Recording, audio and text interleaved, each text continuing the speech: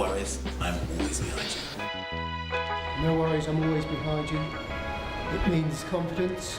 Confidence that I can deliver what I set out to.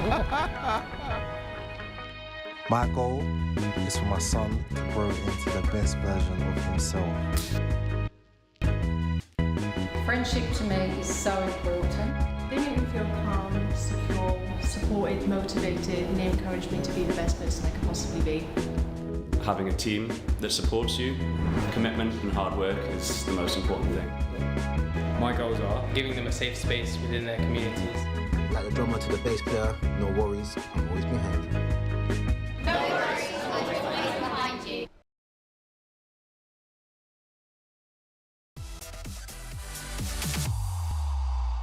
Hi PUBG Esports fans, I'm your PUBG Esports guide Annie. I'm here again in the Dubai Exhibition Center where PUBG Global Championship 2022 is being held to have a short interview and a quiz time with the players who's competing in the group stage to qualify for winner's bracket. Let's go!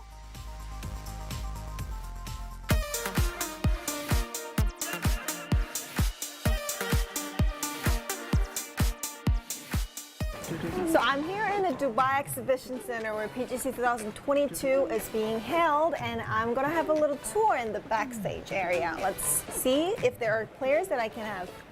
Let's go to the stage. Okay, friend. Hello. Hello. Thanks for joining me. 大家好，我是 TMA 战队的露露。Xin chào mọi người, mình là 777, mình đến từ giới Spain Naval. So I'm sure that you could be happy 777 because you have shown us a super play in the day one in the group stage. How did you feel? Like, how did you feel when you wiped that BBL squad? Nó bình thường. Very natural? Yeah. Okay. After that, you decided to make your own move, not to revive your teammate. What did your teammate talk about? Thường là đến đấy không ai nói gì cả, và để cho chung là tình huống cuối rồi thì một vs một thì đồng đội tự tin thì xử lý rồi. 我觉得 PGC 选手在决赛圈发挥的非常令人兴奋，觉得很厉害。Okay. Next question to Lulu. So TMA also won match 3 in the day 1, and you're gonna become a dark horse in the group B. How do you feel? 我们当时吃到第一把鸡的时候，第3场吃到第一把鸡的时候，觉得很淡定吧，非常激动的那种感觉。Some fans would think that you're lucky to become in PGC, but now you're performing very well. 首先，我们很遗憾没有进入 PCS 7，然后我们的实力本身就不弱，在我们 PCL 赛区里，我们已经属于很强的队伍了，只是没有发挥好。Next question. Who do you think is the ace of your team? 我觉得我们队伍打得最好的就是我。Xem, tất cả đều xem nhau á. 我觉得他打的是他们队伍打得最好的。我们会发挥出我们排名第32的实力。Việt Nam number 1. Okay, Vietnam number 1. Thank you for having an interview with me. You can freely come into this rock, but if you want to get out, you have to get right with our quizzes. If you get it right, we're going to give you the gift. Oh. Okay. Okay, so there are 4 keywords, and if you pick one keyword, I'm going to give you the quiz. RG. Sound? Yeah. Okay, play the weapon sound, and you have to get it right. Start! OK。交音 MK47的枪声。Right. Oh. Yeah, sound. Sound? Yeah. Oh, okay. So Lulu got it right. Let's see if 777 can get it right too.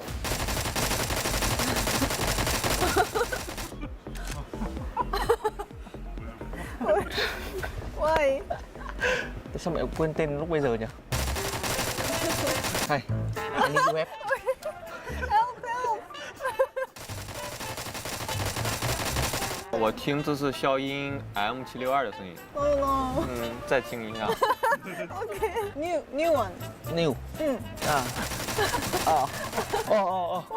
Oh, yeah. DP28。No, no, no. 你还要听一下吗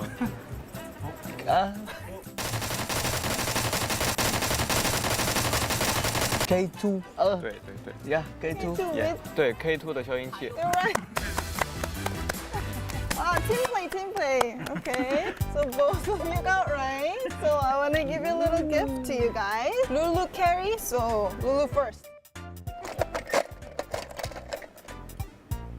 This? Okay. OK。 Go. Where? Wow, here. Oh, okay. Please take off your eye mask. Yay. Dubai. Noble. Đẹp. 挺好的，很喜欢。 Hay. Sẽ là một cái kỷ niệm. Oh, okay. So thank you for joining me in this quiz on rug. Thank you. Honestly. Thank you, thank you. PGC 2022. TE. TMA。 Fighting! Fighting! 加油!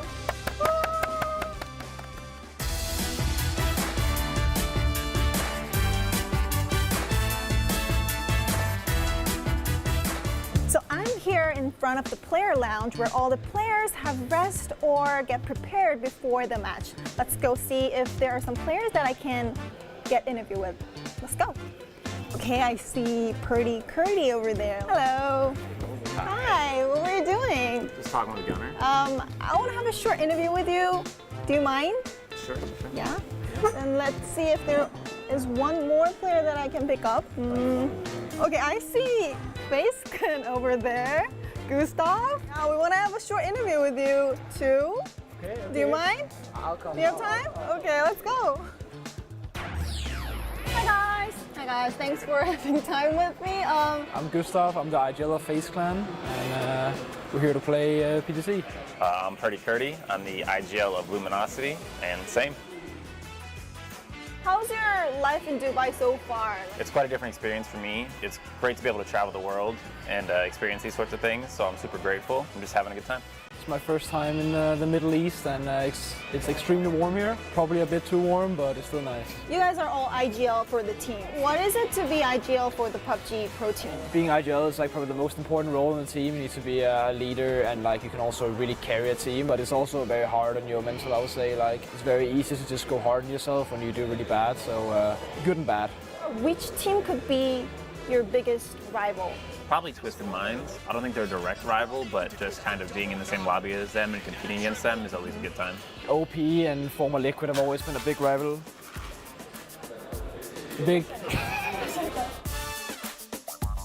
OP and former Liquid have always been a big rival of us in Europe.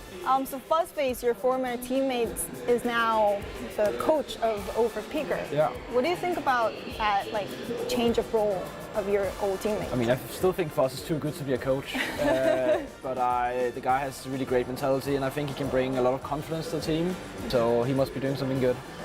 Okay. What are your determination coming into PGC 2022? It's simple. It's one bracket or one game at a time. So top eight, finals, win finals. That's the goal, and there's nothing more to it. And then obviously once you get there, you've got to win it. Like if you don't come to PGC to win, then I don't know what you're doing. Have to get a world trophy before I retire one day. You don't want to retire soon, right? No, I don't want to retire soon, but I'm young. I'm getting old. I'm 23 now, so. Okay. We're going to move on to the quiz, the main event of this contest, but before I want to ask if you remember the PGIS contents you've met before. It's always hard. It's so much harder than I thought. It's why he's massaging his shoulder. Gustav won it! That defense is OP. Yeah. Yeah? Yeah? I you won. said. I mean, of course I won. Okay, so. I'm so dead now. Okay. His arm is bigger than my leg. Okay, so you can change your role and maybe do the revenge. Sure. Okay? Why not? Okay. This is the revenge match in 2 years after the PGIS content. He's literally been like only doing legs and gym since then. I've literally only been doing these exercises. The abductions. I've been preparing for this moment. Let's start. Good luck, Purdy. You're gonna need it, bro. Yeah. Not as fun being on offense. No, it's not. It's quite demasculating.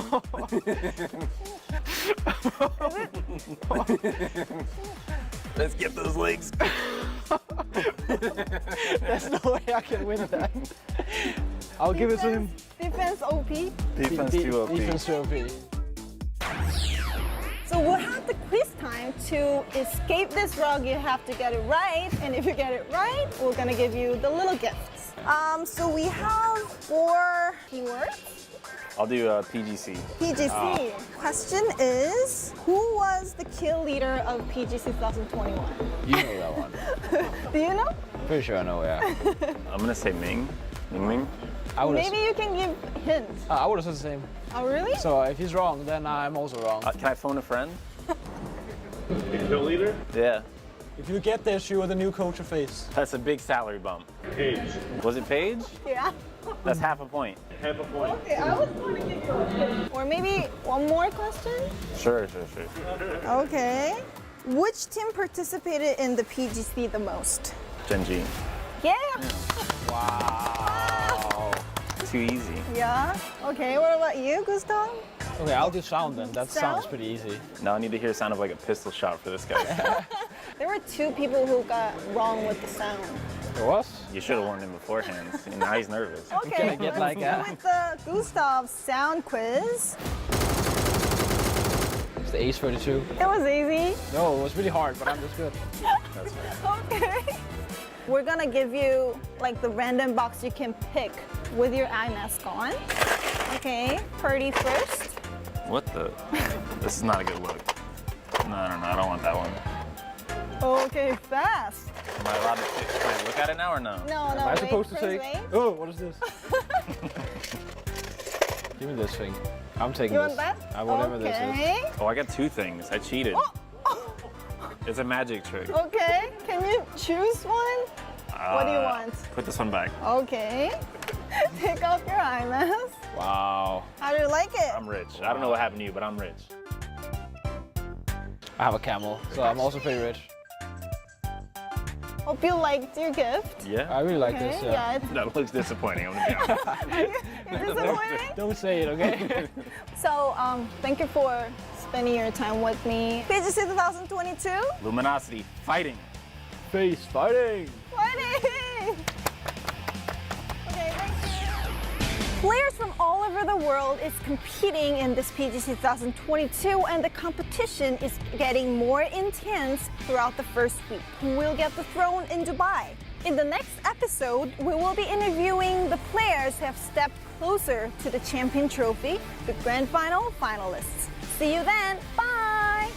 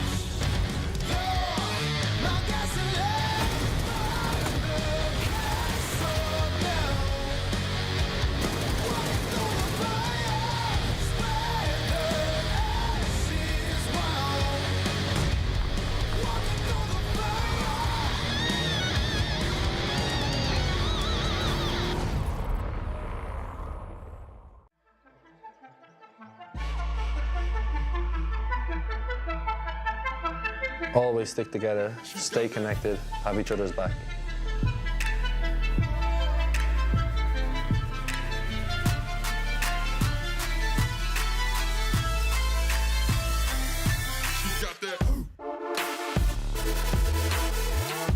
We have the best staffs, the best stadium. With the best fans and community behind it. 그 모든 힘이 저희를 더 강하게 만들어줄 거라고 믿습니다. Nothing but respect, always like a wolf pack.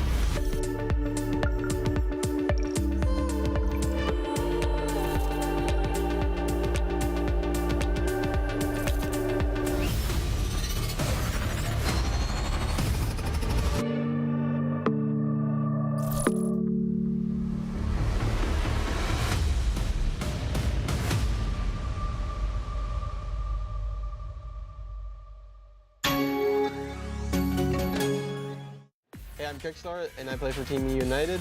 This is PGC Kings.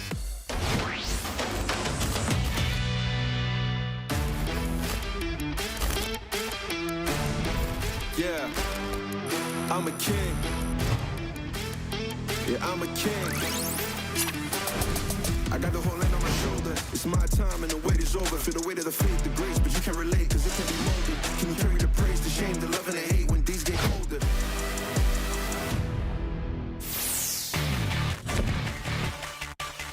Introduce myself. Hey, I'm Kickstart and I play for Team United. Всех приветствую, это Александр Батулин. 大家好，我是New Heavy 的周平源。 ผมแฝดจากทีมเบเทคเกมมิ่งนะครับวันนี้เราจะแข่งโดดร่มกับโซฟินเจียน就是切磋一下吧，毕竟是娱乐赛，然后开心就好。 ก็รู้สึกตื่นเต้นครับได้แข่งกับแชมป์โลกแชมป์เก่าน่าจะชิว You wanna trash talk me? What? Trash talk me. As hard as you can. Focus. We got a long shoot, bro.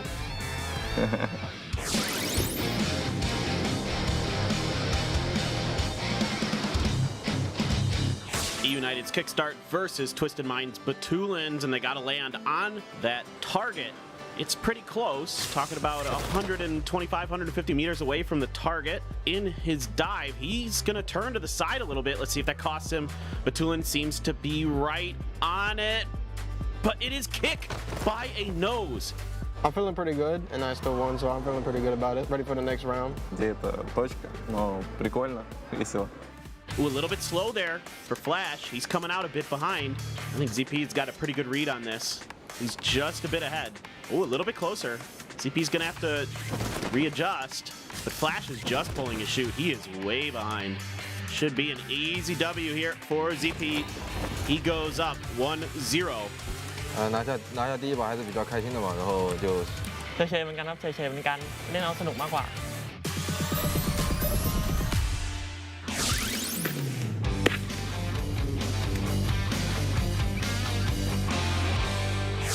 It's just a timed thing here. First one, you can use vaulting to get through. This part, though, you cannot vault. Just have to make the jumps. That was really good from Kickstart. Oh, but he just falls over the side. Okay, corner to corner. Wow, Kickstart is absolutely on fire, but this last jump is the trickiest, the longest. Batulin's throwing some snowballs at him in the meantime. Oh, he makes it. That was really fast. So Batu's got a lot to do. Oh, he messes the jump up at the window. That's going to cost him. Can he make the double? It wasn't quite as fast as Kick, so he has to stop, readjust. This corner's tough. He's got it, though. Super Mario Brothers style. Batulin's. Самое сложное. Ладно, я проиграл. And a little bit of... Oh, he gets it on the second. That was pretty good. You're trash, bro. Trash? Yeah, like garbage bin. I feel like I'm the worst player for these like mini games. All right, first up is ZP. Make it as efficient as you can, and that's pretty good. โคตรเร็วโคตรเร็ว This part's tough. Oh, he slips off. So he's going to have to go back up and try again. A little bit tougher. Yeah, he didn't quite have enough momentum. Like the sportsmanship here from ZP. I think the crouching might be hurting him a little bit. You could try it from a different angle. And he's got it.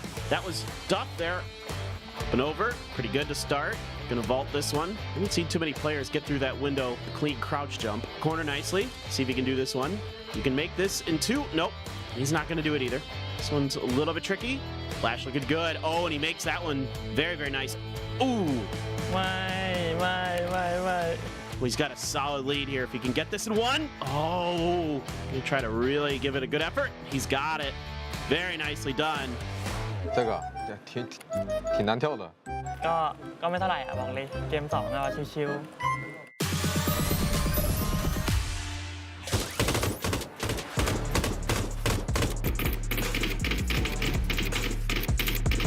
เราจะปาสโมกหลอดแล้วก็ไปยืนอยู่ข้างหน้าดิ换子弹我得听他声音，不然我不知道在哪儿。他刚刚如果不动的话，我根本就很难打死他的。I will you very fast. You me? Very fast. Flash takes some early damage though, but he's not proning. He's standing. Plenty of smokes. Ooh, it's clipped again. Ooh, it just came up in time there. เราจะเห็นนะวะ Now, last smoke used. See if he can find him out. Oh, one more hit'll do it. There it is. 不好停保的，停脚步才能打死，不停脚步打不死。ผมมีแผนอยู่คือแบบเอาเลยว่าเข้าที่หัวขอเข้าที่หัวเลย Let's see what Flash can do. He really wants to cover this middle area, but he got spotted or hit. I don't know which. See, he had a prone. Wasn't expecting that. Oh, got another hit. One more will do it. But with only one smoke down, it's easy to spray into it. 这爬不了，只能他妈被混死。ก็รู้สึกเฉยๆครับก็เล่นสนุก They get to put smokes down. Batu does take one hit. Still, though, not able to find the shots on that one. Gonna have to reload. It's gonna cost him some time. Doing a good job obfuscating his position. All right, about half health for Batu. 2 smokes left. Oh, he gets spotted. And that's gonna cost him 4 kick to get the kill. It's a lot harder than I think. Короче, по плану я сейчас выиграю за 5 секунд, потому что мне сказали, что можно двигаться. See, he's doing the same thing, throwing smokes. He's gonna guess on the right-hand side. Not gonna happen. Kick then gonna try to reposition off that. Мне кажется, он в правом смоке лежит, если честно. Spraying it down right across that angle where the head would be. Ooh, caught him once. And he found him. Spotted him, got him. Я не знаю, я успел или нет, но, наверное, это было что-то типа близко. Скажи мне, что я победил в этот раз.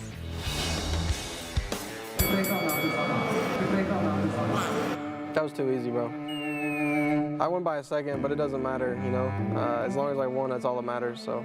В следующий раз я вернусь сильнее, если позовут, конечно. Так что, ну, ждите меня в следующий раз обязательно.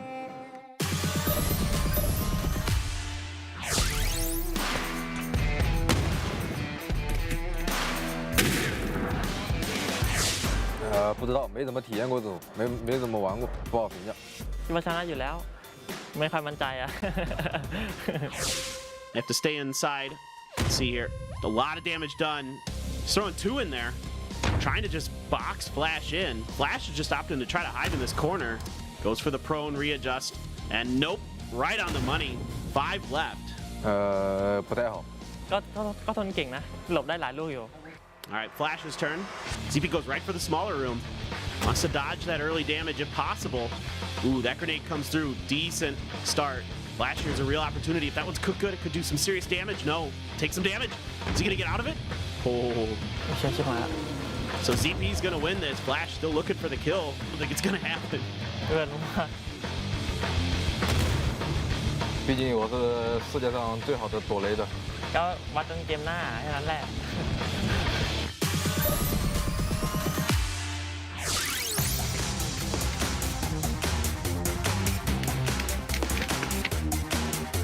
เล่นเก่งคือโนหนึ่งเลยอ่ะ我觉得我找不到，运气留在比赛中比较好。Fifth round here, there is a level 3 helmet hidden inside of the school. 他会不会刷在那种外面的不刷东西的地方啊？他有没有？ เฮ้ยอยู่ไหนวะ Checking the grass just in case. You never know. Cool, both players back up to the roof. 他也没找到吗？ หาไม่เจอเลยอ่ะ what อยู่ไหนวะไปดูแล้วไม่เจอนะ Poor Flash is completely confused. Did he find it? He found it. ZP's got it, and that's going to be ZP on winning 3-2. ตรงไหนอ่ะก็เล่นสนุกไปคำๆเนี่ยมันสนุกดีครับมีอะไรใหม่ๆมาเล่นมาให้เล่น这个 BO5 赢了还是比较开心的吧，然后跟大家跟其他队的娱乐一下。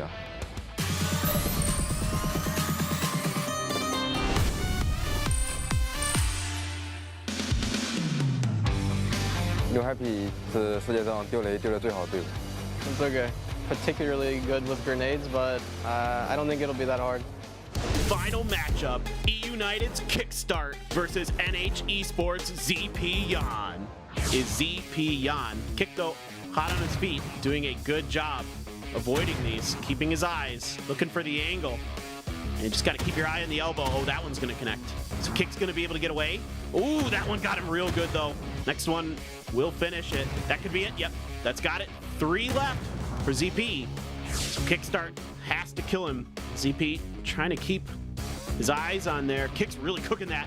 Oh, he's got him big. Great hit. Second one keeps his eyes on him and hits him again. Oh no. Oh no. Kickstart. He might have him here with this one, and he's got it. He's done it. GG, brother. Gobby. Sheesh. That's called America. USA, baby. Goddamn. Your PGC Kings winner will be E-United's Kickstart. Всех приветствую. Благодарен PUBG за то, что пригласили меня поучаствовать в данном мероприятии. แข่งเกมสนุกกับทุกๆคนด้วยครับก็ดีใจครับ恭喜你获得本次 solo 赛的第1名，然后祝你 PGC 加油。I had a lot of fun. I enjoyed the experience, and I enjoyed playing against Batoons. Very nice meeting someone from New Happy as well, and I had a lot of fun. Thanks again, everybody, for watching PGC Kings. Have a great time out there and enjoy PGC. We'll see you next time.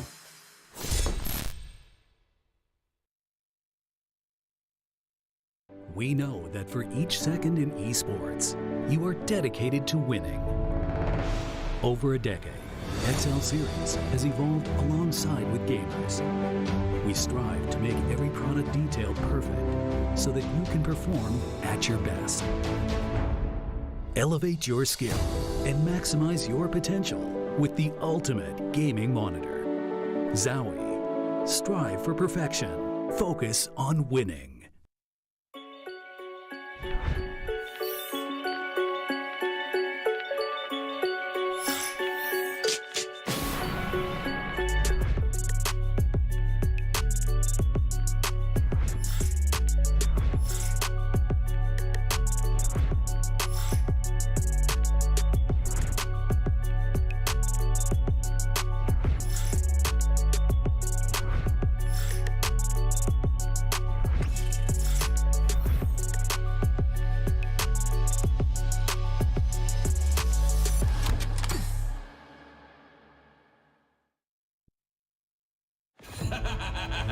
This win goes out to the fans. Meditate on that! High five! My eyes are up here. A bold message.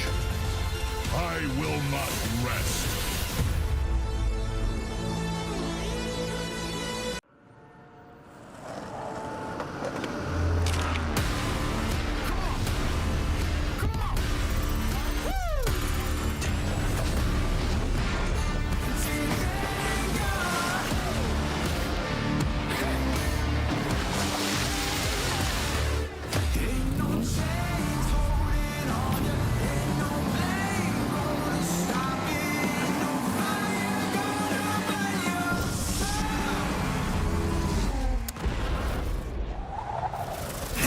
dead and gone. Until you're dead and gone.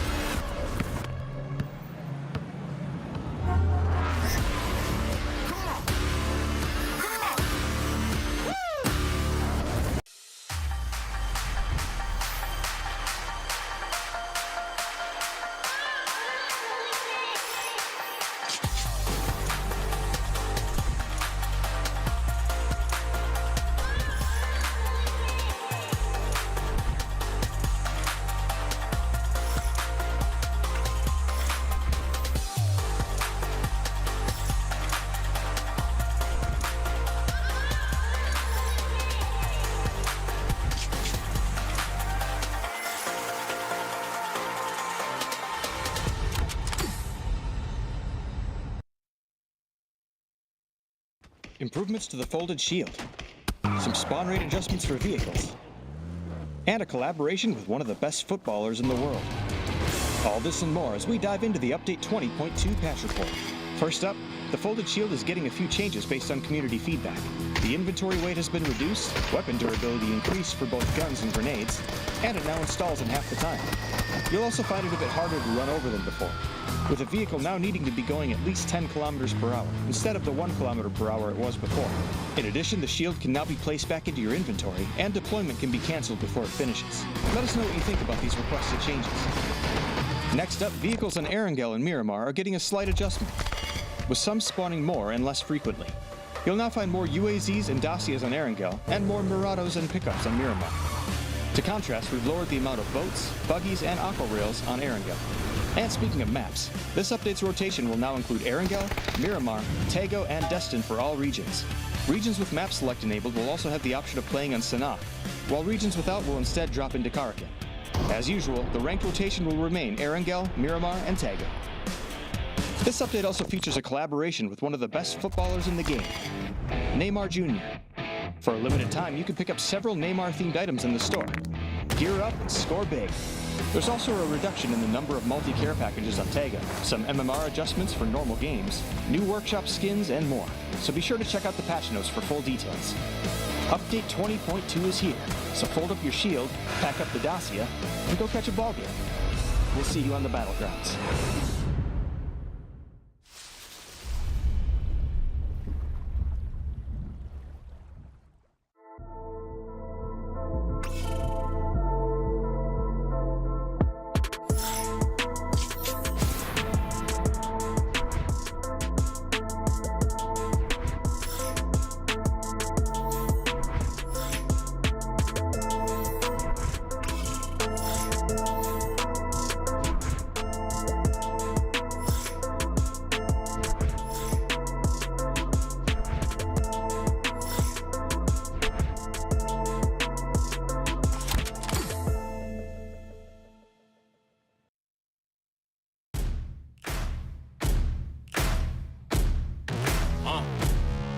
Yeah, set me free and give me death, there ain't no other choices. When I lay down to go to sleep, I keep on hearing voices. Little whispers in my head, man, is you fake or loyal? Why no water, that designer, baby, pick your poison. These little demons living underneath my bed, creeping. Know the real, monster lives above them all, sleeping. Thought you never see me again, looks can be deceiving. When they hear the sound of the drum, they'll be saying, oh Lord, here they come. Yeah, here we come. Here we come. Here we come. Here we come. I used to think that people die because they wicked. Nowadays, people want to see you dead because you gifted. So no matter what, I'm coming back and paying you a visit. So, yeah, here we come. Hey, here we come. Here we come. Here we come.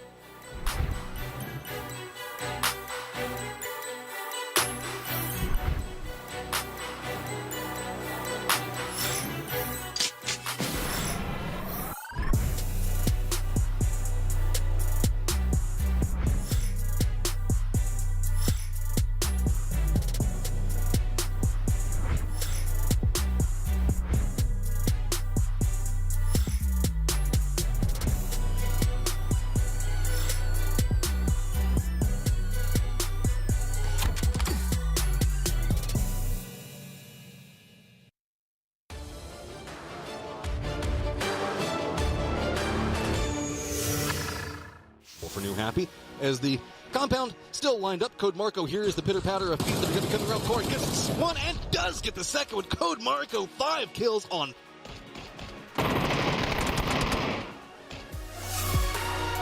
Knocked again, that grenade, he's going to bleed out really fast. They got to get that recovery quick. It's not going to happen because they are getting knocked. They are getting wiped out right now from the grenades of Kwangdong Freaks. Sung Jong still on his feet, but just barely as now the spray comes over the top, and it's going to be the Kwangdong Freaks. The kill points as they come, and Cerberus isn't done yet. Hey, we saw how shotguns worked before, and gonna go ahead and pick up one. Solo coming in here. Solo still got the shotgun. Pep gonna pick up the second one.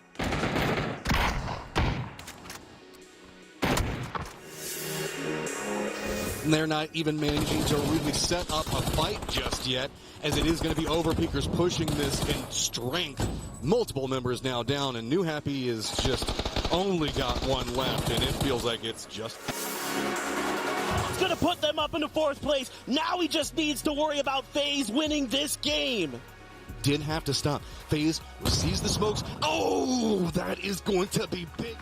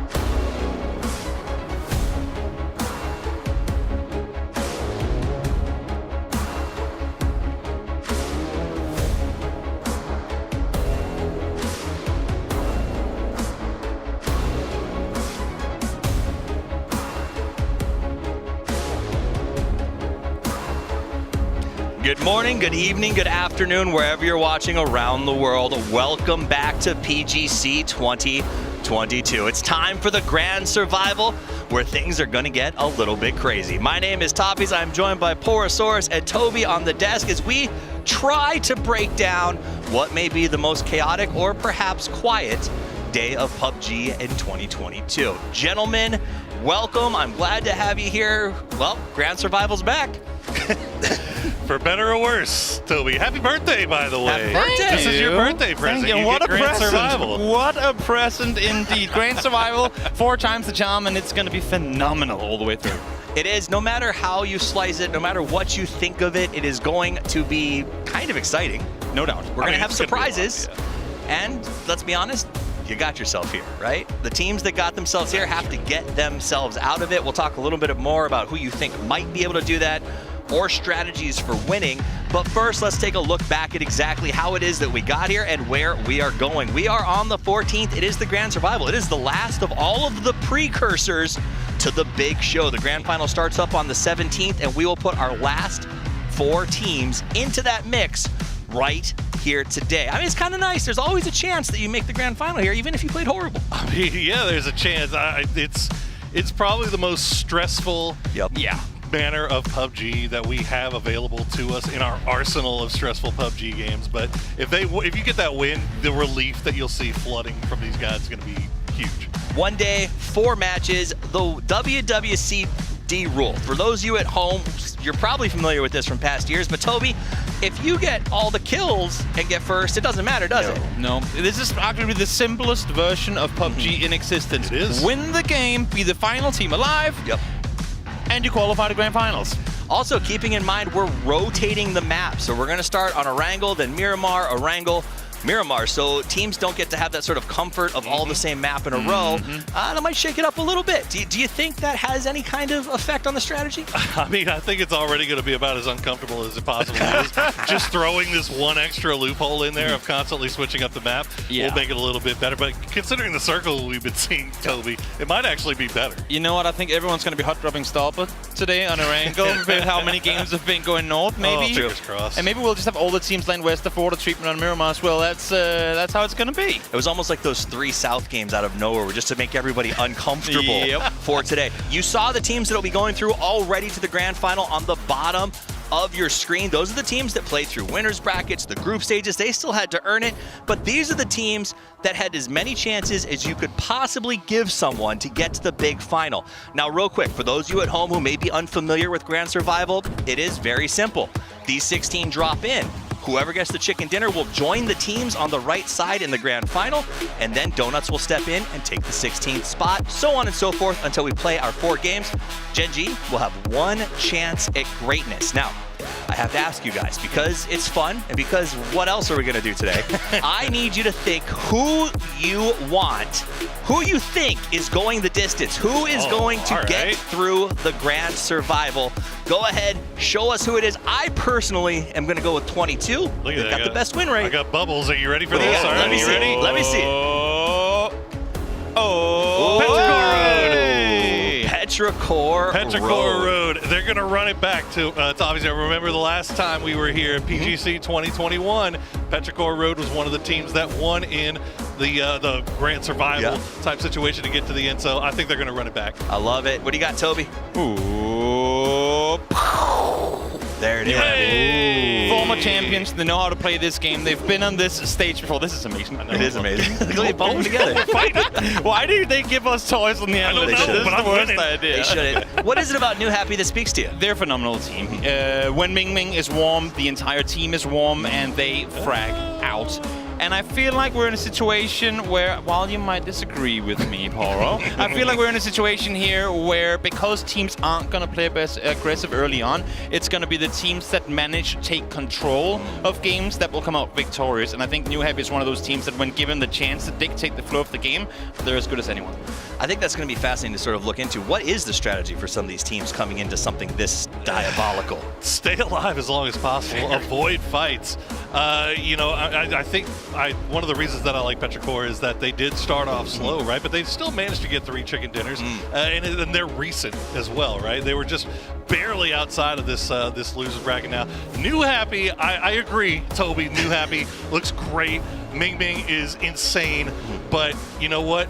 ZP Land. It's a meme now. It's got to be. He is just completely falling. It just feels like Ming Ming and a couple of guys. You know, they're just not popping off the way I thought they would. Well, we know who your favorites are. We're going to kind of check out the arena, take a look at the teams that will be taking the field, because, again, this really is anybody's game. Teams like even maybe the Donuts, who have had a struggle from start to finish, could get not...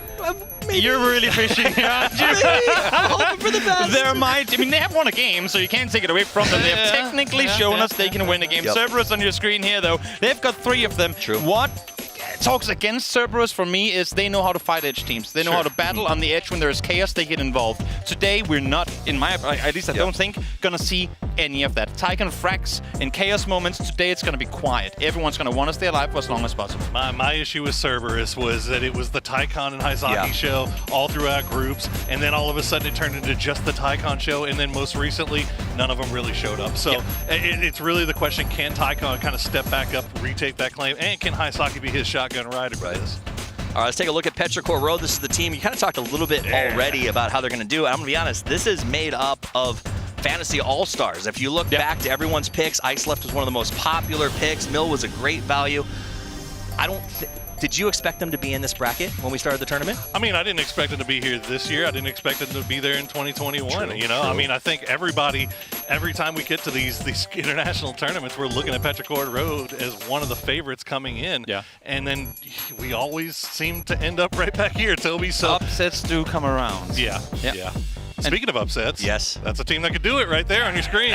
I mean, that's really the thing here, right? Every team can do it. Almost everyone has shown it at this point already. GX, to me, similar story to Cerberus. They thrive in the chaos. The chaos won't be there for them to thrive in today. I feel like I hear in your voice that anyone can do it, but maybe GEX could really struggle more than some others, or do you think they've got the same? Yeah, as I'm saying, their home turf, their natural habitat won't be there for them to thrive in today, because everyone's going to be playing passive. Everyone's going to want to keep 4 alive for as long as possible. So those amazing third-party fights where you can frag out and get points that way, those situations don't really come around today. Oh, P.O. Let's take a look. You mentioned him. BGP, Bago Pa came in here. They had a horrible start to the group stages. But Peel, if there is a pedigreed player loved internationally, it is he. Can he carry his team to victory? I mean, those 2 chicken dinners were very recent. Obviously, the group stages, they finished in dead last. It took them a little bit of time to get going, and they really almost had it yesterday, Toby. They did. It was so close. It was not for the clutch play of Levi's from the Expendables. We might be seeing Bagopa. Only fear for me on behalf of Bagopa real quick is that, again, split edge team. They like to take control. They like to spread out. They are going to have way more neighbors on the edge today than what they normally would. Let me ask you this before we move on to our next team. Bagopa, they chose to stay with Taman over Two Hearted, who started this event. Do you agree with that decision? Yeah. He's played better. Okay, let's talk about FaZe. They were another team just like Bagopa. They almost made it last night. It's got to be heartbreaking to be that close and then find yourself in this chair. Yeah, I mean, FaZe was a little bit farther out. They needed a little bit more luck to kind of go for them, and they almost got it, too. I feel like this FaZe team looked a lot better recently than they have all tournament, and I wouldn't be surprised to see them find a win. I feel like FaZe is probably the most Chinese European team that we have in terms of trying to spread out, trying to take control in their play style. Only issue for me this tournament so far, they have not been closing out games, even games they should have won. And to all the fans who DM'd me last night, I did not bring the foam finger. I am not going to jinx them. They're on their own today. Yeah, we left those at home. BBL, this is a team with a player who often finds himself on his own.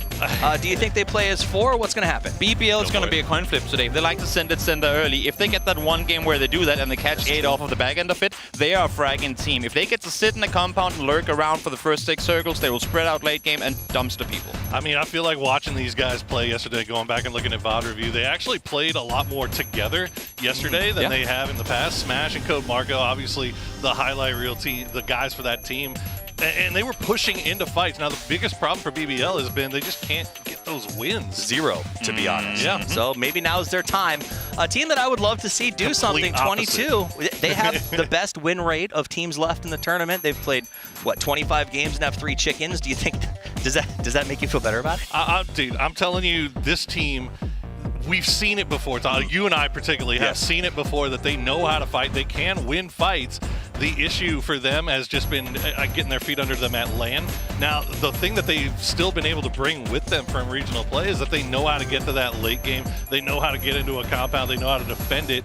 And honestly, their meta shock, their calls as to which compounds to play has usually been pretty good. So I wouldn't be surprised to see them make it through. All right, let's take a look at the teams to watch, maybe for you guys at home as you go, what is even happening right now?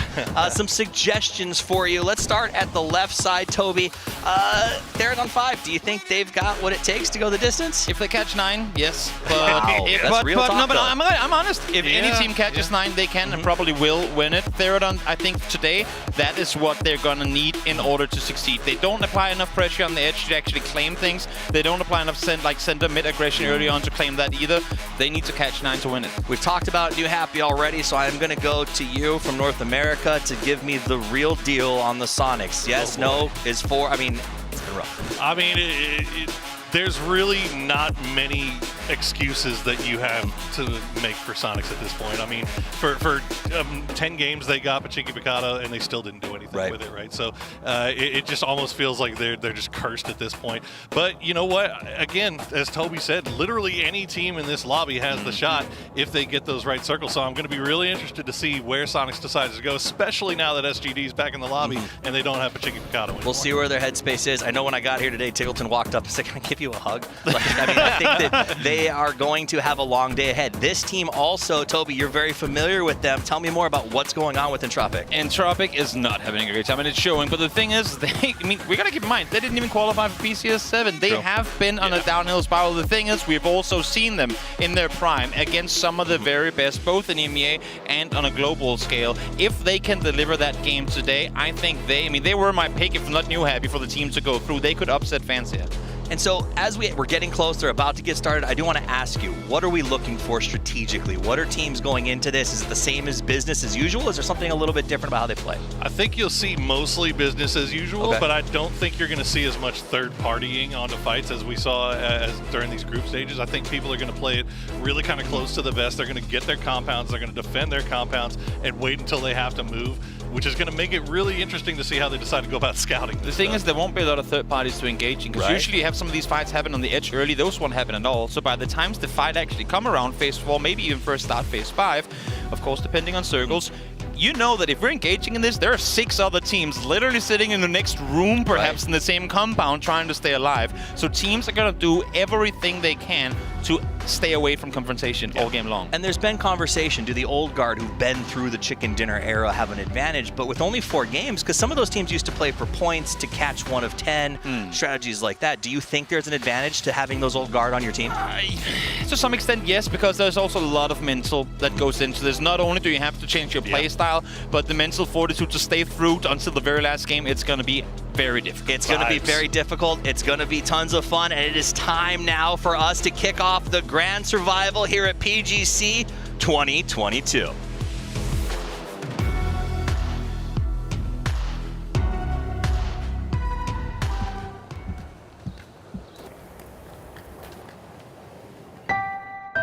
I never really seemed to be able to lift it myself. It pains me when I see other people lifting the trophy. 가장 큰 대회에서 우승하는 게 목표예요. 그게 꿈이고. So we will still just give it all and make it to the grand final. We're gonna fight till the last chance, like Face did in 2019.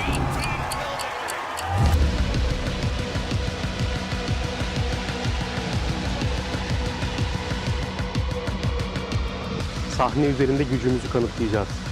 现在只需要专心比赛. Chúng tôi tin rằng nỗ lực sẽ không phản bội mình.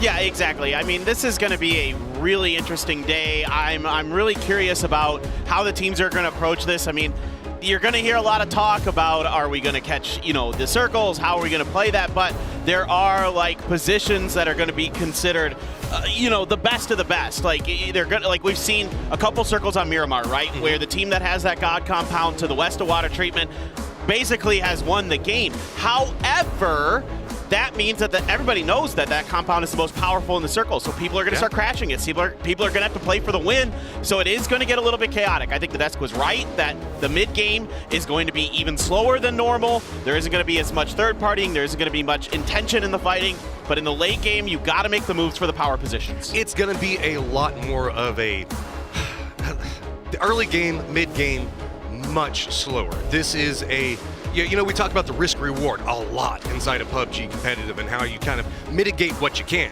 Here, it's all about the reward and as little risk as you want to throw in as possible. Early fighting is going to be a detriment unless you just absolutely have to, and that's going to be something that some of these teams are good at, and other teams, let's be honest, we have some that are more aggressive in the early game that might come back and haunt them. Potentially. I mean, I think the early game, yeah, you're going to have to be quiet. However, when opportunity presents itself, I think teams that are going to be risk, that want to take risks are going to have to go for it. Yeah, there is benefit in it. If you decide to take control over an area, it can have massive rewards. You've just got to make sure you are making the absolute right chance.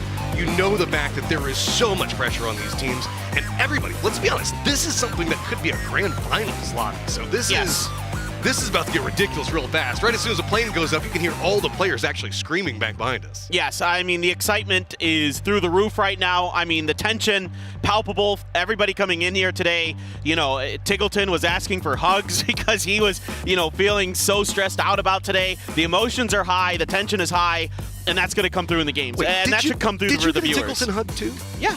And a Shrimsy hug. Am I like the only person that didn't get a Tiggleton hug? You didn't go ask for a Tiggleton hug. Well, I'm not going to ask them for a hug. Maybe you just didn't bump into him. Yeah, maybe that's it. That's okay, though. With everything, we'll see. Pretty simple. You're missing out. Yeah. I mean, well, no, I've got hugs from Shrimsy's hugs are magical. Shrimsy does give the best hugs. This is true.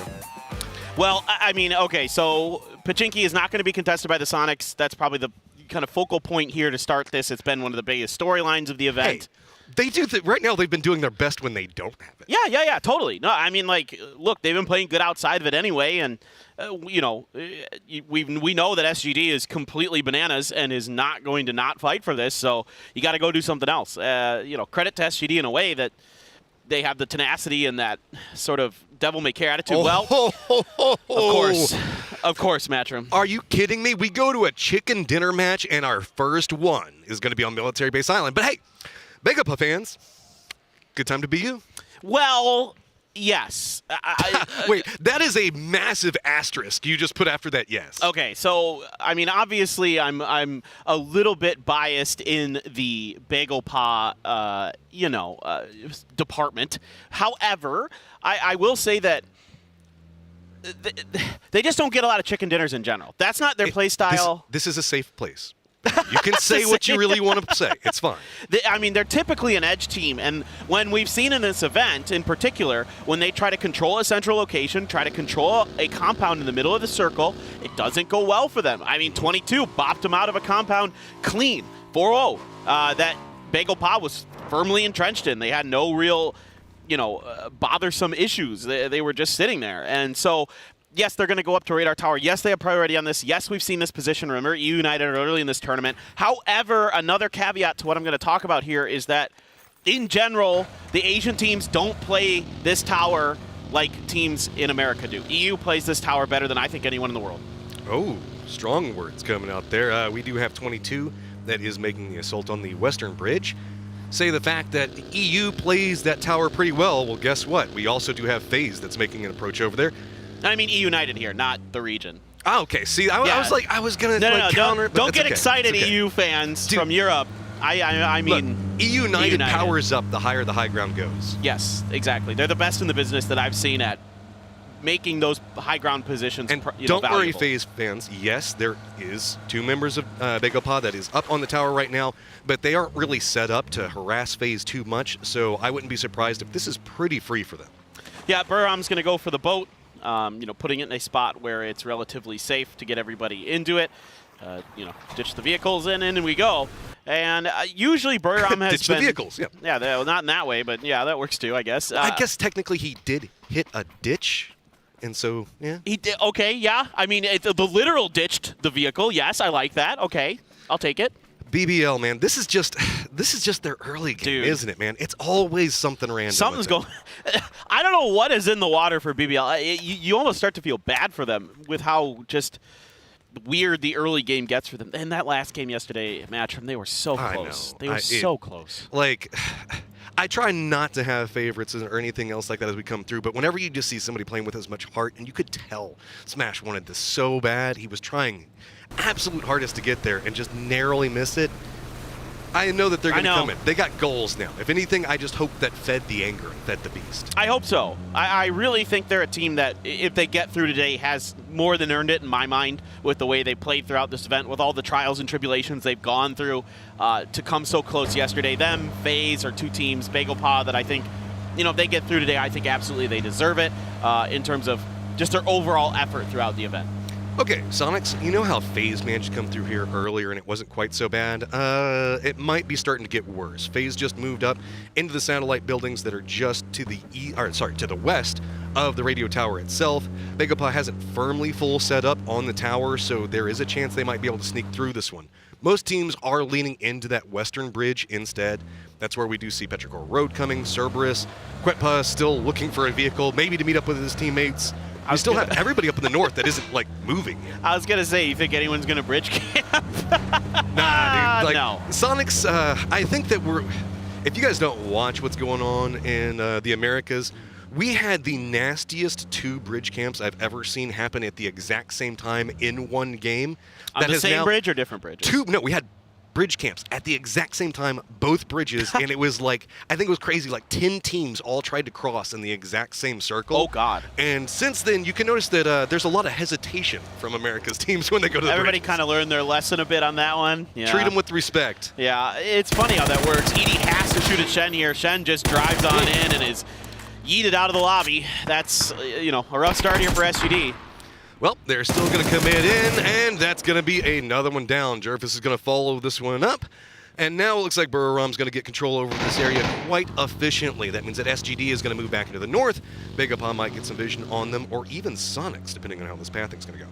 Yeah, so, SGD has to pull out of that. There's no reason to fight this in this format, of course. So out you go. Burram, with that early rotation, down from the Will to Power area, around Nova into the southern tip. 22 as well is already down there across the bay from Buriram.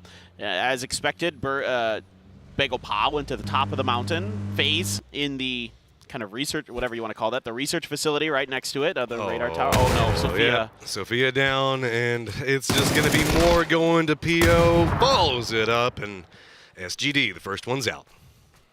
Tough start for SGD. They made a play for a compound that they were hoping would be left open, but Buriram fast to the boats, were able to get ahead of them and take a pretty okay position, I'd say, in this first circle. Yeah. What is even happening at Rajat? We've got I don't know. coming over here. We've got Overpeakers, Tyloo, all pathing very close to each other.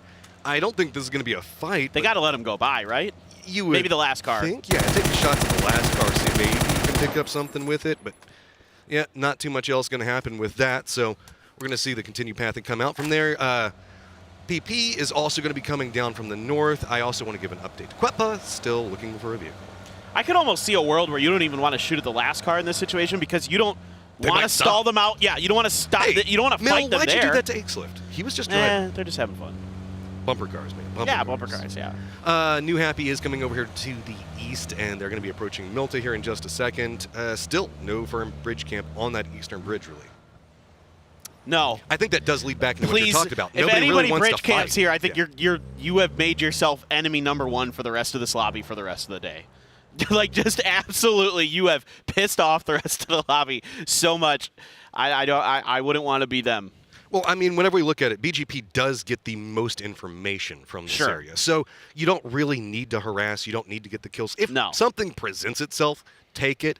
But right now, it's more about just saying, okay, where do we go next? Everybody is looking not at Circle 1, not at Circle 2, not even probably at Circle 3. Circle 4 is where everybody is trying to figure out how they want to handle this. I think you're right. I mean, I think that's the most pivotal circle, most likely to come through in this format is Circle 4, because especially on Miramar, but here on Erangel as well, gives you a lot of information about what are likely outcomes, what are going to be the priority positions, the really powerful positions. I mean, Circle 1, certainly, there are some priority positions that were scooped up early, but in Circle 4, oftentimes that dynamic changes. What are the priorities will adjust, and the teams are going to have to adjust with that.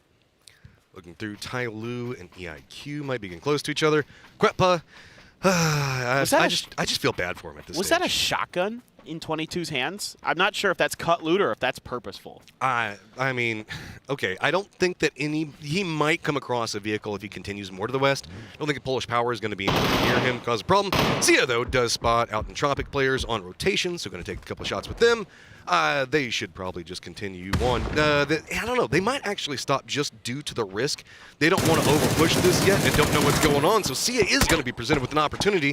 Blue Zone now coming into this, and this is just a stall for both of them, as Polish Power is going to be coming right behind this. Look, I'm going to tell you, if there's one team that I think might not give up in this lobby, it might be Tyloo. That is true. With what we saw yesterday, like the way they were laughing, having a good time, no matter what the result was in their games, I think they're just kind of here to have fun at this point and let the chips fall where they may.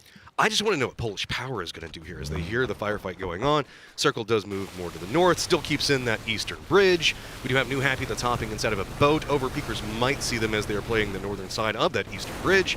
But this logjam around the western bridge looks like it is going to be alleviated as Tyloo is now eyeing a rotation to the eastern bridge, and that might allow Entropic to make a move, but not before Polish Power sees them.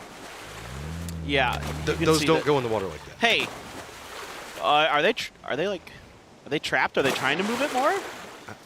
Did they get their boat stuck? They might be stuck in a little cubby. There we go. No, wait. I think their boat might be stuck. Oh, no. Because I think they wanted their US to push the boat back into the water. Oh, okay. Okay, the cars are coming. This is fine. They're fine. They're fine. Let's see how this stacks up. Okay. This is... breathe. Well, I don't know. Like, it looked... Oh, not again. Kwepa. No. Come on, man. No. I mean, this just is heartbreak, man. It really is. You know who's not going to be allowed to drive in that squad ever again? Yeah, him. And look at he's completely away from the rest of his team. They're already in the military. They're in the C block of the military base. He is out to the east of Quarry. So unless he can just like get really lucky with heel loots the rest of the way through, maybe, I don't know, maybe there's still a boat at Ferry Pier potentially. He's going to have to get lucky with a vehicle spawn. Yeah, I mean, at this point, Silver Linings, you at least know where teams are dropping due to what vehicles are gone. He's got information, sure. Yeah. Next game. You really are the glass half full kind of guy. I really am. All right. So Tyloo's going to be making their cross. No real firm beachhead camping right now. Petrichor Road, as well as Entropic, might spot them as they make landfall. New Happy is crossing the bridge. It did look like the boat got dislodged and could be passing over. Oh, does he see it? Well, he will see it. If he keeps running that direction, yeah, he should see it. So that's huge. I'm just sad because you know it's going to take so much of his meds that finally when he gets a vehicle, he's just going to die. He's going to get right next to the edge of the zone and somebody's going to shoot him because he has no meds left. Well, that's the worst part of this, right?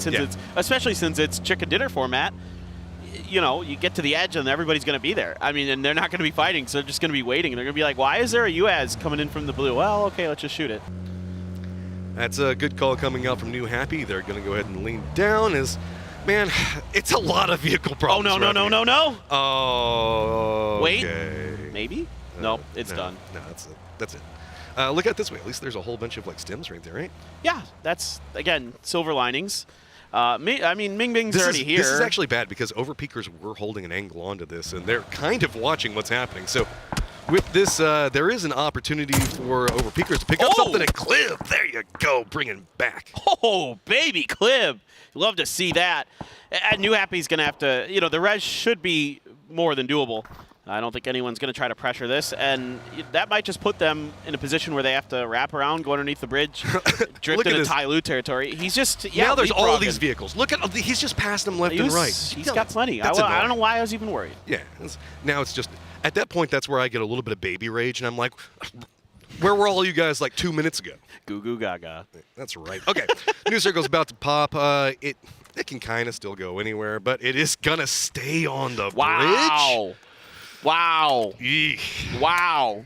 I mean, this is a brutal circle. It is. I mean, next circle will, of course, shift south, you know, very hard, but this is still a really nasty circle. Teams are going to have to fight. That's all there is to it. I mean, it's going to be, what, mostly Normandy Beach? That's about it. Yeah, Tyloo's sitting great. This is going to be, oh, man, I don't know how we're going to handle this. 22 realizes the problem, already making a move. If you can at least get south of that road, then maybe you can find somewhere to stop. Yeah, shacks, whatever you can get. There are still some buildings that are going to be available. 22 is going to get prio on those. Yeah, and then Petrichor Road's going to take prio on this crescent, compound, this double two-house compound with the Wizard next to it. Sonics is probably heading coast, but there is still New Happy on the other side of it. I'm assuming they're done with this UAS, maybe, and they're just going to go on foot, maybe just leaving. Oh, they're just leaving Shrimsy behind as kind of an anchor, as a sniper on the back. So they are totally fine. Bagel Pots to come down off that tower. And this is where that tower sucks, because coming down off of this, yes, you have information, but in this format in particular... Oh, my Clib! Everybody's got information. That was over the freaking building. What the hell, man? Everybody knows. Clib says no. Overpeakers are going to get a chicken dinner today. Everybody knows you're coming. Yeah. I mean, that's the kind of the double-edged sword of that tower. Yeah, it's great if the circle goes that way, but when it doesn't, you got to go down it, and it's steep and Bard's already wide open. Yeah, might be able to pick up even more. Okay, Overpeakers, I see it, I respect it. You guys got some goals. PO's now going to have to defend up, and this is just a chain res situation. Finally, a nade doesn't connect, but Bard already on the angle waiting. He's got to be careful as PO is trying to provide cover, has spotted him out. There we go. BGP might have an opportunity to do something with this now.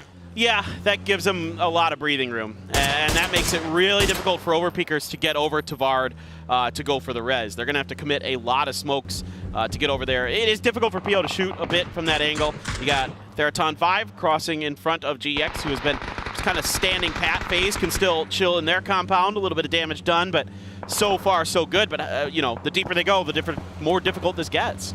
You have to just start assuming that every building, every dip is going to have somebody in it. So with this T5, you don't have a lot of options. They're going to crest up. Looks like they're leaning Cerberus-sided. Means that Cerberus is already going to be posted up, waiting. It comes down the hillside. Shots are going to connect. Take down one, trying to reposition, use the hillside to block it out. But now they're just going to be leaning into Tai Lu's direction. Yeah, out of the frying pan into the fire for T5 potentially. I mean, there is a bit of a dip here, but Zhao Yang has a good angle onto the approach of Theraton 5 as they get to the cliffside. They are going to park their vehicles there and have to work with the cover provided by those rocks.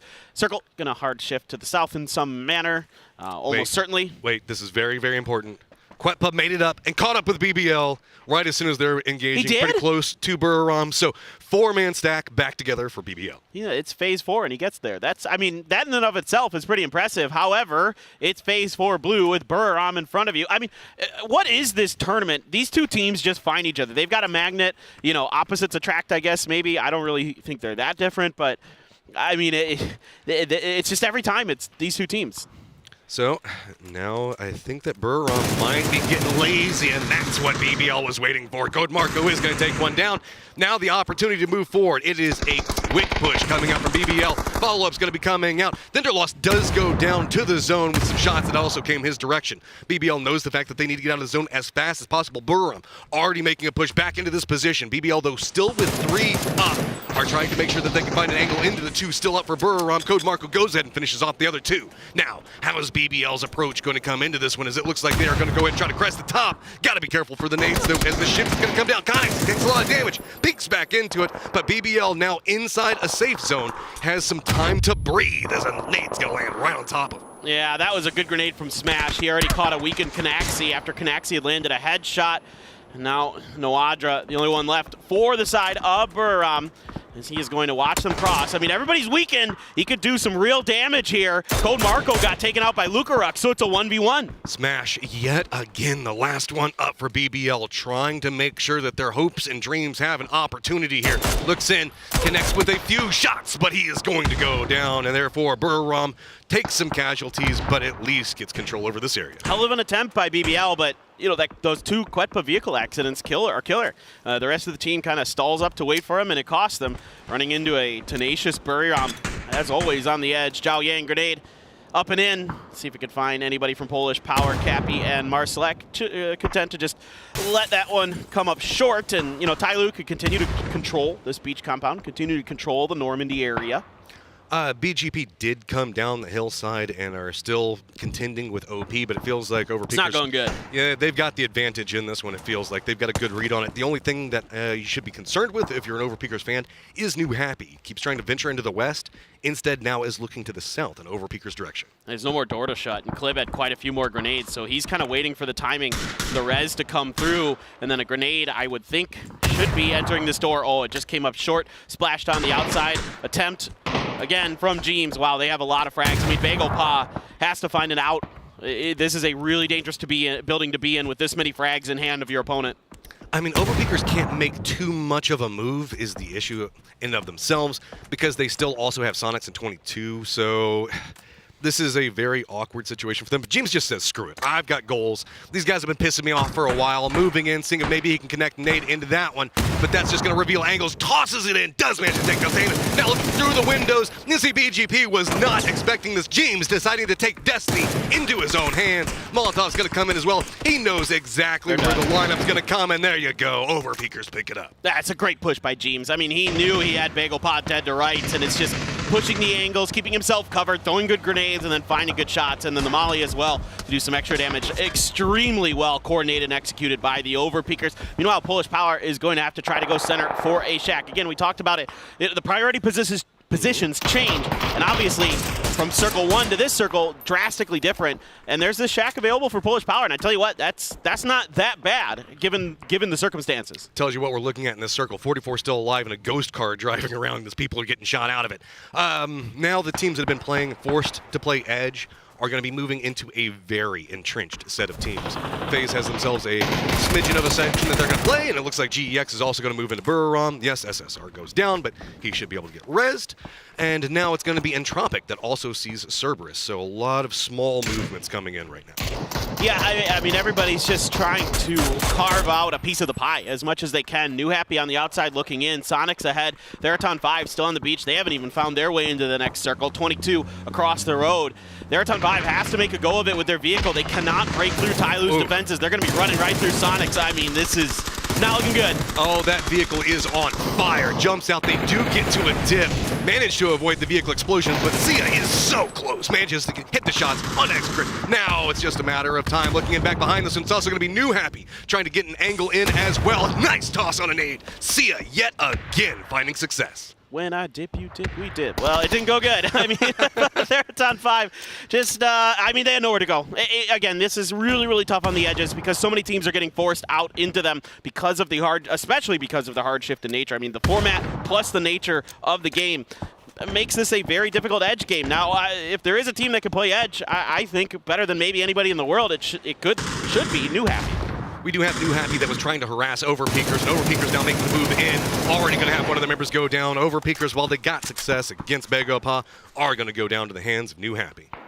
Yeah, so New Happy, I think, is going to find just enough space on the edge of this, on the eastern corner, that they can avoid the line of sight of the Sonics. So that's nice for now. I could see FaZe really keyed in on GEX, but GEX then had found some space. Fex hits a headshot with the M24, though, onto Yan Lee. That's devastating. This is actually pretty close. Two members of FaZe are in a danger close position for them. Got to be careful, though, as we do also have Cerberus that's along this path. FaZe now starting to make a move forward, already sitting on 2 kills. GEX having to regroup right next to a tree and near on no other cover, as if they go north, they're going to be moving right into Cerberus. FaZe now starting to make more of an aggressive stance into this one. Fex is going to connect one more nade, and now it's on Xenon back behind this one. He still has to move into the zone, and FaZe seems like they have a read on where he's going to be. Now it's just a matter of the defensive line trying to hold as Cerberus is also starting to eye this. Yeah, exactly. Cerberus was thinking about it. Back over to New Happy and the Sonics. Grenades are coming out from both squads, trying to soften each other up. A decent amount of damage done to New Happy. None done to the Sonics just yet. Tiggleton had an opportunity there, couldn't quite find the knock. Ming able to get down on the ground in time.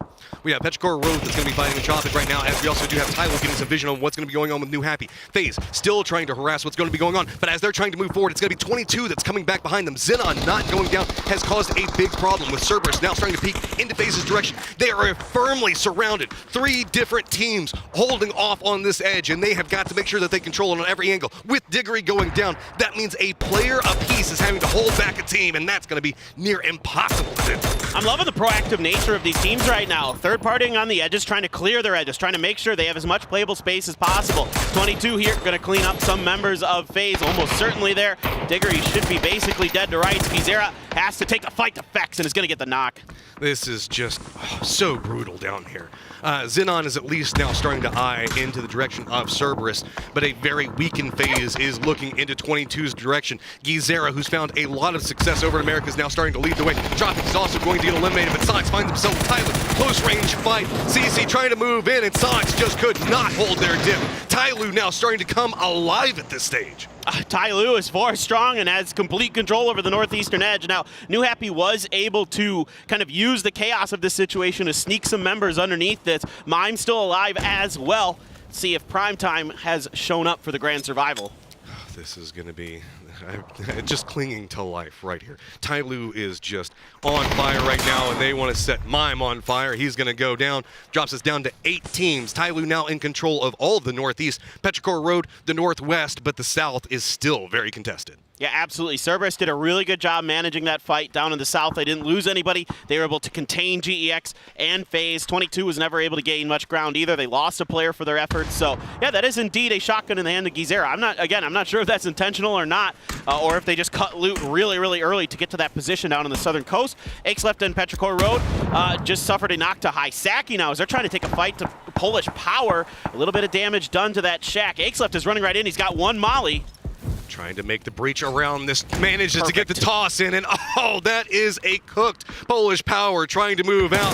Spray is going to be coming out. Exlip just has to play around the Molotovs that have been tossed down, does find one of them, continuing to make the press. Throwables now starting to come out. There is nowhere for Polish Power to go. They are just being picked apart over here, but Tyloo now starting to get vision on what's happening at range, trying to make sure that they can get some damage into Petrichor Road as well. Cerberus here's this is now moving in from the south. While Petrichor Road does get control over this area, it is coming at a massive cost. All right, is Tyloo going to try to crash that or not? The angle was able to be cut off by Petrichor Road to get that res. It looks like 22 in the meanwhile trying to contain that southern edge. In fact, they're going to go right by New Happy. New Happy has the car out front. Tyloo's going to stop. Are they going to react in time? CP spray isn't good, but Mingming's is. This is just full on. New Happy's lined up. They've got a perfect kill box into this. 22 was trying to look down, but Tyloo makes a fatal mistake at this change. Now, one more player coming in, seeing if maybe he can do something to New Happy. New Happy, tattered, no helmets, weakened armor, still looking through this. They have got to make a way into the circle, but it is finally going to be Tyloo, who has been a thorn in so many team sides,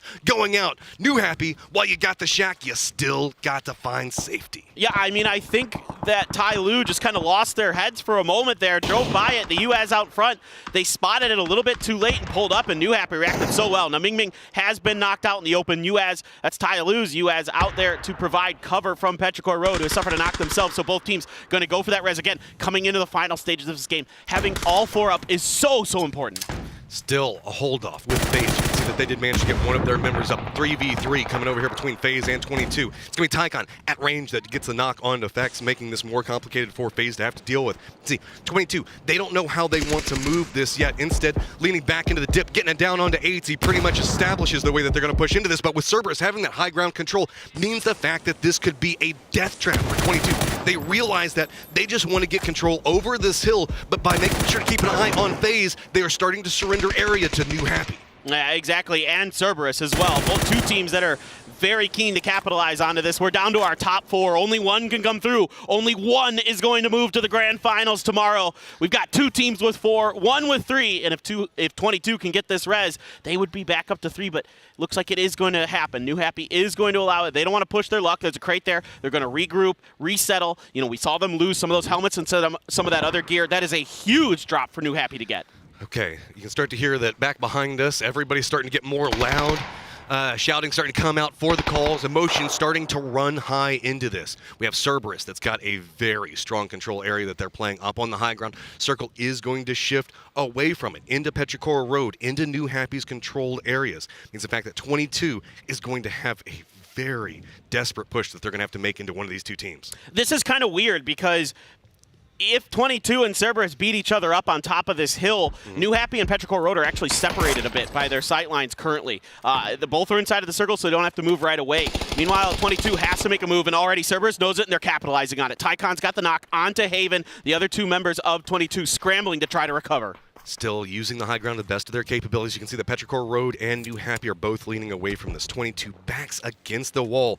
Don't know exactly how they're wanting to navigate this just yet. Sure, shotguns are great, but you got to get close range with it first, and that hillside is not providing the pathing that they want just yet. Instead, it's still Cerberus, not making a push into the zone yet, instead holding the angles of approach that 22 can try to make a move with. Now, opposite side, New Happy waiting. just sitting there. This is a trap waiting to pop off. 22 walking right into the waiting sight lines. You can see it's going to be ZP Jan sitting there. Nade's going to start getting prepped up. But Petrichor Road taking shots is going to stall it out. Therefore, that is going to allow 22 to realize the trap coming, step away from it. But now they have to go back Cerberus direction. I think they found some open space because New Happy isn't going to push up this hill at all. They don't want to. You can see that if they go up too far, they're going to cross the sight lines of Petrichor Road. So they're going to have to wait this out. 22 now can wait it out as well. We're going to be going into Phase 9, it looks like, with 4 teams still left. With, oh my goodness, Matrim, there are so many players. There's 14 players left.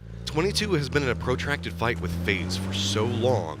I don't think that they have the utility that some of these other teams do, but you can even see coming over with Cerberus, it's a couple of smokes here or there. Lots of the frag grenades already spent. New Happy moving in. It was Tyloo that they managed to walk over the corpses of, and they've been fighting for so long, there's probably not too much on them. This is going to be a very low economy fight for these teams to have to deal with. I mean, look, Hastings got 72 bullets. Yeah, exactly, dude. It's low. It's low for everybody. That Groza in the hands of HS may be a difference maker for sure for New Happy. I mean, but this is where you're looking for your superstars to step up. This is where you're looking for your Ming-Mings, your Akes left, your Tycons. Those kind of players need to come up huge, and already Akes left has got the knock into HS. That's the Groza.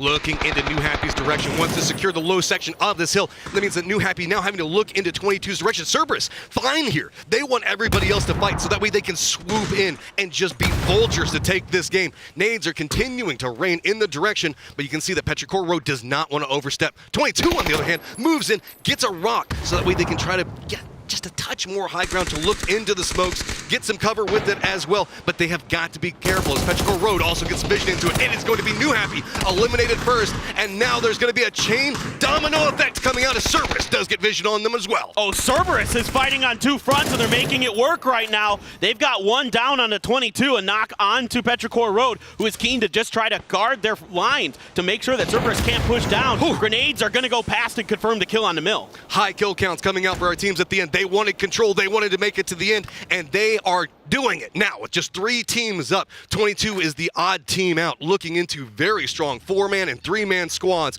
controlling very strong sections of this map. Petrichor Road, though, having to play more defensive. Ainsla does spot out Haven, and 22 now just only has Gizera up and nowhere to go. There's too many teams around him. They know where he's at. He's going to go down, and now the 3v4 starts. Petrichor Road is so pinned down, and a bunch of damage. Aches left already on the ground. Ming is hurt, but there's a return fire. It's just long left. No, he's gone! It's going to be Cerberus taking the first game and going to the grand finals. Cerberus, you can see the elation on their faces. First game in, first game out. Pressure relieved. Grand finals time. They're right behind us. I mean, congratulations. Yeah, that was a bit of that yelling I was talking about a second ago.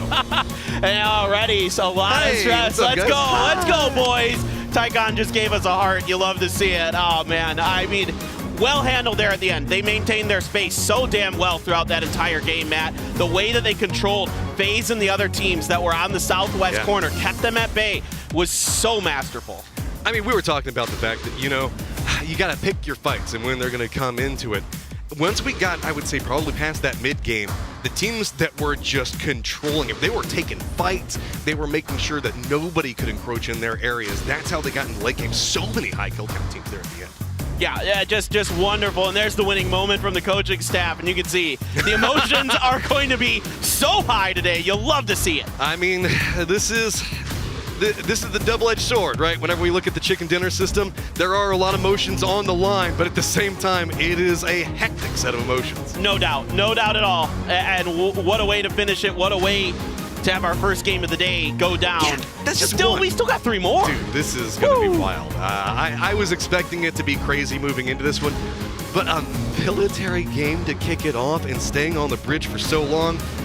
We've got a group of guys that have been hanging out with us for so long as well. Walk us through what we're going to be looking forward and what's the next team that's going to be joining the lobby. Thank you very much, gentlemen. Walk is the key word as the game moves slow when it needs to.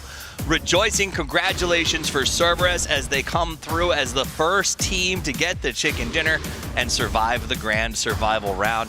You know, it all starts with a military circle. What a way to kick it off. Of course it does. I mean, it had to be, didn't it? It wouldn't be it wouldn't be this grand survival if we didn't start it off with a military circle. You're not wrong. And I gotta give them some credit, because not only do they win the game, but coming into it, when we saw the circle shift into the forest, the first thing I said was, Cerberus ain't gonna win this. They're gonna get completely swamped by everyone. Yeah. But what they did was actually terrifyingly successful. They peek out, they get one knock, and they go, oh, let's go back and hide again. Then they go the other direction, find one knock, oh, let's go back and hide again. So no one was ever really able to encroach on them.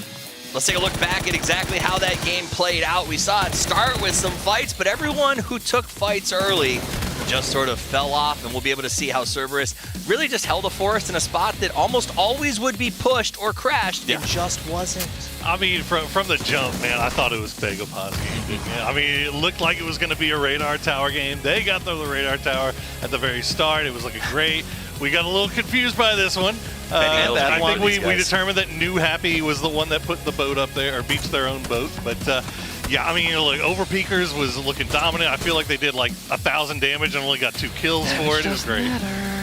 Yeah, it would have been an amazing game for them had it not been for the grand survival. But yeah, I mean, when you're forced to play the edge, when you're forced to play in slow, it's difficult. And when the teams that would usually kind of scoosh in with the circles closing in, moving, like not moving, that means the edges are just that much more on fire. So Cerberus, good job from them in making sure that they have enough elbow room to maneuver. And it felt like Cerberus, FaZe, 22, all of them sort of knew this is the spot we want to finish in, but nobody wanted. Like you said, a knock would come out and both teams would be like, all right, it's time to res, reset, maybe go the other way. Well, they had their boundaries set, right? Like it was very much area control, and they never crept past where they were comfortable playing from, right? So they would get, like we saw multiple times, they got knocks, and then they would immediately pull back away and just say, you know what, go ahead and get your reds. We know you're busted down now. If you push us again, we're going to knock you that much easier. I do want to say, as we go into the final 4 teams up right now, some of them had harder rotations than others, but both of you chose New Happy and Petrichor to possibly go through. I think I chose 22, so at least maybe we had an inspiration of some sort, but ultimately it's the 3-headed dog who rises up. You guys at the start of the show today said it's been all about one man. Does the rest of the team step up? Did they step up, or did they just play the right circle? I said Cerberus were going to die on the edge because there's too many teams there. They beat my strategy because they were never on the edge. So in doing so, they managed to maneuver through. And again, a 10-kill game, it's hard in any competition. And the way they came by it here, they could probably have had 15 had it not been because they backed off, as you said, Paul, after the knocks they were gaining early. Yeah, I mean, like, they did it. Fantastic area control, and then nobody ever really pushed them. I mean, they would get the knocks that they needed to, but the most important thing is they never took any knocks really in return. So they were able to kind of hold that down, play their life really, really well. You know, and obviously before today, we've been talking about Tycon, young superstar for sure, and I'm excited to see what he can do now that they've made it to the grand finals. Absolutely, they're going to go the distance. You saw how happy the support team was. You saw how happy they were. Part of that too is they don't have to deal with the next 3 games and the stress that comes with it. They get to just be done and dusted, as Sims would say. Take a look at the match leaderboard. Not that it really matters that much. 10 kills for Petrichor in second. Is that almost worse in some ways, Toby? Because they know that, like, what are the chances it happens again? I mean, the thing is, they knew they had the chance, but everyone, even more so in the first game here, plays scared. We called it Pufferfish Championships, and I feel like it was. Even Petrichor, a team that never hesitates. I know we got a knock, but do we have to push this? Had they dealt with New Happy faster, I think they could have tried to kind of sweep back on towards Cerberus, won that too. They were just too slow. But that's the other side of the coin, right? Is that Cerberus was doing such a good job of playing their life. So they never opened a door for Petrichor to try to make their way up that hill. So, you know, you got to give them credit where it's due right there. Now, Petrichor did come really, really close there towards the end, but when you're downhill, you got 4-man squad of Cerberus. They're not getting pushed. I mean, 22 had a great rock that they didn't want to leave. So, you know, I feel like we're going to see this a lot today, Toby, where we're coming down to that final Circle 9, and it's just going to be 12 teams and a bunch of smokes. That's, I mean, even without city endings, too, that's what we're looking at. There's going to be 4 live come phase 8, unless if we hard into, like, you know, field endings. It is going to be packed in the end game, similar to what we saw here. It seems like this it's a tale of 2 styles, right? Cerberus kind of did this high ground spread, Polish Power hit in a shack. Well, let's see what they think about taking that victory. It is going to be Cerberus who gets the first win, and it is going to be Sam talking to him right now. Puppies, do you know what I love so much about Grand Survival Day? Not only do you have to get a chicken dinner to get into the grand finals, but we punish you even more because we make the entire team do the interview. You know, players, what you probably don't actually know if you're watching, players do not like doing interviews. Now everyone is with me from Cerberus because they won that chicken dinner. They have made their way into the grand finals. First question for the team, how nervous were you coming into today? Em cảm thấy lo lắng, hồi hộp như thế nào khi mà thi đấu ngày hôm nay? Em cảm thấy khá là tự tin khi bước vào trận đấu ngày hôm nay, tại vì em biết trận 1 team mình sẽ top 1 ạ. I was quite confident when I entered the game today because I know we're going to win the first game. I love that fighting speak. Walk us through that final fight. How did you win that chicken dinner? Em làm sao để mà chiến thắng cái trận đấu cuối cùng để mà giành cái ăn gà hôm nay? Em nghĩ là do in-game leader con vào một cái hổm tốt nên với lại một phần cả team bình tĩnh nên mang được gà ngày hôm nay.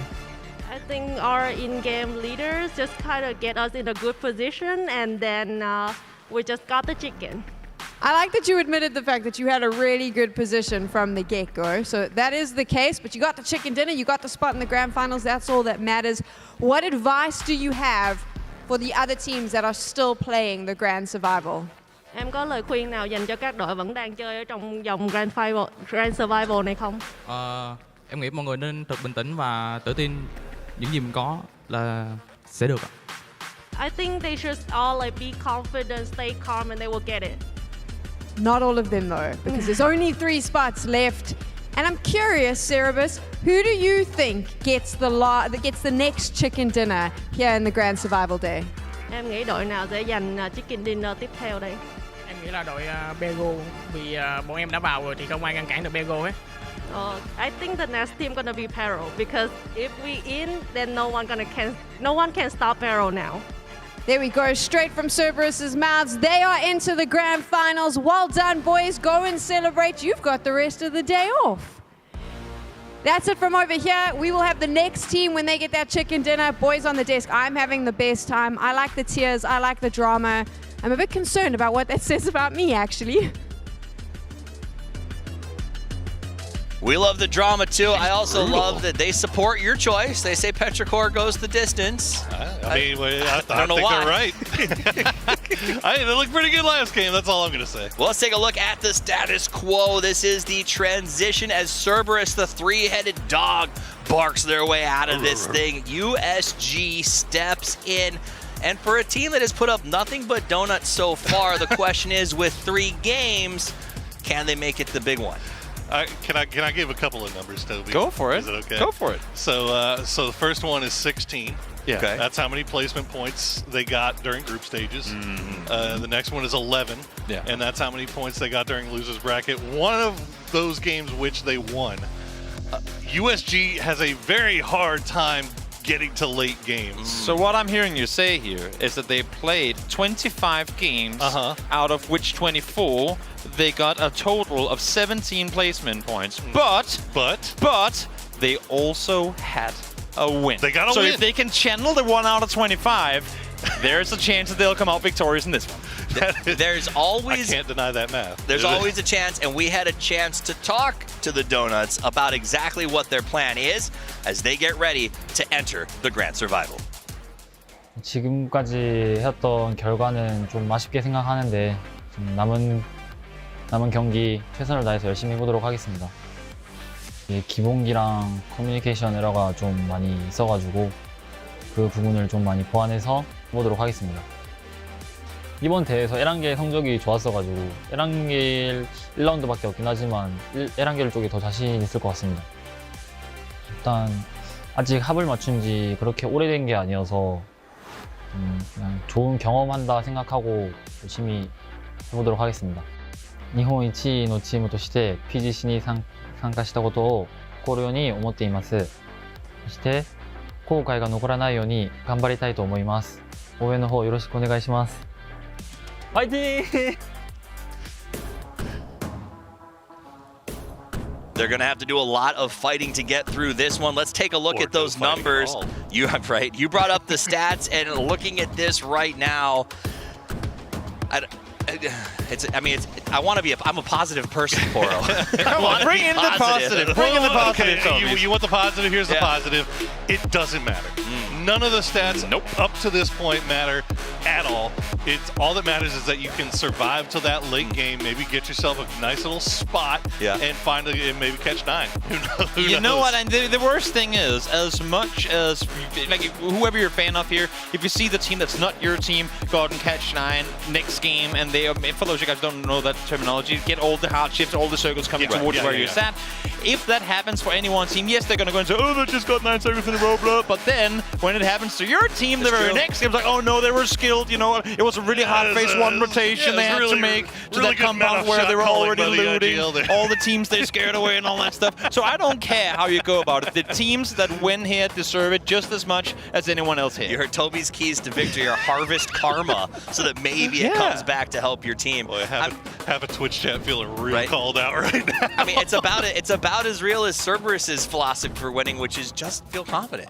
Just come out and be like, hey, it's easy. It's easy. I mean, with the fact that we're here, Americanos say it's going to be a good experience, has me worried, not going to lie, a little bit, because I think if you ask 99.9% of the players here saying, so Grand Survival, how are you feeling, guys? they're probably not going to think of it as a great experience, more of like a really stressful one. But again, the joy, of course, comes through when you do claim that win. I mean, you say that, but also I feel like it has felt lighter here in the stadium than I'm used to on a Grand Survival Day.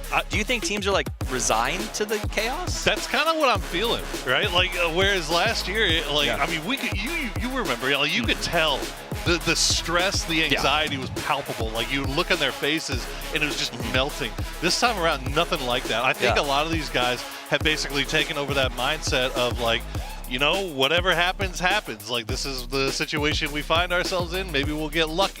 Teams would have wanted to qualify prior to this stage, and I feel like even as much as you want to be the team that goes through, everyone knows the fact that we didn't already qualify means that in the end of the day, maybe we don't even deserve grand finals. All right, guys, game 1 is done. Game 2 is on the horizon. We're going to take a short break, and when we come back, we'll have game number 2 and maybe talk about some things like, does the Quepa Blue strategy work? Find out after these messages.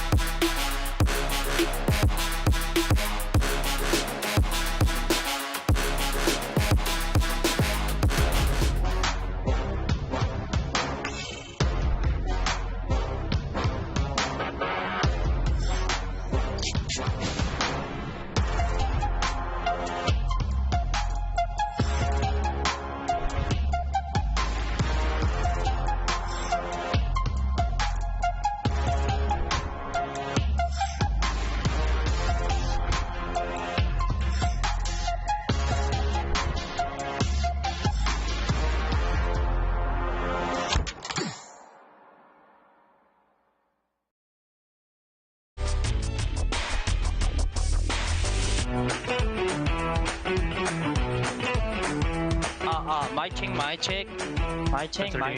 Let's get it on. Nào giờ đem lại. Áo đỏ, hello nó ghét á, mình ghét. Good luck. Yeah. Nó nhìn rồi mà em chào nó, đéo chào em đi đây nha. 我怎么103这玩意我怎么112呀？我操，我平均的1比我90。我多少？我100。我100。你107、106，我102。 ก็ผมอยากพูดอย่างหนึ่งก็คือไอ้อะไรนิดๆหน่อยๆอ่ะเล่นให้เพื่อนได้หรือว่าให้เพื่อนเล่นให้เราได้อันเนี้ยพูดมาเยอะๆเว้ยแล้วก็เวลาเล่นอะไรเพื่อนได้ก็เล่นได้ให้เพื่อนเล่นให้เราได้ก็สั่ง Okay, we need to have really good comms, guys. If we can see that they're all going prison, like, nah, it's better just take cars. Yeah, just go for cars. 진짜 꼼꼼하게 해야 되고 뒤를 만약에 누가 보고 있어 그 사람 진짜 책임지고 끝까지 봐주는 것도 봐주는 건데 팀원들한테 위험한 거 인증해서 시켜줘야 된다. Okay. They are fighting! That's a pretty decent playing path that we've got for game number 1. Alright, 2 on me. The landing building 2. 2 on TIG. It's the same 1 shit on every TIG. One's top floor. The other who's not going to die. Where is he? I haven't hit. Oh no, one is downstairs. 看得到过去了一个。接到。好楼外了。不行的话，你可以出来，这样。He moved back. Left the room. Nice, push out, let's go, yeah. 隔壁两个，最后一楼，快了。outside，还能上楼顶，我被抓了，快帮我。Where is he? He's pushing inside. He's gonna push me. Inside? Yeah, inside bottom. Wow! Oh, for a second! Nice. Let's fucking go! You guys are so Hey, you can rush me inside. New happy defending champions. They are very happy with this position. 떨어지는 걸 어쩔 수 없다. 한 번까지 쭉 간다. 花园抓过来了吗？对，我放了那边了。装了吗？会打到两个。牛逼！最后一个了，还是最后一个了，都给他补了。啊，뚜껑 열려 있어가지고. 롤이 하요. 哎，你单人龙还有看能不能偷到把？ 기다려봐, 연막 칠게. 차 터진다. 차 터진다. BB 好了，BB 倒一个，都倒了。가면 돼. 가자. 크게 연막으로 간다. 수지 다. 야 이거. 거기 없어. 가자.哎，去这坑，去右边那坑。全船。뒤에.结会丢雷。抓到一个。漂亮。耍。又倒了一个。这还有一个。我在眼里边吗？眼里。我封个单，封烟出去刷了。哇操，被雷死了。我操，刷完了。没有，你们追他。空投，我操，叫我脸上了。就那房子。 And that's the quick kill from HS. New happy defending champions. 打了一枪，打死了。There's no way in hell. 哎，我这的。都有，不让接包的，哎，打住，那我接包没？都，马上鬼用，来。Give 3 to 777. He doesn't miss a shot. Give him all 4. 来了，luôn thiếu. Lát rồi. Đâu. Có phải rồi. Tôi chưa đâu vào đây cái. Hồi đâu. Cho bê đô. Trên chỗ 4 đang ăn phải lá rồi. Lấy sai đi. Để lấy vào. Sang em. Sang em á. Sang em chưa. Chưa đến sang em đâu. Ngừng nếu mà. Ngừng. Tờ bóng sẽ phải. Không ai phun đâu. There you go, around the side, perfect off angle, 7.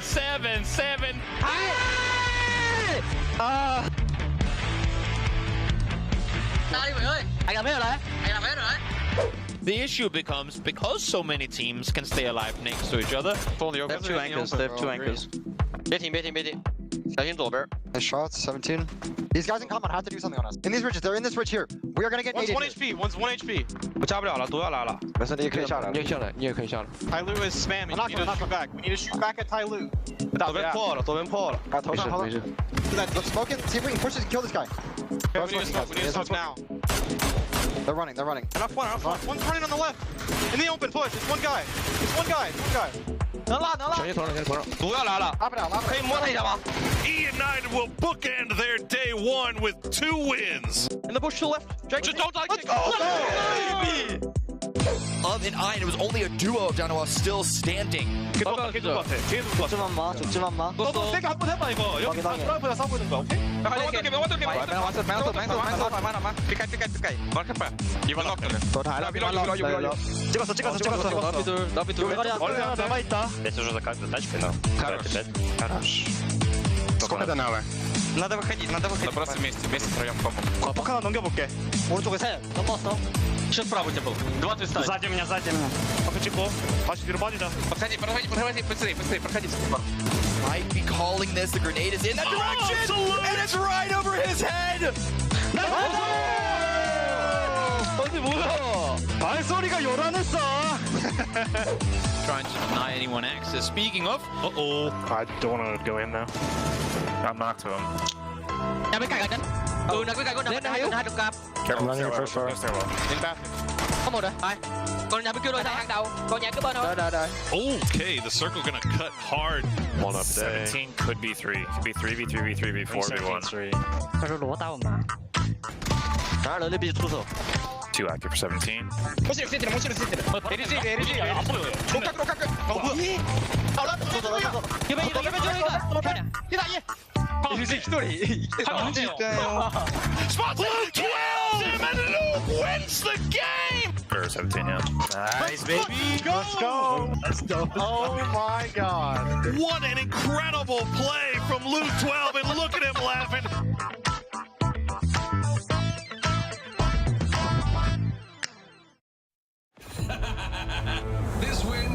out to the fans. Meditate on that! High five! My eyes are up here. A bold message. I will not rest.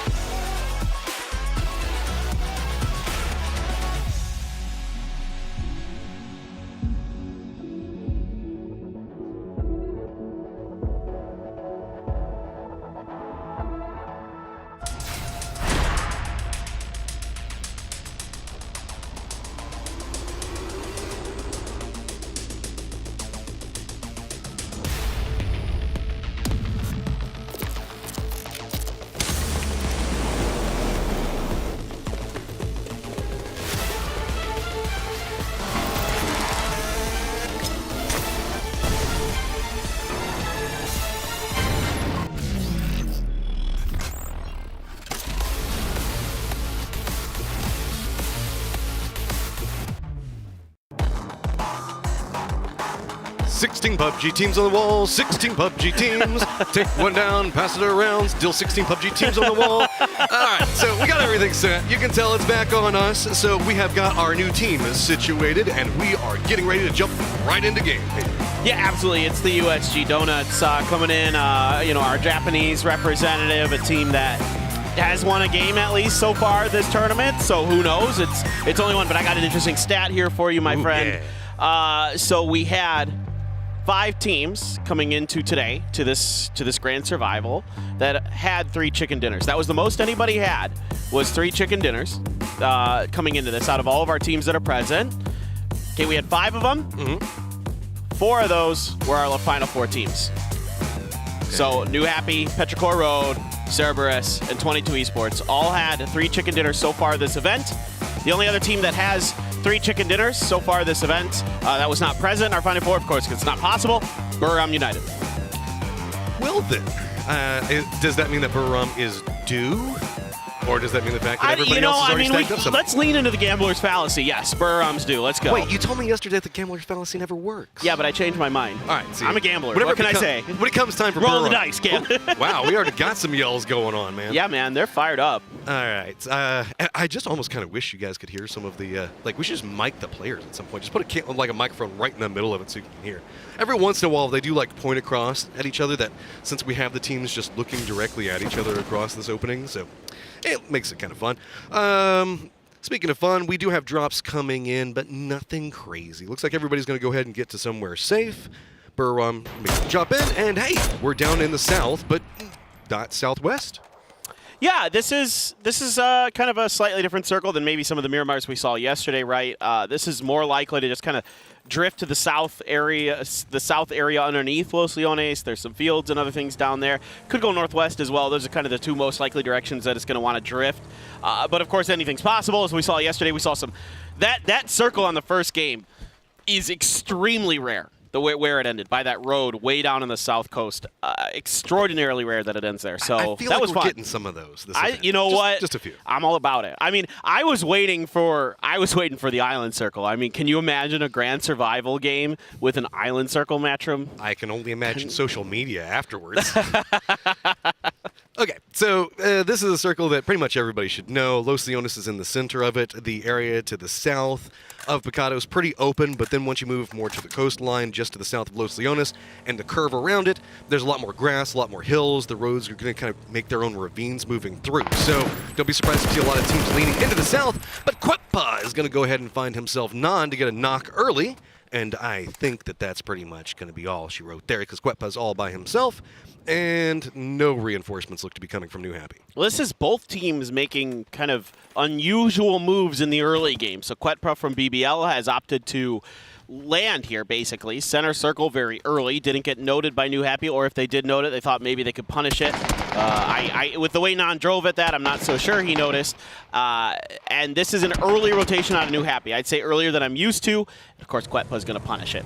Ming Ming is kind of venturing over there, but I don't think it's going to be too much more. SGD already roaming over here, and that means the fact that Zipian for New Happy, if he were to go to the west to try to reinforce, could bump into them. So really, I think that we're going to see New Happy stay Los Leones for just a second, finish out their looting. BBL, though, at least has a foothold. Question is, does SGD want that foothold? Yeah. I think they do. Or at least some kind of... They're going to contest somebody for space here. Apparently they want Ming Ming. Yeah. I think they drove away from the BBL foothold at the last second there. Ming Ming's just like, no, sir, I cannot by myself, by any reasonable stretch of the imagination, hold that. Next level strategy is coming up from BBL. Just make Quepa drop where you want to go, and then he doesn't have to drive there. Yeah. That's... See, that one took a second, didn't it? It did. I'm like, what are you? Oh, right. The previous game. Yeah, that's... Poor Quepa. Hey, he made up for it. He made up for it. Yeah. I say in this game, he's made up for it. You know what's shockingly, Matchroom? BBL this tournament, no wins, no chicken dinners. That's... I think it's... It's shocking. We talk Look about how good they've been playing, like, right? Could they be deserved? BBL, I feel, could almost be deserved. Okay, in this lobby, look, okay, we got Petrichor Road, we've got New Happy, we've got FaZe, we got BBL. There's so much in here. Like, I can just go through this lobby and figure out each one of them could have a chance. Yeah, no, totally. I mean, this is, again, all the lobbies are so stacked in this event. You just feel like anyone can come out of it. They just need a good day. And this is, of course, you need a good game. That's all it is, one good game. Reminder to everybody, it's been a hot minute since we've done some Winner Chicken Dinner.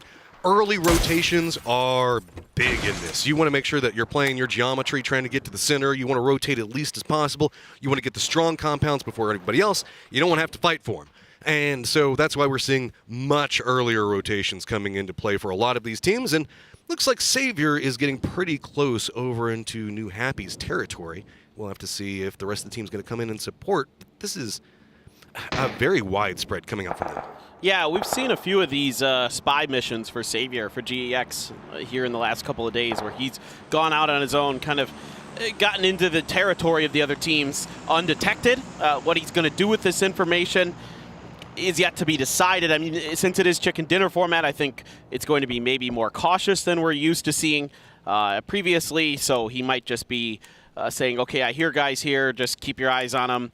I'm going to wait this out, you know, see if you can keep the angles covered for me. But if you can look, you know, you look from Xavier's position down to his west here, there will be people who can see him as time rolls on, as teams move in. This is hazardous 1-1-2 split, though. Like, we've been talking about, like, the need to crash locations and get positionals early. This could be pretty greedy from GEX and come back and bite them. Specifically, it's not like Xavier is going to be able to, like, wipe all of New Happy without somebody noticing that. So yeah, we'll have to keep an eye on that situation as it develops. Meanwhile, we move back into our helicopter traffic update. We've got most of our teams now starting to come in that haven't already made their center rotations. Most notably, you can see it's going to be EIQ that's going to be coming in around the south. That means back to FaZe, Burrom, as well as GEX and New Happy could all get vision on them in just a moment. Please do it. Oh. I love the fact that whenever we go into Winter Chicken Dinner, there's more bolts. Bolts come back, baby. Yes, sir. I love it too. I do absolutely love it. I mean, you know, FaZe there just looking for some shots, and Tropic is going to roll up underneath. Burrom split. Looks like Burrom is a 2-2 if my eyes don't deceive me. On the map, the other thing about that GX thing, I want to go back to that for a moment, because that's maybe going to be the only fighting potentially, depending on how aggressive and Tropic gets down here. I don't know. Polish Power in 22 might have one in a second. Nah, they're not going to fight. They're fine. No, and Tropic actually got too close to Burrom. You know, touch the sun here a bit. They could. GX might set up for a trap play here, where they make some noise, wait for New Happy to poke their heads out, and then maybe Xavier could get a jump on them. Well, here we go. Polish Power now lined up. Norcus is going to be roaming in front. Oh wait, Marcel. And yes, they took a couple of shots. Yeah, see, I should know better. They're going to fight. I don't know if 22 is going to want to have anything to do with this, and it looks like, yeah, they're just going to try to extricate themselves over to the west. And, I mean, this is north of Los Leones, and almost everybody's playing the south. I do want to point out, Sonics actually did opt into a Los Leones, move here. Yeah. This is kind of early to go for Los Leones move. This is kind of a gamble saying, hey, if it goes here, great. Or it's also kind of a pivot position. So, in this case, the circle, again, it has two directions that it's most likely to go. Either kind of northwest-ish or south. Those are the two most likely. It can go, again, it can go any direction it wants, but those are the most likely. So I like this from Sonics because, again, it gives you the ability to pivot into either of those directions, especially if it goes south, because you're going to play from high ground to low ground the rest of the time, and we've seen a lot of teams do really well with it. So, donuts on drumstick. Are we having just one of those types of breakfasts? I don't pretend to understand the mind of the donuts. I've heard of, like, chicken and waffles, but I've never heard of chicken and donuts. Chicken and donuts? I'm sure it's happened. I'm sure somebody's tried it. Oh, and I'm sure it's America, amazing. I guarantee yeah, that at some has state happened. fair, somebody's tried it. So, really, the calm is coming in off of this. Polish Power also going to Los Leones. I want to also point out that Sonics is leaning into those western warehouses, that sight line over there. So, it is not necessarily as much of a Polish Power send as we've got. BGP still on their pathing over into the west. DG98 might find himself 2 crates stacked pretty close to each other for free because nobody's even around there except for maybe FaZe. 8C might be using him as a trap. Yeah, 8C might have a sight line down onto it from his position, depending on how keen he is to watch them. It is a little bit risky to get out there and start poking around because, you know, again, we've seen how good the players are in these lobbies. We've seen the sniper capabilities that these players all have, just how phenomenal they all are. So it is risky, but I think 8C, depending on what happens with FaZe, I see them kind of watching the donuts cross by them. There's some shots ringing out, so maybe that might distract his attention enough that Bagel Pak can get these crates. I do see them angling for it on the map. Here come those bolts from FaZe. You know what? I am now rooting for FaZe because they're using bolts. Yeah, it is official. High ground, bolts, yeah, loving it. So we'll have to see how this is going to move forward. New circle is going to pop in just 1 second. T5 is going to be coming in to your northwest. As you can see, the only team that has not yet made a movement. So we're going to be leaning into the south. A lot of the teams already positioned up over here. The west is going to be the most open. So a lot of these teams that are up in the north can choose to probably do a longer wrap. But really, BGP find themselves in a pretty strong position, as well as FaZe, BBL, a lot of those early movements. All right, I can tell you that most of the BGP players are not fans of AWMs. Pio will always pass on it. Songjong might grab it. I see him toy with it from time to time. Long and Leo have gotten dangerously close to each other. The reinforcements for SGD, Jervis on the way. Long wants no part of this early game fight because, I mean, as we've seen, SGD not afraid to get hot and heavy early. Yeah, and a lot of the teams just playing numbers. This isn't a high-value location, not worth it. Tai Lu's going to be running right next to GEX, as you can see that they're trying to regroup right over there. Some shots going to be coming into Tai Lu. Nothing too crazy, just going to use the dip on the other side to try to avoid most of the directed damage. This is going to be the running theme for the next couple of rotations. This is very vertical. There's a lot of different sections that you can kind of lean away from. You can use the hills. People are going to be taking shots, but it's not going to be as clean as some of, and a lot of these rotations are going to get really, really close to each other, but there's still safety to be had here in doing that. Yeah, absolutely.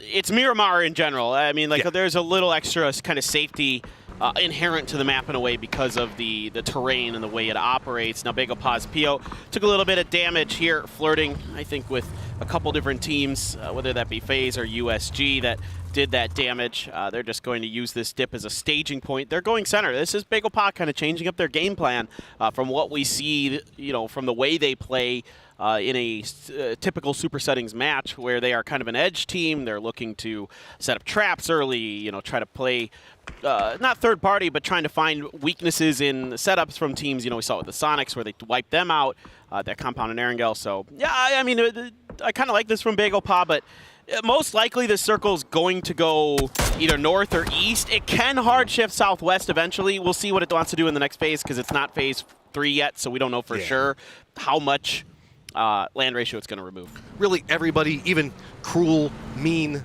Matt over here, wants this to go more to the south or to the west. In the north, it's just, no. That's all I can really say up there. It's pretty open. There are a lot of dips, some crevices that you can play, a couple of hillsides, but it's going to turn into just a Mad Max or dash for everything. Should go east. Yeah. And so hopefully we will see it go into some of these different areas, because yes, okay, yeah, I like should crazy. Go east. I like some chaos. Me too. But we're on chicken dinner now, so we need to make sure that we're playing as safe. You and I bring in the chaos already. I mean, I don't know what it is about us. Military-based game, see, I'm appeased. I don't know what it is when you and I get together that we just get the most banana circles. I still need the Los Leones one, though. That one's a must for you and I. I love those. We might see. We'll have to see how this moves. Oh, technically this week. It is Monday now, right? I lost track. Yes, it's Monday, because yesterday we made the phase I don't even Sunday know. I'm joke. like technically 10 hours behind what's going on right now.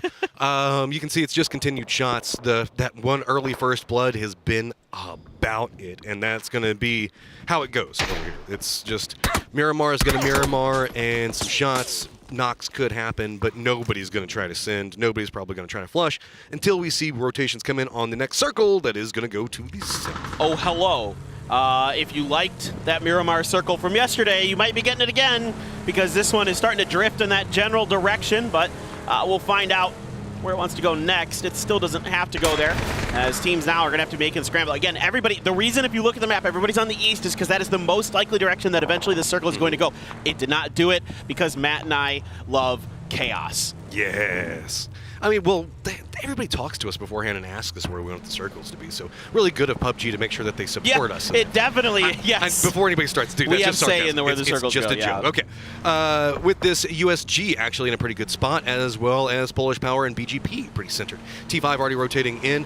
22 is going to be coming in from the north. The north and west still open. So Petrichor Road, Sonics, New Happy could all find some pathing. Over there's Tai Lu. You can see trying to crash in. Everybody is trying to condense into this, but hills are still creating a problem. Nade's going to be coming out just to say, hey, no, do not crash onto this building, because you are going to get toasted if you do. Oh, Gustav just hit a bolt shot, and I'm so happy right now. Way to go, Vinny. Knocked out by Norcus.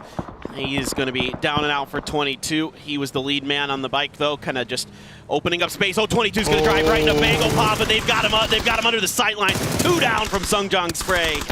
And now where do you go? Hazeton, last one up, says, right here, this is fine. These hay bales are about to become a life. Now, I guess he could go back to the west. Looks like that's what he's going to try to do. No other team's really going to have the cleanest sightline yet. Polish Power might in just a second. New Happy's wrapping all the way around from the east and coming into the north, so they might intersect in a while, depending on how this goes. Petrichor Road also playing the top of this cliffside right over here. Sonics is going to rotate to the west of them, so that's going to be the distraction that Hazeton needs to try to find some safety. Yeah, absolutely. Petrichor Road's going to watch that rotation from the Sonics. I loved what Overpeakers did here, got underneath. I love what Sonics are doing. They're going to be playing from a potentially really powerful position, just like we saw with the Freaks yesterday. Oh no, the tire's gone. He's got to fight. Hazen, you didn't want this. That's Ming Ming on the other side. He was just taking some go-away bullets, and it looks like they connected, and now Ming Ming's over here. He doesn't know what he's wanting to do. This has stopped him out. We still have the rest of New Happy that is going to be coming. Jan is in front of him at the time, but now with Ming Ming down here, he's going to move forward, and hey, remember those crates we were talking about a second ago that nobody wanted? Well, this is another team that isn't always keen on the AWM, especially a player like Ming Ming. Generally not wanting it. You know, if there were level 3 gear in there, of course they'd take it. Here he has a 3 vest, but yeah, that was already snagged up much earlier. Now, Jeems going to be watching the Sonics win. Has not spotted Jeems at all. Let's see if Jeems is going to pull the trigger. No.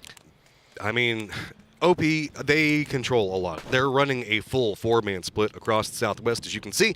So this team, you can see their focus on trying to make sure to control area, get some kills. Circle is going to pop, leans into the north, so they should be able to condense in.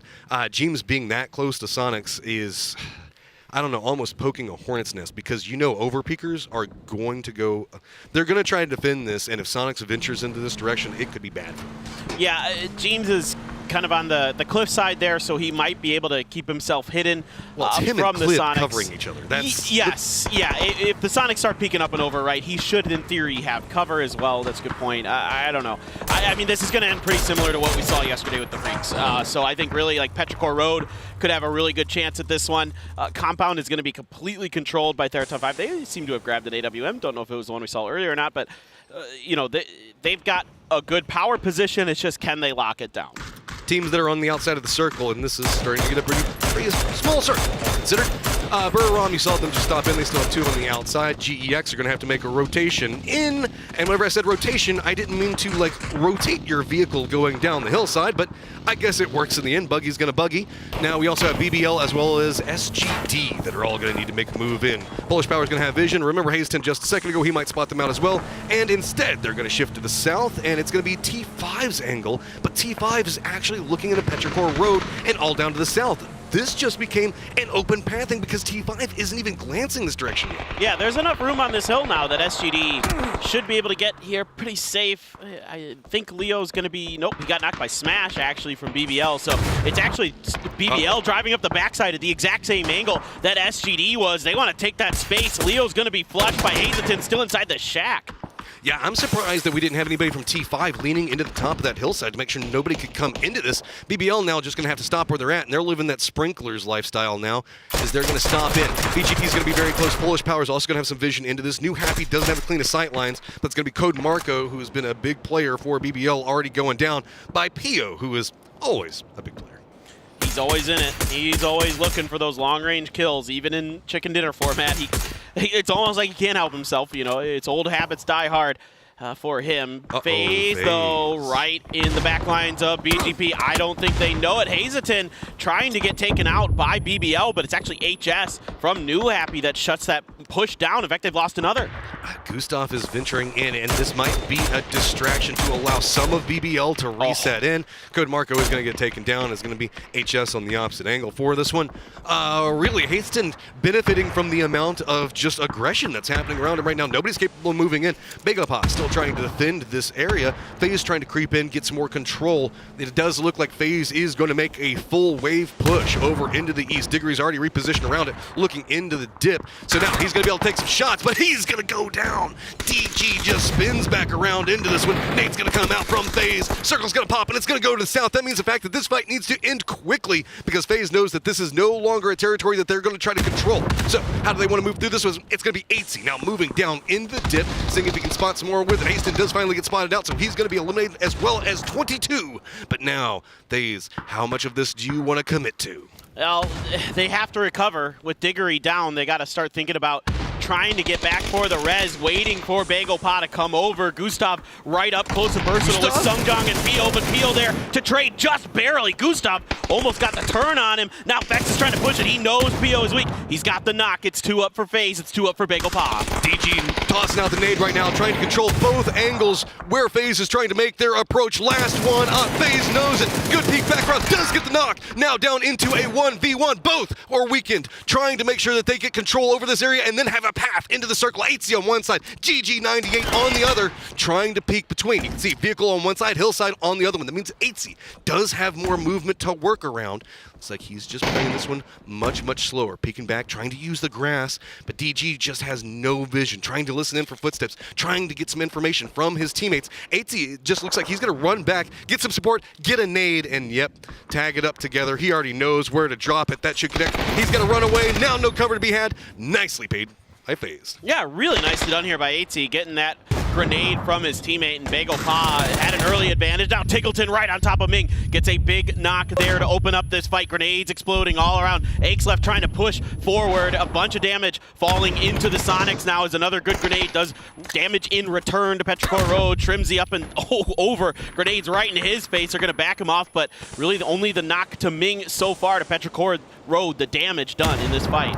T5 also has vision, well, not clean vision on this, but will whenever this fight is over. New Happy also caught up on what's going to be going on as SGD does go down. BBL still holding over here. Polish Power going to be to the east of them. Ming trying to get some vision in what's going on with BBL as these fights are just about trying to find a way into the zone. Sonics is going to have one of the members go down from Jeems. Remember, we were talking about him a while ago, as the rest of Overpeakers are going to try to defend up this angle with T5 and Tyloo. So really, this is going to be really hard for anybody to come through. BBL is going to go down as we still have Polish Power making a move in New Happy's direction. Yeah, New Happy's trying to keep Polish Power at bay, doing a pretty decent job of it. Cappy with a little bit of a whoopsies there. Just a knock on, and Orgus Ming hits Marcelic right in the head as he's trying to peek around the tree. That was some really crisp shooting. Now trying to find the angle, seeing if he can catch Marcelic just on the edge of the cover. Not going to happen this go around. New Happy has to start moving into the new circle as it begins to collapse. Where will phase 6 take us? We have managed to see most of our teams kind of compress into this one. Long on the outside of it, just to the west of Sonics. You can see kind of covered up by Ming, laying in damage onto Polish Power. Looks like they are going to go out right there. Now it's going to be New Happy that's going to have to move to the south, where T5 is already going to be positioned up at. Sonics are also pretty close along this wall. Don't forget about Overpeakers and Tyloo just to the south. Yeah, this gets tricky now for the Sonics, who are just kind of getting harassed by OP and other teams as they try to work this cliff line, and eventually they're going to have to fight for that side. Could be even in this circle, perhaps. We'll see. Theraton 5 as well knows the Sonics are right underneath them to make matters worse, and they're going to start lobbing some grenades in. A splash of damage done to the Sonics, but you know, you can see Theraton 5 doesn't need to push down on this. They just need to try and do as much damage as they can to the teams below them for the time being. They're trying to figure out what they're wanting to do. They know where the Sonics are, but if they go for a peek, that means that they're just going to be revealed to potentially the Overpeakers down below them. Sonics trying to navigate this hillside, knows where we see T5 moving at, but there's just no clean sight lines for them as well. This is leading into a mutually assured destruction stage. New Happy still leaning into the north of this, taking shots into what's going on with the Polish Power. We saw that a second ago. Baited me over there as New Happy still needs to move into T5. Yeah, T5 here still continuing to harass the Sonics underneath the hill. Now the knock onto Huynh. You can see the Sonics are desperately throwing stuns and everything they can at T5 to try to keep them at bay, but Ranger X with a Groza really wants to put the hurt down on top of the Susquehanna Sonics. Rossita Jr. on New Happy watches. Ming is going to be res there for New Happy. Still the Donuts 4 up, sitting pretty on the north edge of this circle phase, making their move right now. Rossita Jr. can't see New Happy, just going for some spray and spray into the smoke. I mean, New Happy trying to move into this, coming up back behind T5 is going to allow Sonics to have some more breathing room. Molotovs were dropped down right on top of him, but now New Happy contending with a very strong squad in T5 that's got a defensive line. Just Ming up, near on no life, but you know he wants the game in his hands. Trying to move forward into it, he is going to go down, and now it's going to be Tyloo trying to move into Tiggleton's sightlines. He's going to go down. FaZe made a quick rotation into this, bypassing where we saw Entropic as well as Burram, but do manage to at least get one player into the center of the circle. Yeah, CC down for Tyloo as they begin to try to do their own work onto the Sonics. They've got plenty of frags. They're doing some serious damage. If that one got up and did it, just came short. Tiggleton and Trimsy, the dynamic duo for the Sonics, hanging on by a thread right now. Is now 2 down, 3 down for Theraton 5 as USG has pushed out and they want to clear the high ground. They've stepped up into this area. They had control down to the lower spot, and they want to make sure that they clean this up, and that is a good call. Try to pounce whenever teams are weakened. They come into this T5, coming out, already see most of their team is down in this position now. Whereas Exos, he doesn't have anywhere he can go to except down into Sonics. I mean, Tyloo. I mean, he's damned if he does. Well, yeah, he's damned. That's all there is to it. He is just gone. Yeah, dude. I was going to say he was damned if he did, damned if he didn't. I mean, either way, he was screwed. Yep. I do have to point out, OP's got themselves a good sight line into this. They can also play from safety, looking up that ridge. And this is a team that we have seen them in that last game put up some really solid defenses and make sure to punish teams as they try to make an approach in. EIQ, the closest team into them right now is Tyloo, trying to figure out how they want to wrap in. Diggory still inside the safe zone, as well as 2 members for USG who are probably going to regroup. All right, Kane's got the AWM. I want to see him pop off with that. He is a stellar player. I think the best in Japan right now. Klib still with the bolts, and again, a lot of our EU teams are leaning into the bolts. You'd love to see it. Zhao Yang has a pretty good sight line on top of Mexi. He's going to need some cover fire. Well, that's good. Klib is going to get another headshot with the bolt. He's only got 2 bullets left. They have been harassing everything. There's a reason they control this area around the road, is nobody wants to move down this hillside. Sonics were just pressed up against the wall, trying to use trees or whatever they could to avoid being harassed by overpeakers. Now, Tyloo, though, is the attrition war going to be enough to allow them to make a move through this one? Because they really can't replenish. Sure, they're seeing a lot of bodies go down, but with that road and just the open space that they would have to cross, that would require smokes or at least some type of send. That means that this is going to start to be a burn for them. How well can they defend it with the utility they still have? Yeah, that's a really good question. I wonder if anybody has any 7s to pass over to Klib to give him, even 10 extra bullets would be wonderful here for this late game as we go into phase 7. Looking at a replay here from Burram. They try to, oh no. Oh, that's, man. He got squished. That is Burrumming at the Burrummest.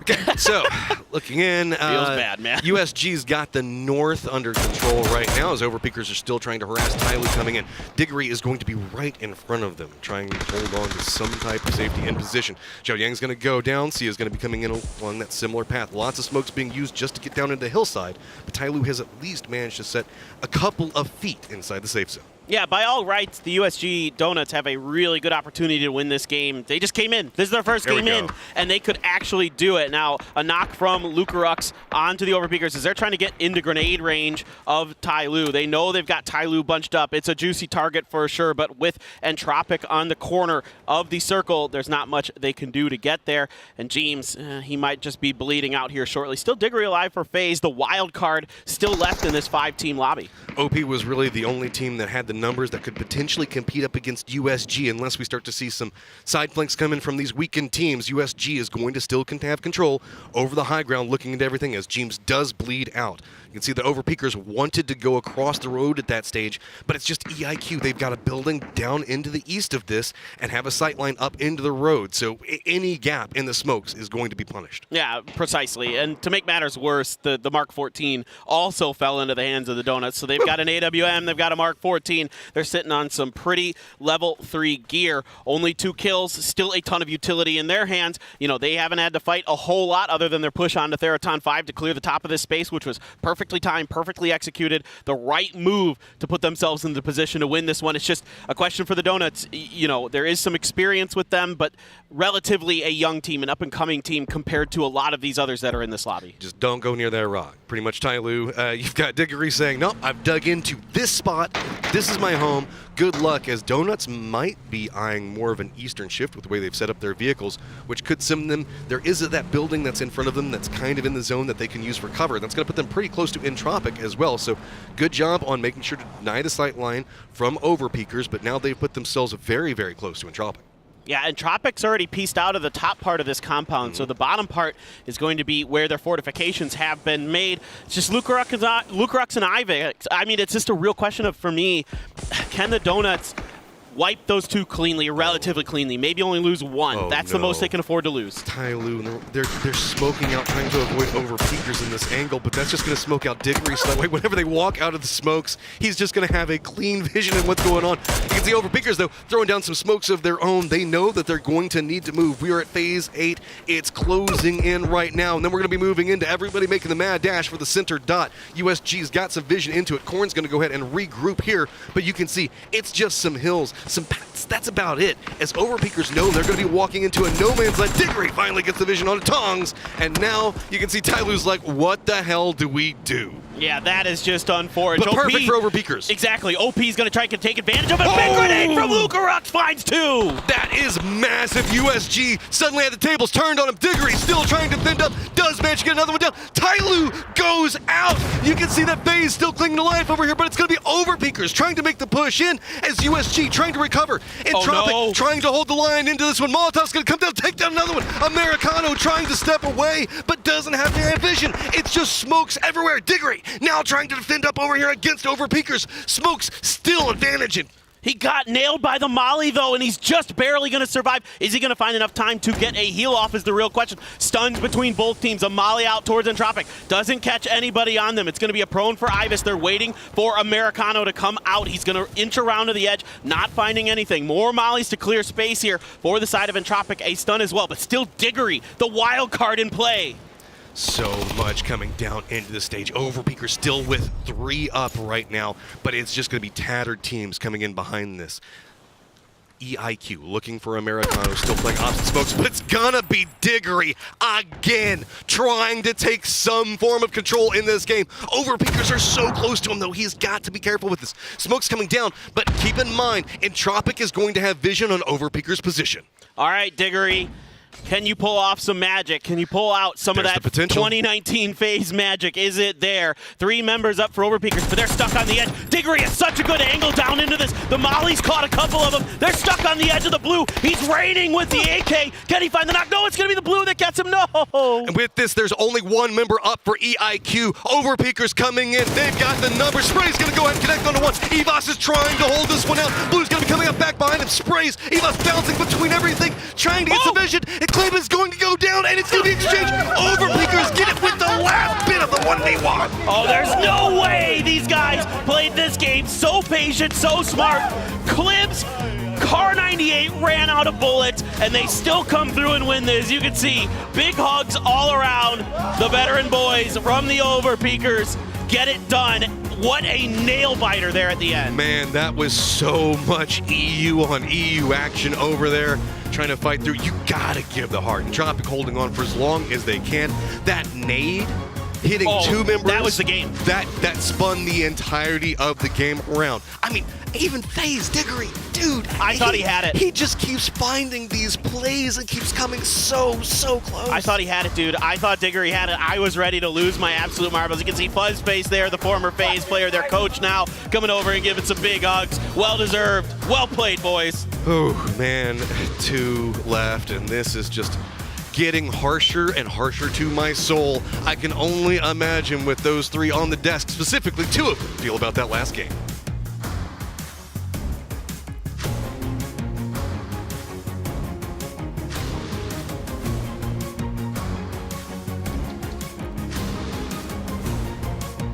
Congratulations to Overpeakers. They won from south of the road.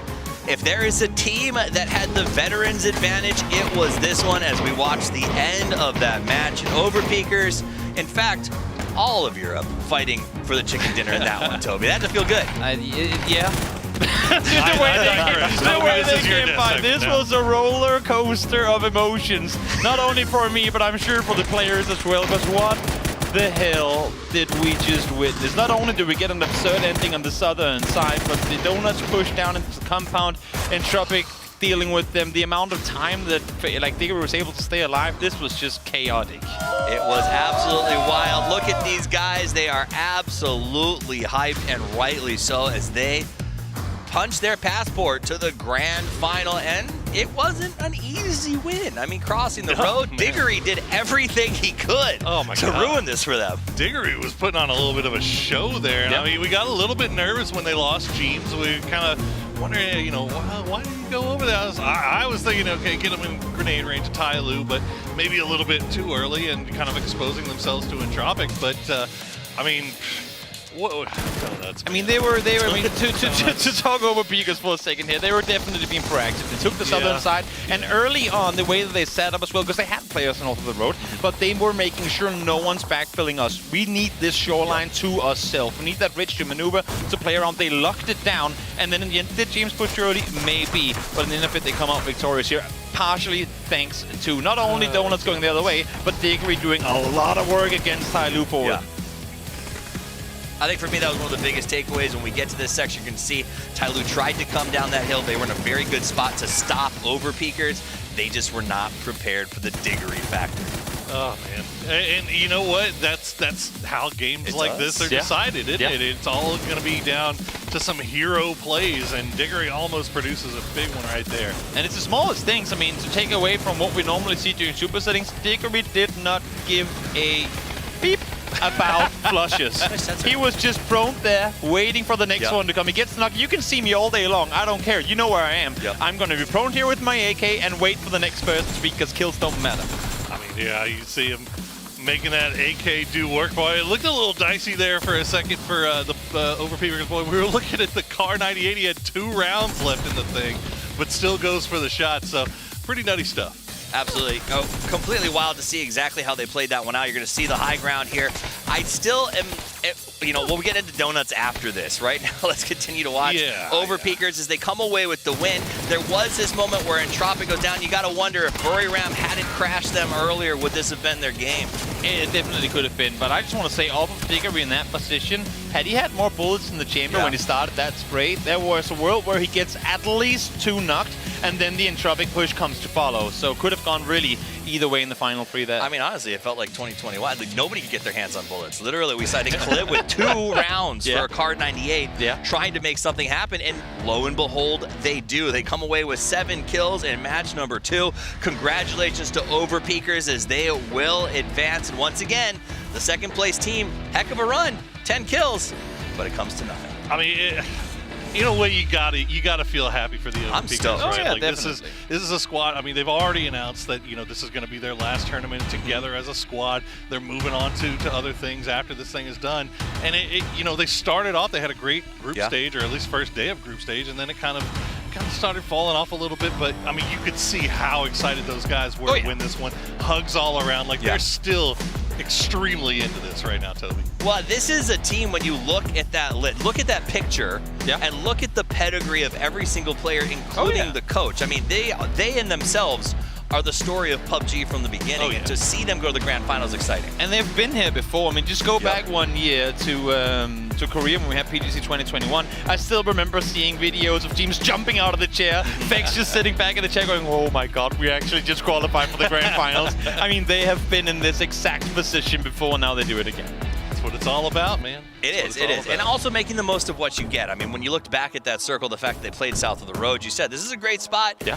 If the circle at least stays with them for 1 or 2 of these rotations, they didn't have to cross the road too early, and they played very, very well. So they will move out. They're going to step on to the next round and continue to make a name for themselves. I feel like we have to mention the elephant in the room, though. The only reason any of this comes to happen is because our 3-player with level 3 gear, fully stacked, high ground control, everything to work with team opted that one corner of a 2-story building would be the place to play from, rather than literally 80% of the circle. Donuts. That, for those of you at home, that's donuts. I just feel like I've been too rude on them today, so I didn't want to mention the name. You know, and can you beat you? I mean, listen, they came in, they played 1 game, they almost won it. They had tons of crate guns, they had the high ground, and they were vaulting out of windows without cover. So it is fair. They were maybe not ready for what was happening. And again, as you're saying, given that was their first game, if that's anything to go by, for sure,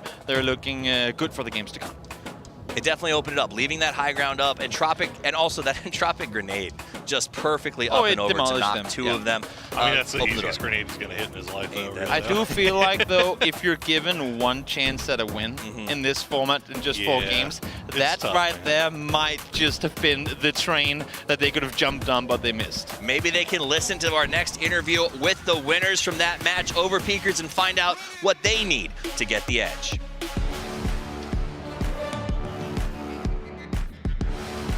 Thanks so much, Toffees. I love it when I get to speak to EU teams because I get to be cheeky. So, Vard, welcome to the grand finals. What took you so long? Oh, I don't know what to say, really. We've been playing pretty bad this whole tournament, apart from the first day, but now we made the finals. It's such a relief, honestly. Definitely a relief, Clip. I was sitting with the desk. I believed when you were on the other side of the road towards the final fight that you could do it, but some of the other analysts said it was done for you. Walk us through, how were you able to get that chicken dinner? We did a wide rotate in circle 1 and got some space on a really free edge, and then we just like kept taking free space on where the circle would go on circle 4, and then just kept rolling from there. We're a little bit worried about Diggory. I mean, he was just kind of hanging around. I thought he might be able to cause some chaos. I mean, only when he started shooting me, but before that, not really. Already. James, how hard is it? You spend weeks, months preparing for PGC. You spend weeks playing a very specific format, and then overnight, you have to change and perfect the art of camping and staying away from fights. How difficult is that? It's pretty easy since we're disbanding, so I haven't really prepared, or just gaming, you know. Sure. That's what you say. Mixie, I mean, the disbanding thing you mentioned there. What happens if, for whatever reason, Overpeakers has that miracle run at the PUBG Global Championship and you end up winning this? Do you still all leave? Oh, we're disbanding 100%. I hate these guys. I don't know what to do with that, Soffies. There, that's yours. No, we are literally done. Yeah, there we go. Sam, I'd like you to meet Mixie. You know, these guys they're not playing together anymore. They've known each other for a very long time. Yeah. Yes, but that takes a certain level of maturity to be able to say, no, we're not staying together. That would be cool, but we're just playing our game. She wanted cheeky answers. She wanted cheeky answers. That's what you're getting. That's what you're getting. You ask for it, you get it, right? You will get. He is the cheekier of the twins. I will say that for sure. So that, heard from them. I do love the Clib's response of, I wasn't really worried until he started shooting me, which is until he shooting me. PUBG in a nutshell, right? Yeah. I was feeling great when he was shooting at them, but once he started shooting me, I started to get a little concerned. I do think to a certain extent, they were probably as surprised as anyone was when they started to move across that road and they didn't have a lot of threat from the high. There were teams like Theraton 5 at the very beginning of that match that we thought, these guys have the compound. They're going to be able to do this. And it seems like teams just kept yielding the prime positions. And that's the issue, right? When we have a team in Theraton again, I mean, as you said, they rotate wisely into it. They scout the hilltop. The only team in the position to do so. They claim it. They don't sit in the compound playing scared. They're spread out. They take control. They do the right things.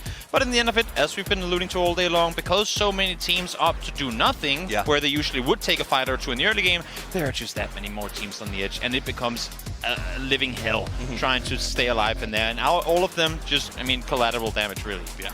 All right, take a look at the status quo real quick. It is going to be Tiamba joining here in just a few minutes. They're getting set up to take the field. I will say this. You brought up sort of the way the fights have played out. We saw an example of something that's a little different in that game.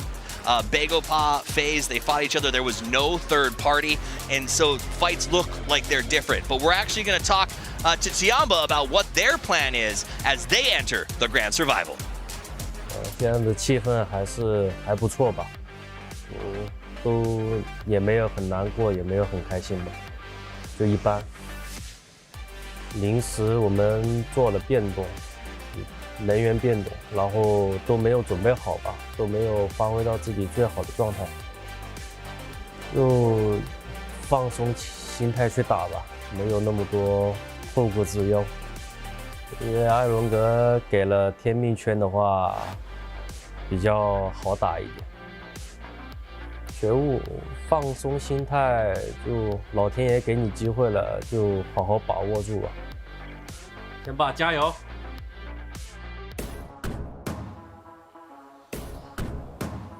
There you go. You heard from them. Tips to win. Have a good mindset, and it'll be easier if we get the circle as Tiamba prepares to take it on. But honestly, that is the nature of the Grand Survival. A lot of it comes down to making the most of that one chance that you have, Poro. Yeah, we've talked about it a million times, right? It's all about your mentality. It's all about, can you keep cool under pressure? Can you keep your teammates up and positive and keep going for this? Every game that passes, obviously the stress rises that much more. Sure. But now that we're down to 2, Tiamba, they're actually getting to come in here. They've got a very clear mission in mind. It's 2 games, get a win. Yeah, and they're definitely the team that could go out and pull it off. We've seen them again. Same as what we can really say about most other teams. Play at the very top. They have been a really, really good team in the past. I believe they could definitely be one of the teams to contest for a win here as well. If Overpeakers can do it, just about anybody can. Let's see how this goes through. I will also say, I want to pivot back to what we talked about a little bit earlier. I was bringing up with Begopa and FaZe's fight. Prior to this, I joked about the fact that the most dangerous team in this tournament is the 3rd team to show up at any fight. I've yet to see a real third party. Why is that? Third parties happen in this format when you have literally got nothing to lose. That fight between FaZe and Bakeopa was a situation where they both know they're about to fight each other because there's only one spot playable in the circle and they're both going to be going for it. The good thing for them is anyone trying to third party that are also putting themselves at risk of being shot at from another potential third party crossing over. So they knew this is going to be our fight from start to finish. Let's just drop the gloves and see who comes out victorious. I almost wish they'd stop flushing each other in those situations so we can just have a good old 4v4. Winner gets to come back. Is that also why we're seeing singles last a little longer? Like Diggory seemed like he would get a knock and nobody tried to capitalize by pouring over the hill. They just left him alone. Well, I mean, yeah, they just don't want to take that risk. I mean, you take that knock, all of a sudden you're worried about the guy from uphill taking the shots back down on you, so you got to be careful. You got to keep an eye on everything. And guys, we are going to get ready to get into game number 3 in just a few minutes. Our next team is getting settled, so don't go anywhere. The Grand Survival continues.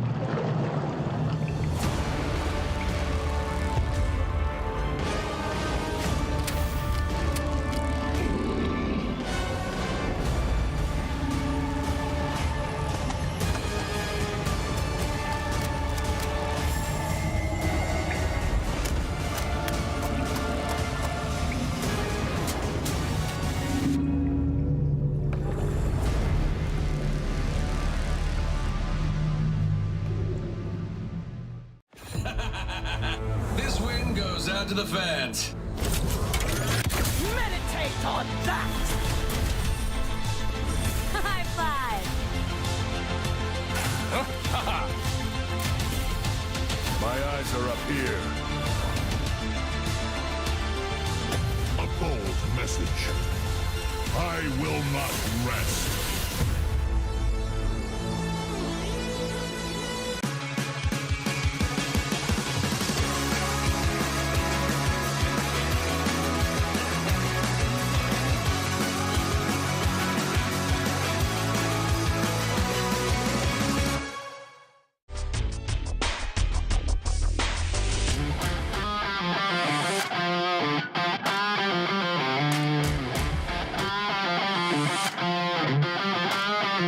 둘이야, 조심해. 야, 나 총 뺏겼다.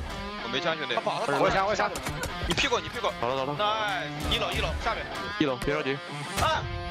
我这里面一个，不是里面一个。好。知道了。来上来了。我在下楼梯的，等一下。楼下。我这边。楼下。Up close, so dangerous, and TMA. 牛逼是吗？牛逼！나머지 9개 잘하자 그럼. Both playing like winners in that first game, of course. Tycon 7 killed. 6개 먹고 저쪽 체크해줄게 잘했지. 맞았어 이제. 이게 체크 되게 안 돼. 뭐야? 피가 있다. 아니야 비빌이야. 나도 TMI 피가 아니야. 텍스? 나이스. 비빌이야. 텍. 잠깐만. 비빌. 알치한데. 하나 비리야 해봐. 내 쪽에 둘이야. 왼쪽에 뒤에. 샷다. 아 샷다. 아까마다. 아 지로샷. 락스 빼라有一个。게임에 가. 아 장난 나타나. 2个残血加上一个。 내가 혼자 봐. 게임만 기자. 트럭디. 니 들어가서 가려. 가. 버려. They have a lot of angles to work with now. Они вышли из дома, нет? Да. Дал смог себе. Молик дали. Шок. Молик, No one's touching, I'm stunning. Одного нокнул. Два нокнул. Еще. Правый дом есть. Я флешаны. Яху. Утачки. Яху я Вайпнул кого-то, 300 вайпнул. Яху. Я Еще слепой. один. You left that bill. Na'Vi of old are fighting strong. Хорош. Сюда. They are up into 8th place now. 내미는 거 없어. 가져왔어. 형 천천히 살려봐. 팀은 인스.往前，倒了一个。石头我帮你讲。冰나무 뒤 한 병. 冰나무 한 병. 小心左上要拉一个的，一路。来个。나는 갔어. 던져.天没锁。죽어야 될 것 같은데? 아니야, 해봐. 왼쪽 골 둘은. 엠포드 개피. 在厕所后吗？厕所三个，打药，打包三个。我帮你打伞，蓝线三个。봐봐. 내가 볼게 이거. 아, 여기 좀. 我这来了，我对一边两个，我加油！ It's new happy. 铁皮，蓝色。 And they get the initial knock onto Balefrost straight away. You should close the door, it's working. We need to get in. Go. They're running. Прочекайте сначала. One point. God, да, шкаф стоит. How many in your building? Only one that I know. 四九跟我打左边。车炸了。他上去了。 Получил, дай выжги ему дом или пуш. Он там видит сразу. Он сидел в левом. Вот видите. You hear the footsteps now. Too late for the nade though. Groza. No. I'm so sorry, guys. Hey, chill. I got timing, bro. Okay, chill. I think we did it. I think we did it. So let's go place, right? 8th? We're in 8th? Nice! Go! Get the heal off. This is good position for FaZe to have, but Sonic's And Nate's bars. Fuck one. Two standing. Peeking. Fuck two. One standing. Peek and Diggory going to go down as well. Gustav's down to 1 HP. I think it's pop.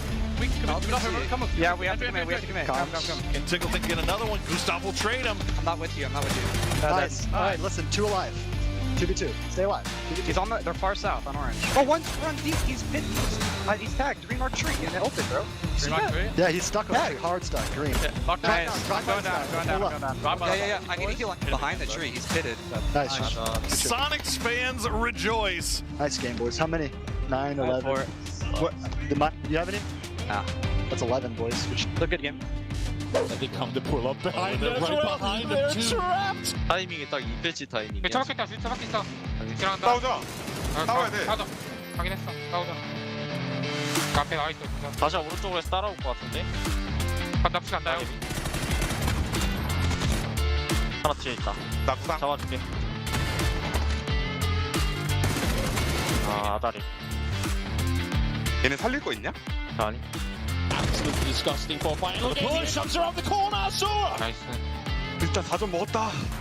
형 이거 그냥 내 생각에 보트 남짤에서 찾아가지고 해안가에서 기다리면 되자고. 뭔 말인지 알지? 아, 오케이. We don't have to shift away from 40. But what the hell was this phase 2? 200 쪽에 붙어서 가야겠다. 그걸 날라온다. 3 alive here is Asura just gonna swim it in. Oh my goodness. 1번으로 갈까? 아니면 몰래 그냥 걸어 들어갈까? 나는 그냥 걸어 들어가는 게 좋아 보여. 서클 맞더라도 눈치 살살 보면서 들어가는 게 좋아 보여. 폭으로 몰래 킬이라도 뺏어 먹던지. 연막 같은 데 가서. 일단 해볼게. Force them away, and Asura has the grenade. It's gonna send it right on top of Luke 12. As it do, he gets him. 나이스.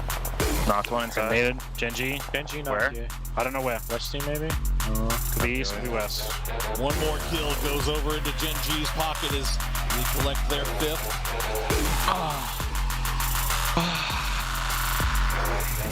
Ê, mọi người về trái này. Về trái này. Hay chưa? Hay quá. Thằng liên quan ở dưới chỗ này, cạnh tông à. He's standing in double peak. So just push. Nice! Go, boys. Let's go. Хорош. Один чел. Убил его. Хорошо. Сюда, блять, ребят. Прям на меня? Да. За деревом. Дерево. Сухое дерево. Молик сухое дерево.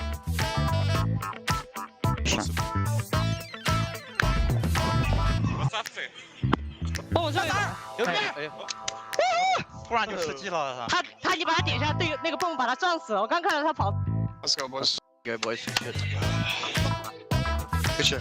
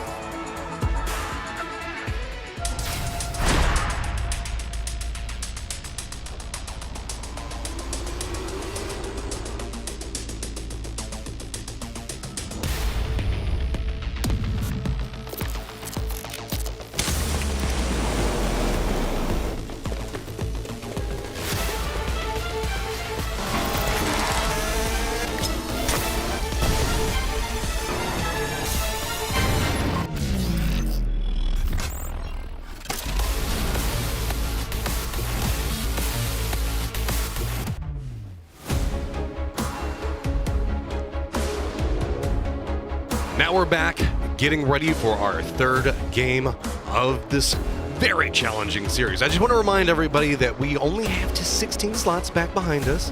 So yes, there is going to be a protracted break in between each one of these because we have to rotate out an entire team, bring in an entire other team, get them set up with the right language, make sure that all their accessories work, all the audio is fine, and then we get to start setting up the next game. All right, let's jump into it. We go back to Erangel for match number 3. Only 2 more teams. That's it. That's all that could qualify for the grand finals here at PGC 2022.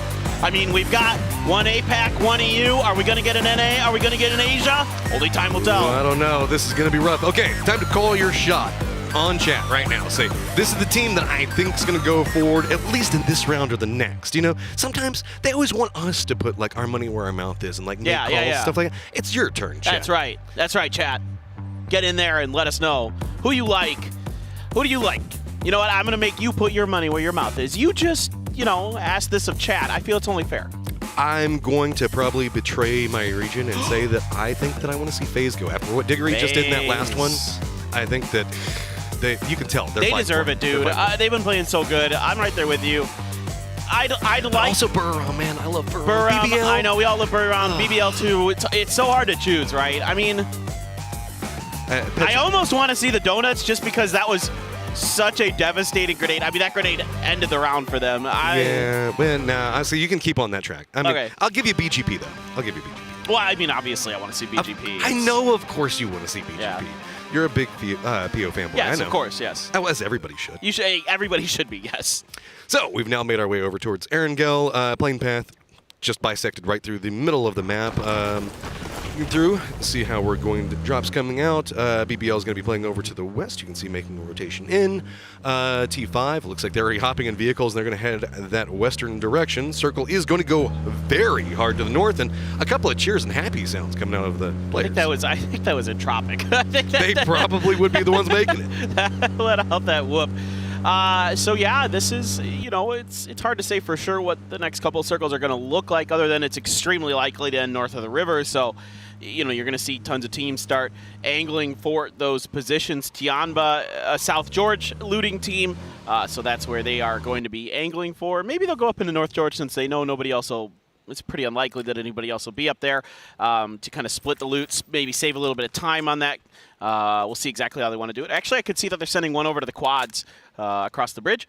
So they're going to, they're already splitting up their loot. They're already trying to get as much position in this circle as they can. Entropic better be careful. While they are doing their looting, they are very separated. What, about 1.5 kilometers spread out all amongst themselves from Severny all the way down to just north of Razak?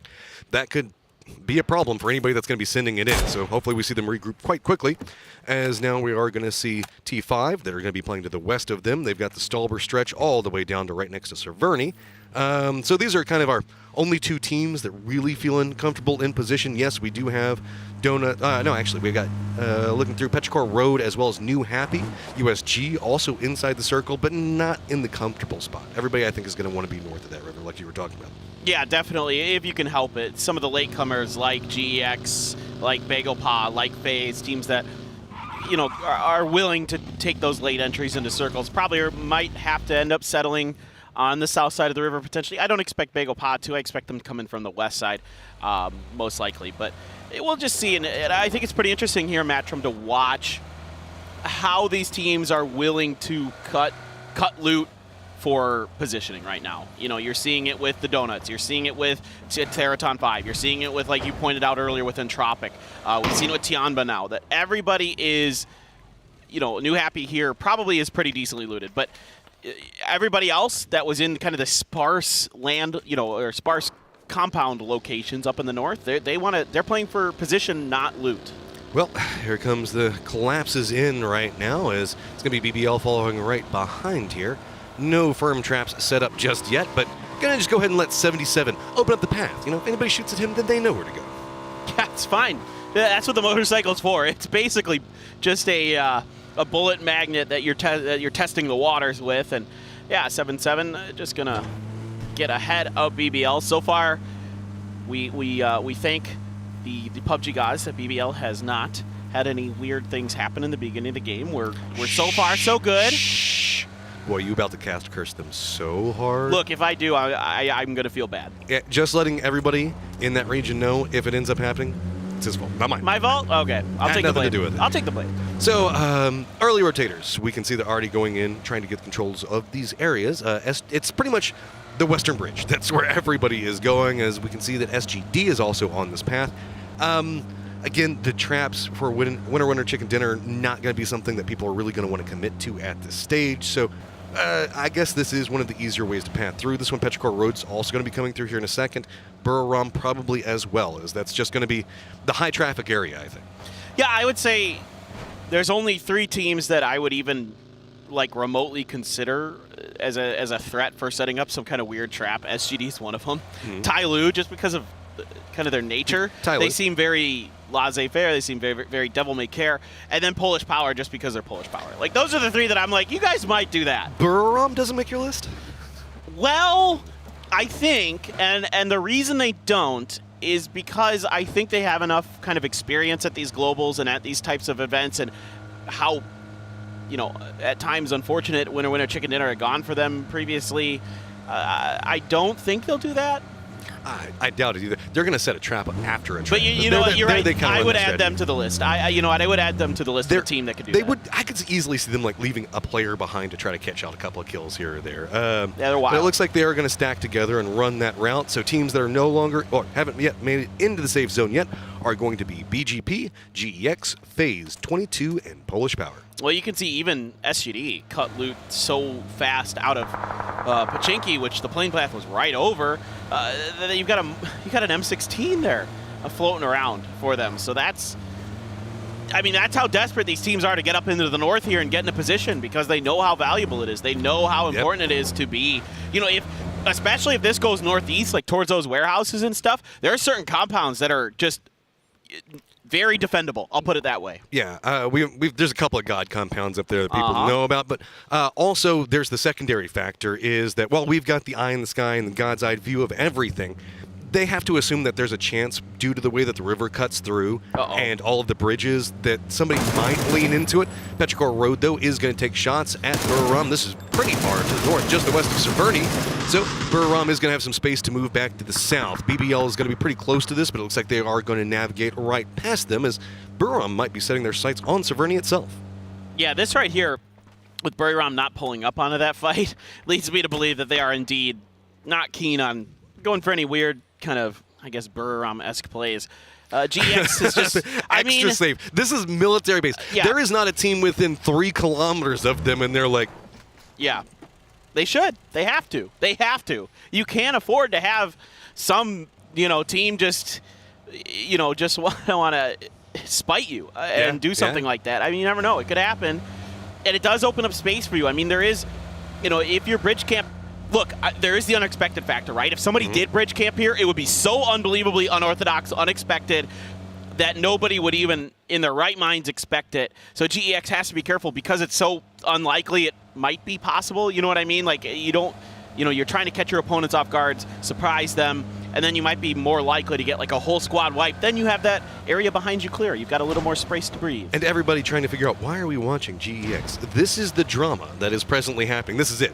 Everybody else, except for them and BGP, as we're now going to watch them, go all the way over to the West Georgia Pole Bridge to make sure that they don't bump into anybody, but also having about a kilometer and a half, maybe 2, between anybody that's going to be coming in. Just our safe players right now rolling in. This does mean that they're going to be coming in pretty close to the blue zone and going to be prepped for that second circle shift, but this is a very, very populated circle already.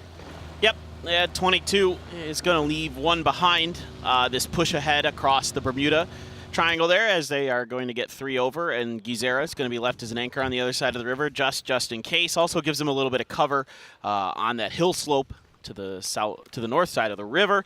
And Tropic, so close, so close in that last game. I mean, those are the heartbreakers, right, Matchroom, that we were talking about. You and I were saying, like, before this, how awful it's going to feel to get second place in a game today. Yeah, I mean, Entropic at least do have some strong compounds to play. Do center a circle. We often see Crossroads being very, very popular. They opted into not controlling both sides of Crossroads, though, but controlling the western side and the buildings just to the south to make sure that they have some more, I guess, control over that area. But that does mean that they're actually, no, I think that they just sent Nail up across. So at least being able to take some shots in. You can see FaZe also wrapping around Stalber as rotations are kind of the name. We've got GEX that's about to hit in, but for the next 30 seconds, there's not even a lot of bullets being fired. It's, I think, like Petrichor Road is taking some, maybe 300-400 meter shots into SGD just to say, hey, we're over here, don't come this direction. You got to conserve the ammo in this format because, again, teams cutting loot. So that last game, great example. Exactly. You got to conserve the ammo.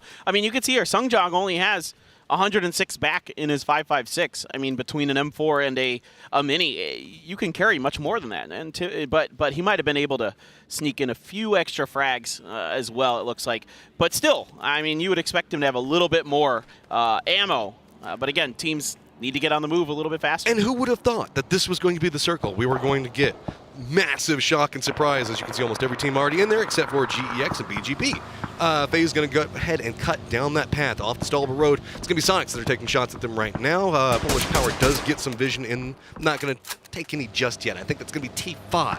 Next obstacle they're going to have to run through. Yeah, FaZe it's going to be limited on space that's available in the middle of this, of course. That's a big hit. Yeah, that is a big hit from Rossiter Jr., so they're going to have to settle for this doghouse in the shack. Bravery pays off, though. Yeah, 09. Oh, we didn't get to see it, but he hit pretty incredible shot, I assume, with this M24, Matt, because Polish Power is on the move. Ooh, that's not the angle you want to try to use to get away, and it's going to be Luka Rux on the other side. It's going to connect in. Polish Power, you just put yourself in a pretty, I guess, desperate spot. It's going to be Marsalek goes down and gets flushed. So 2 now clinging to life on the shack that we often see be the desperation move. I mean, I have to be careful because the hillside back behind that always terrifies me because teams can just kind of sneak so close to the shack. Yeah, and you know, it's a little easier to get in a grenade range, right? Because it's uphill. So, yeah, it's tough for Polish Power here. But, again, things are going to be very sparse. Yeah, give it to us. Please. In the car. Oh, my God. Just, you love to see it. Look, that was such a good shot, it technically counted twice in the kill feed. It was that good. I mean, that's one of the better bolts we've seen this tournament. That's right up there with Sparkings earlier on. So, look, this is a sparse circle, right, Matt? Like, especially the southeast quadrant of this is extremely sparse. There isn't a lot going on. So if it does shift down that way, look, there's a world where this goes okay for Polish Power, and maybe they can find some magic. But yeah, losing too early really hurts. Every team will tell you that it's so important in the chicken dinner format to have 4 up at the end. They're at least in the no man's land, right? That's where nobody really wants to go at this stage. So they're probably going to be left alone unless the circle comes over here. So mixed blessings that can happen off of that. BGP, you can see coming in now to the southwest of the circle, going to be pretty close to Tiamba. 22 also along a similar pathing. BGP also might spot out a crate that's going to be landing just to the south of them. Already landed, can't quite tell yet. 22 probably has vision on that, so that's going to be a trap crate if you see it on the minimap there that nobody's probably going to want to go for just yet.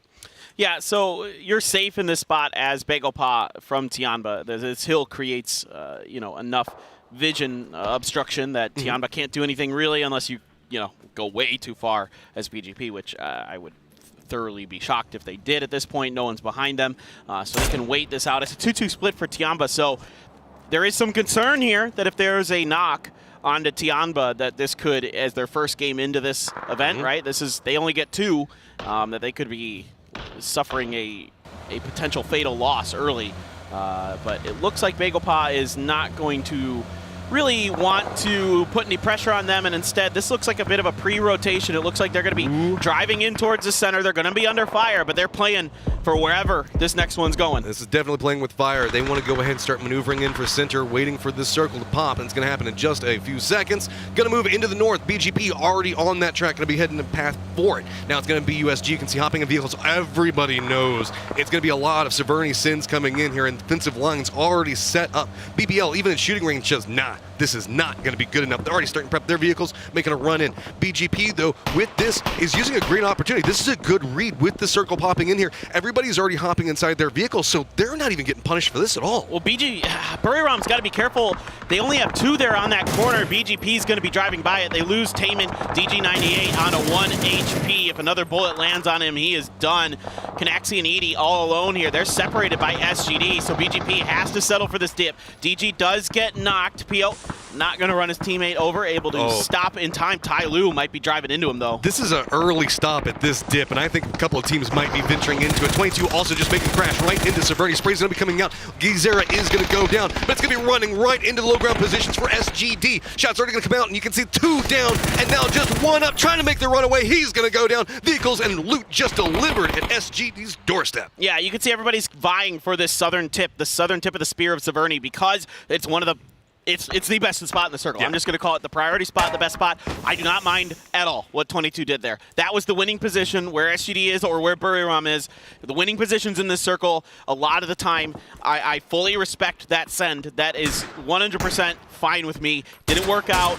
That you still got 1 more to go. GX is actually running a peculiar strategy where they're leaving 3 on one side and they're sending Xenon to kind of scout over to the east. New Happy also stretching in as HS is going to be the scout for position. Molotov's going to come out. Rest of the team is going to have to follow up. Tiamba also has a foothold inside the circle just to the north of shooting range, so that should allow everybody to get some type of territory to, well, it's not comfortable territory, at least something to work with.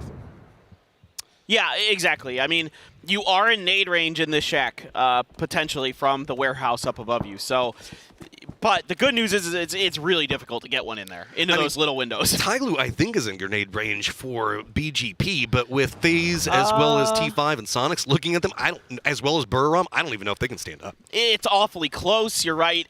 Maybe a really good one, but I think a lot of teams are also going to be wanting to save those. I mean, you really want those in the late game for sure.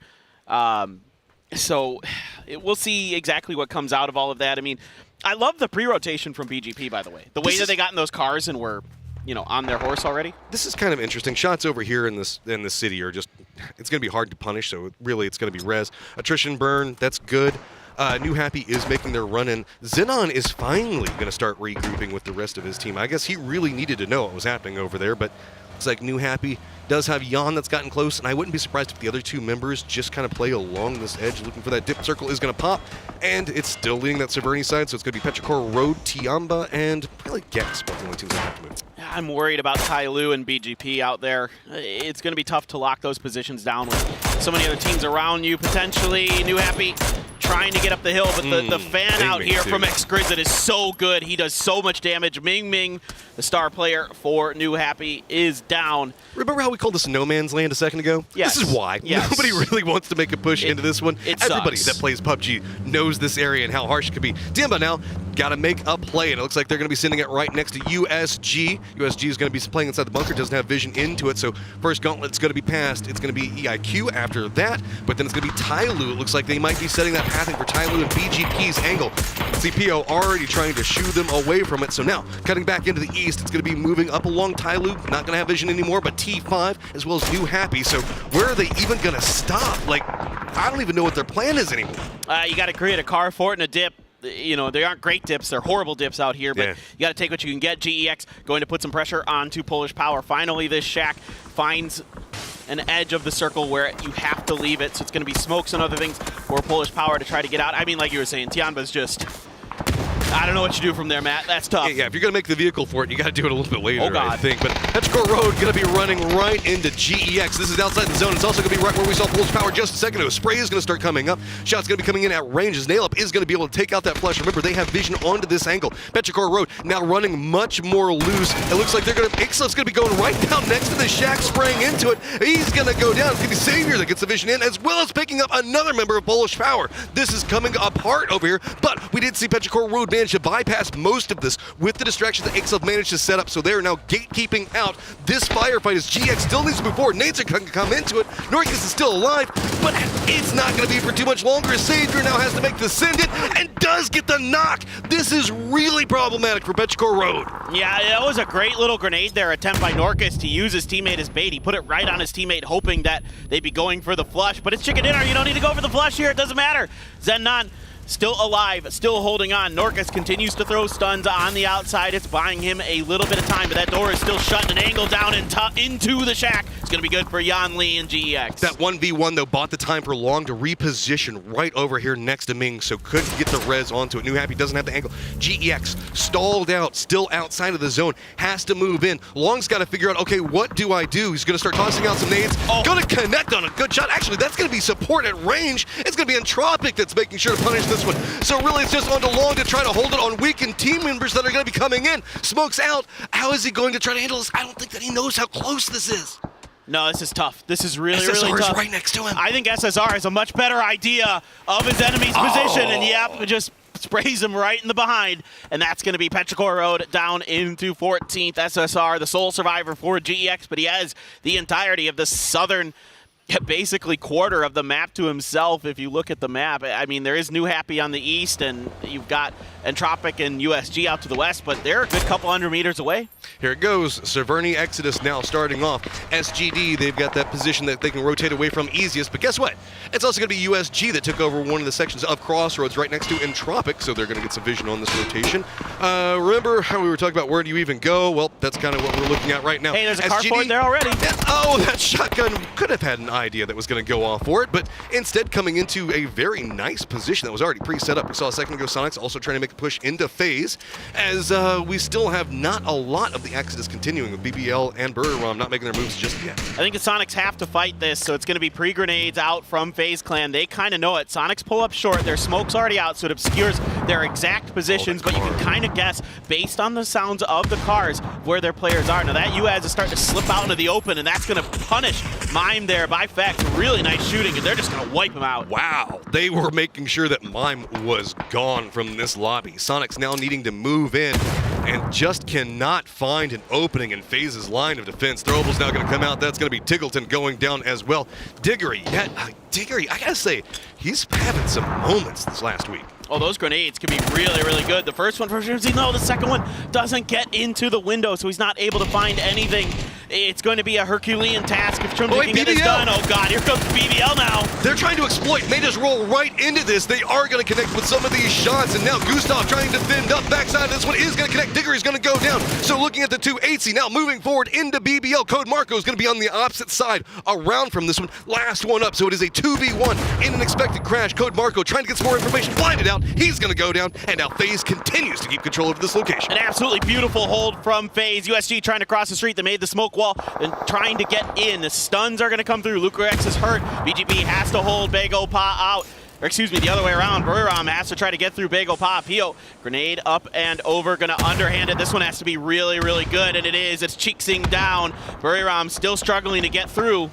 DG98 and Pio trying to line up on opposite sides of the hills. Noadra is getting in the vehicle, and it looks like he's cutting a different path, but that's going to be over FaZe's angle. That might not work too well for him. Instead, silence now starting to settle in as everybody's trying to listen for footsteps. Noadra trying to use this angle over here. He does that, have that hill. Instead, it's going to be Pio that pushes the smokes, trying to creep into this one, and this is such a massive play coming out from Pio. I don't even think that Buriram is expecting the spray's going to come out. They did read it. They get the drop onto him, and now it is just DG98 over here, and he still has to contend with Noadra on the other side. This is going to be a massive, massive struggle to stay alive in this position. Oh, that flank out from Noadra was huge. That information so critical there for Buriram to be in a position to be ready for Pio's flank around their their right-hand side. DG, one of the best rats, they res Pio. Well, now they knock DG, but they saw Pio go behind, and it's going to be a quick end for Bagel Pa there in that fight. Canaxi doing a wonderful job, but a lot of the credit has to go to Noadra's reposition. FaZe hears this, and they're moving in aggressively back behind Buriram, not giving them a chance to try to do anything. Tyloo still in position, can't really step their way out of this. But Gustav takes a lot of damage, though, and has to try to step back away from this firefight for just 1 second. While this is going on, we also do have Entropic that's taking some shots at SGD, as well as Gex. SSR still trying to move into the zone. Outside of this, we still have T5 and New Happy that are going to get involved in a fight. So FaZe trying to figure out how they're going to control the top of this best did not get a chance to exploit the downs on Buriram. FaZe can play safe, though, so I think they're going to be okay. Wait for this fight to kick off between Tyloo and Buriram. Maybe poke at it a little bit, do some damage, and just kind of hold on, because T5 has to continue to keep New Happy barricaded. Eventually, they're going to have to come down that hill from that warehouse. That's a challenging task, no doubt about it. I mean, SGD got the gift of a lifetime from Tianba's Carfort there. That gave them a lot of extra cover and a lot of extra space to work with. That is just like destiny lined up for them. Entropic getting some vision on Buriram, taking those shots. Tyloo looks like they're wanting to get more active in this position. FaZe did step very far back to the northeast to kind of give them some space to work around. Entropic is trying to venture in here, and now New Happy, they have got to make their move, and it looks like it's going to be a southern push. SSR into Entropic, into SGD's position. This is a full-on car just rolling down this hillside. Who's going to take the shots first? As Entropic is going to go down. It's a combined effort coming up from Canaxi and Sophia both. Now, rolling right into this. SSR is not going to have vision based off this hillside, but where's New Happy going to go? They're just going to choose this rock, hope that it's going to be safe enough, and stop here. SSR, you go in which direction? Matt, SGD? I don't know if they saw him. I don't know if they saw him. I'm not sure. Maybe with those smokes, maybe they did. Well, now Sophia gets the knock onto Edie. 2 health here for Sophia, up and over, and Noadra right away able to get the drop onto him. Leo with the follow-up, pretty darn good. Canaxi trying to spray along the hill line to find the headshot. It's Jervis's grenade that's going to finish 2 members of Buriram. Canaxi in the smokes, wounded, but still in the circle. Nope, that grenade is good from Shen. A great finish, but here comes the flank from New Happy. New Happy looked like they were trying to extend into that, but then had to pump the brakes onto it. FaZe kind of surrendering this position over into the west for Buriram has kind of spelled their own doom. Like, FaZe now gets control over the north. Tyloo's not making any moves, so with all the firefighting that's happening right now, FaZe is just kind of letting all the other teams eat each other. It's smart from FaZe. I love the way they're playing this. They played some great defense against 2 really good squads that try to breach them. BBL try to take advantage of the Sonic's initial push. Just a huge hold from FaZe. They get all 4 up. I mean, that is magical. Now you're looking at a couple different squads that have really strong remaining forces. Tyloo going to be in a decent spot. FaZe right on the edge, so they're going to have to move forward ever so slightly. T5 has to continue to make their way downhill, and New Happy and SGD have to find a way in. Tyloo's been playing this really, really passive due to hearing FaZe and how they moved in, but they've got to be careful. There's going to be a couple of teams that might want to move into their vector. T5, they're opposite side of the circle, but New Happy, it feels like they keep trying to wrap that western way right where SGD is. So while Tyloo do have this hillside that's blocking out a lot of the vision, that's how come FaZe can't really see what's going on. Opposite side of the hill, Tyloo can't really see them either. SGD, T5, it's just the slow slope of the hillside that's kind of differentiating where all these teams are at and denying sightlines for firefighting. Yeah, New Happy, I think, would prefer to kind of stay on the bottom of this hill, so they have to use SGD as sort of a battering ram into this next circle to try to break it open for them and hope that T5 tries to fight FaZe or gets caught up in their rotation down, but I think T5 is relatively safe from FaZe's angles, I believe. So New Happy has to load up in the vehicle and has to make a move, and wherever they go, Matt, it's dangerous. New Happy, you choose to go away from T5, but they do not care. Already gonna get one of them down. Leo's got an angle on the other side. Beyond just trying to send it, going by the tree. He's gonna hop out. Doesn't matter. The vehicle is not going to explode until after you're dead. Yeah, just no one really making a move fast enough for New Happy to do anything, to follow up on it, to kind of find a timing there. So now T5 knows they have SGD down to 2. They're going to push down this hill, clear out this space, and then give themselves a really good chance to win this hack grenade right up in their faces, though. Happy Feet are going to keep them healthy. T5 just kind of juking around this. Tyloo and FaZe both just kind of sitting, resting, taking a couple of pot shots at each other. Nothing big. How is this bounce gonna go? Flashbang does connect, but they don't really want to exploit it just yet. Trying to get some vision in. Ranger does get a knock onto 8C, so it looks like that smidgen of the hill that they're working around is gonna get some vision into FaZe. Yeah, this is a little bit difficult for FaZe with that knock, but it looks like Tyloo isn't going to push off of it too much. Ranger X continuing to put the pressure down up to his north. Rossida Jr., the veteran for Theraton 5, long-time PUBG pro, trying to lead the way here, and they've got him under their sights, and they've got him out. SGD falls in 4th. Tyloo is still taking harassing shots into FaZe, making it as complicated as possible to try to get their res, but they do accomplish it. So we are looking at a 4v4v3. Tyloo still inside the circle, FaZe in the circle, but yet again, it's going to be T5 having to chase it down. It's going to be tough here for T5. They're the ones who have to make a maneuver. They're the ones who have to find some kind of rotation. I assume they're going to try to go east or just take a fight to Tyloo and somehow hope they can win back-to-back fights, because FaZe surely will be keen to capitalize if they force an engagement on the western edge. And you can see they're grouping up, trying to figure out how they want to do this, sharing the loot, spreading the love, and then they've got some vehicles to make some kind of maneuver. What is it going to look like for T5? What strategy have they cooked up here in maybe the most important moment they'll play in their esports careers? Smokes are now starting to line up onto it. Are they just trying to get a running start with their vehicles? Yep, that looks to be the play. Leave one back behind to try to cover it. Which way are they going to go? This could spell pretty much how the game is going to happen. They're just sending it down to a tree, making a path. Do manage to get there. FaZe, though, Gustav does get a knock onto one of them. Molotov's now going to start coming out. Throwables now in range, as we do see T5 move into this position, but it is just narrowly out of throwable range for both of them.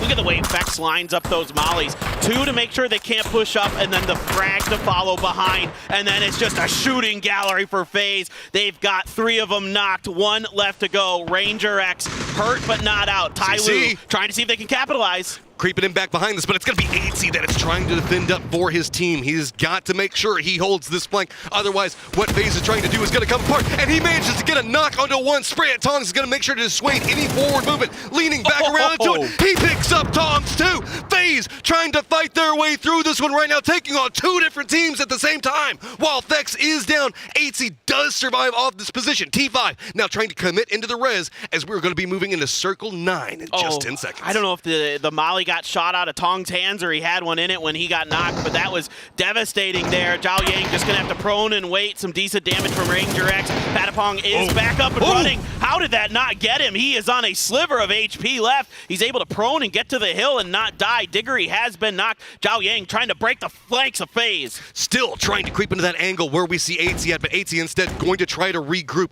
realizing the fact that it is a 3v2v1. Leaning in, they want to get Diggory back up. Zhao Yang, though, is still playing this so quietly. Everybody's dropped down to their bellies, and while yes, FaZe does have the numbers advantage, information is going to be risky. Any heads popping up are going to get spotted. Good vision coming out from Vex. Now in a 4v2. Are they just going to make the bold push? It looks like that's what's going to happen as T5 steps up, does get the down on Diggory, but now it's just Ranger X. FaZe does manage to pick up their chicken dinner and is going to the grand finals. Did you ever doubt it that this team does not have the magic? Well, you shouldn't have, because they absolutely do have the magic. It's FaZe. It may not be Sunday, but these guys always find a way to get into the grand finals. Yeah, coming up big off of that one. Now, just 1 game left. You can see, again, relief just mounting for these guys. That was going to be a potential second game, getting right into the end game. So good job on making sure to pick it up, and that's... Every time, Matt. It just never fails. FaZe just, it's nail biting, but they find a way. They find a way for sure, and they've been playing so good the last couple days. This is a well-deserved win. They have been playing so smart, so solid. They just needed to kind of get their team fighting together, and sure as hell in this game, they team fought so well. Oh man, they just gotta make us sweat for it, don't they? They just can't like alleviate the stress coming in this one. I need a minute, dude. This is just so much. Moving into the last game. Remember, everybody, we gotta switch out FaZe's position, bring in Gen.G. It's gonna take us a few minutes, but we're gonna pass it over to the desk. One game left. Thank you, gentlemen. We may not have brought the foam fingers, but they brought the trigger fingers as they come out with a very big win.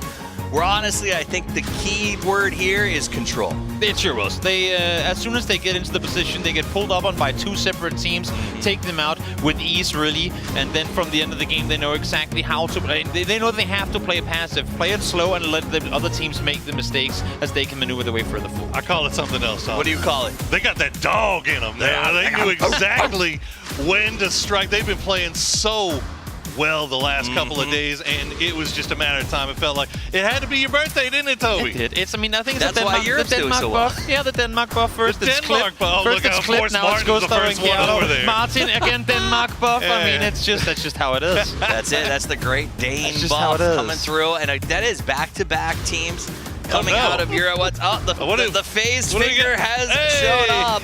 Hey, gentlemen, it looks like our casters have come over to show us the FaZe up as they run away. I can't help it. You see their shorts? You see the shorts? They were in shorts today. Love it. Yeah, we're not going to talk about the shorts. And they look like a couple of schoolboys over there casting, and I love it. All right, that, though, is a huge win for FaZe. Their fans have been hard on them, always supportive, but always honest. And these guys, if you watch their social media, they were honest, too. They said it hasn't been what we want it to be. We believe we can, you know, live up to the hype, and so they did. They sure did this game again. I mean, a lot of tough decisions having to be made on their part, not only to commit to that spot in the first place, because I don't think that was their initial go-to. They come from the hardest east, like all the way up Stalpa Mountain. They start going to go, we got to scout on the run. There's no time to stop and check things out. There's a good chance everything will be taken, no matter where we go. So they kind of dodge left and right in between 3 or 4 teams. They make their way to that compound, and then pretty much before they get out, instantly pushed up on by Sonics. Let's not, okay, I'm seeing the faces of the two NA talent right here. I don't know what it is, man. We're watching this.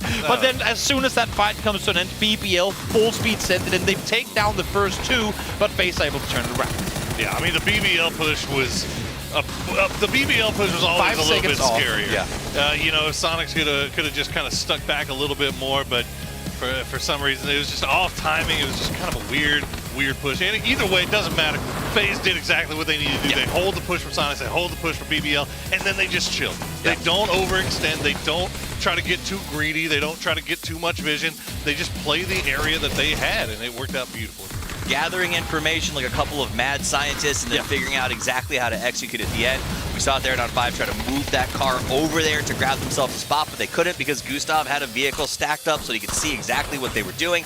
And from that point on, it is FaZe's game as they wrap this one up. I mean, as we're saying they're playing chill or playing passive, what they're really doing is that they're making sure that the other teams are always on their toes. And there's a reason that Sheridan, or that Tai Lu never looked towards Sheridan 5 when they were fighting against Sheridan, that they never looked towards Shrike Tui when they were fighting Sheridan 5, because they knew if we take a shot that direction, FaZe are gonna shoot us right afterwards. And they pretty much forced the teams to make the moves that will play into FaZe's favor. Absolutely. They're just standing there menacingly. I just like the biggest casualty in all these matches is Gustav's hair. He gets so stressed out at the end of those, and I love how committed to it he is. It'll be great by tomorrow. He looks I know. better. Yeah. He looks, Congratulations to them, though. They come out #1 in that match, 14 kills, and honestly, just a dominant playing.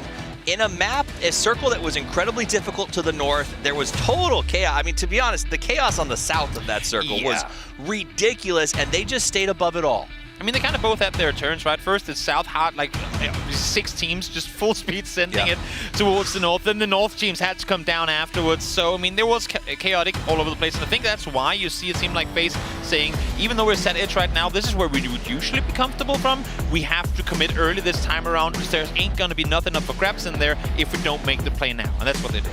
And they worked their way. I mean, in the first game, I think they ended up in 5th. The second game, they had a respectable placement. It seemed like they were doing, like you said, they are a control team. They know how to sort of wait for others to make mistakes. And in this format, that seems to be very, very effective. So they will advance, become the second to last team to join the Big 16 in the grand finals. I'm going to be honest, Poro. The two teams we've put in here, especially the last 2, I think are very strong additions to this lineup. I mean, I'll go ahead and let you say that, but look, Tiamba kind of went out a little bit early. Gen G, it's been a rough tournament, man. I don't know what do you want to say about it? I just want to put on top of a FaZe Clan here, because not only are they qualified on through, but they were here last year as well, and they did not make it out of Grand Survival. So this is going to be absolutely huge for FaZe Clan. Let's get a few more insights into exactly how it is that FaZe Clan pulled off the win and maybe what they're looking forward to for Grand Finals as Sam gets a chance to talk to them directly. Do you know what the best part about Grand Survival Day is? Is that the majority of the broadcast team is American, but it's all EU teams that I get to talk to. I don't know if you remember, yesterday we did an interview with an EU team where they said sometimes America's good, toughies, everyone else. Sometimes, not today. It's all about Europe, and FaZe is here. I know the fans in the chat are hyped about this. Took them long enough, but they got you. They are going to the Grand Finals. You are a team that has a tendency to compromise, well, to use other teams' mistakes against them. You wait, they make a mistake, you get in there. Is that strategy easy to transfer into the winner-winner chicken dinner format? I think it was pretty easy this game because we didn't have to capitalize on anyone. It was just teams coming towards us, so we only had to deal with them, and we made it work. So here we are. Here you are, finally. I'm just going to keep saying finally after all of that. Gustav, I did ask Overpeakers this as well, and I am always curious. I mean, how much actual preparation goes into this format, considering how much RNG is at play? I mean, this format is like probably the worst they could possibly come up with. So the format, like the preparation is just like catch 9 circles, but actually we didn't do it this time. I feel like we were in there zone 3 or something, so 2, and we actually like we fought like the whole server. It felt like we were just fighting the whole game. It was a really fun game. So yeah. I'm going to point this out to you. It is the worst format, but you got yourself here, my friend. So you have to get yourself out, which you did, so it's fine. We're all good. You did it. Well done. And we keep going, though, down the line. Diggory, it has been a little bit of a rough tournament for FaZe, but it hasn't been terrible. You've kind of always just been on the brink of qualification. Why have you struggled so much? That's just PUBG. Sometimes we had a bit rough start for the tournament, but we had good few team talks, and we figured out problems, and then we just started playing like we should play. We've been playing. You should be playing. You should be winning. That's exactly what you did. Final question for the team. Fix is going to be nice and easy for you. It's actually not the final question. I have another sneaky one. But this one, take a look at your whole team. I need this for the Grand Finals. I need a little bit of help. So out of this whole team, including yourself, who would you put in your fantasy team if you could choose only one? If I was gonna pick it, I always pick myself, fantasy, no matter what. So like, I would pick myself. But if I was someone else, I'd probably pick like Diggory. That's great. I have Diggory in my fantasy team because Gustav and I are done. Group stages, my friend. Just kidding. Final question. Obviously, I see that all the other talent got a FaZe foam finger except me, Gustav. Was that because I publicly said I dropped you from my fantasy team? Yeah, you're just like you said. We're done. We're done. And we're done with the interview, Toffee. So back to you.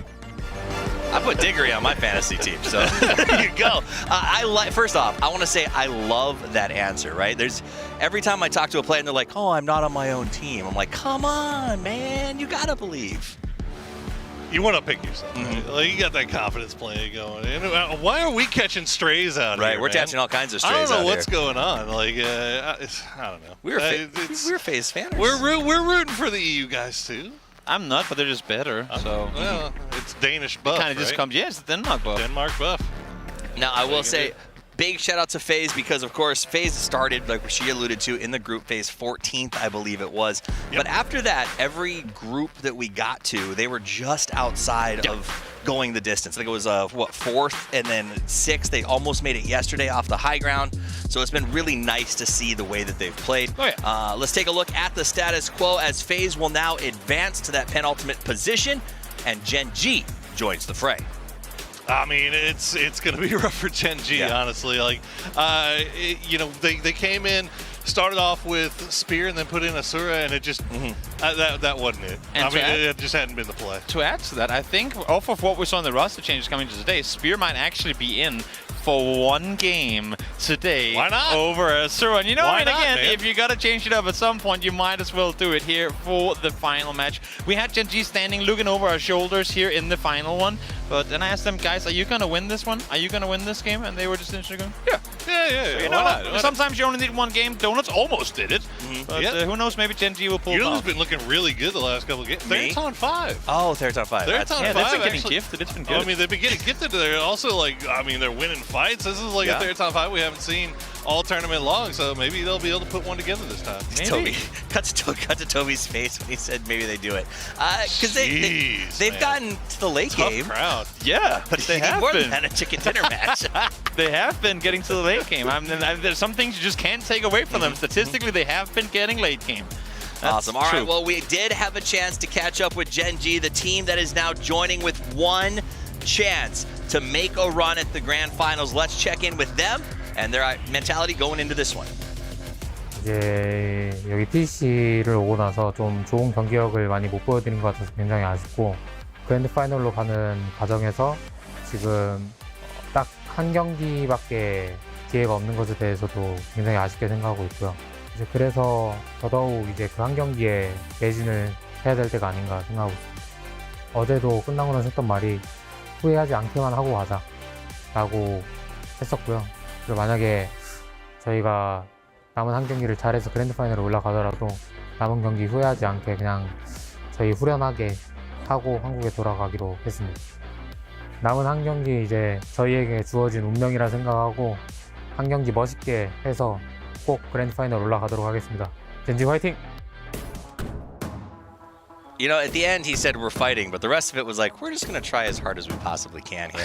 And the reason for that is you look at these numbers, group stage B 12, losers bracket 115. They don't have a lot of hope floating for them as they start this thing. They really don't. The only thing that I do feel like they do have going for them is what they've been able to pull up in the past. Yeah. These are phenomenal players. And I think we can say this about almost every single team in this tournament.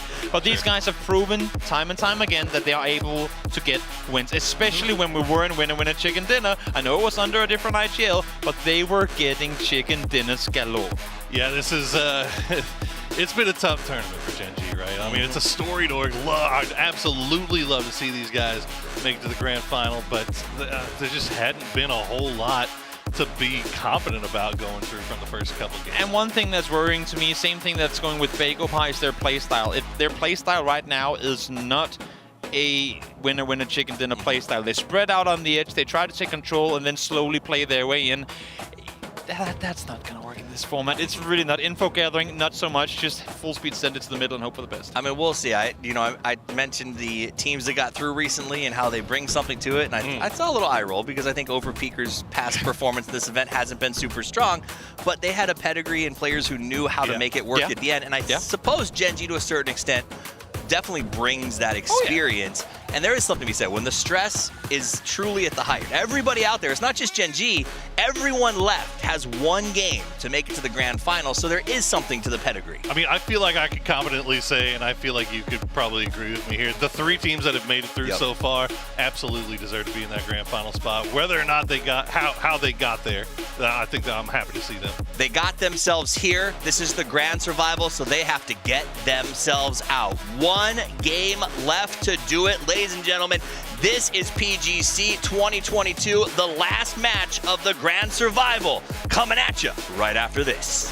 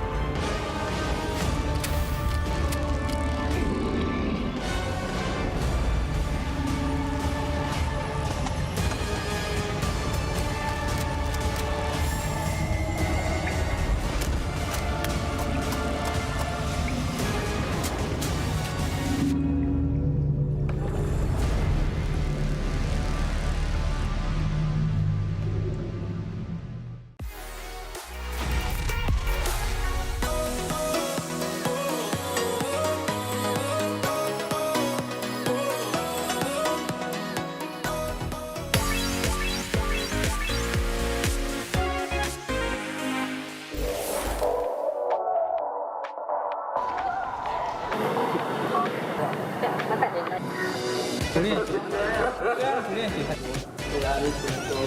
still good.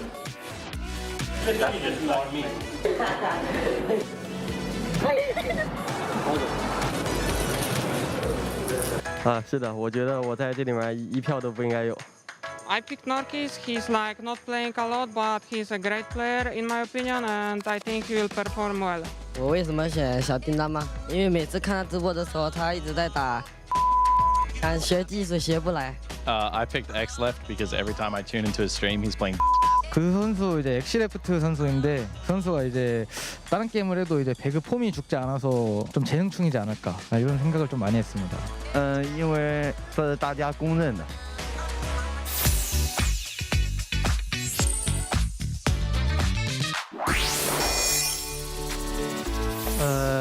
感想还是挺诧异的，因为我感觉大伙都有点曲解我这个人了，因为我是一名很努力的选手。其实我打别的游戏时间不是很长，都是适当的赛前放松，这样也不会就是去沉迷啊、痴迷别的游戏这样。就来这次这里参加 PGC 还是非常开心的，我也非常期待就是比赛上和大家的比拼吧。哦 ，Thank you。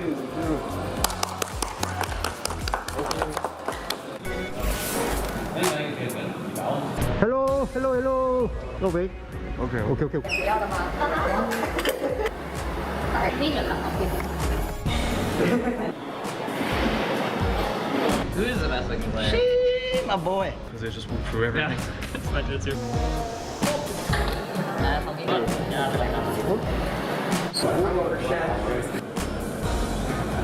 Yeah, take the mask down. There you go. 구스타브 diyorum çünkü gerçekten çok karizmatik. 애초부터 마음 먹고 있었어요. 또 저희 팀 얼굴 마당이라서 이 친구가要有自信一点，然后就要投给自己。 Just look at the man. Yeah, the best looking player is my boy right here, Mr. Mime Time. Can we get a zoom in? Zoom in real quick.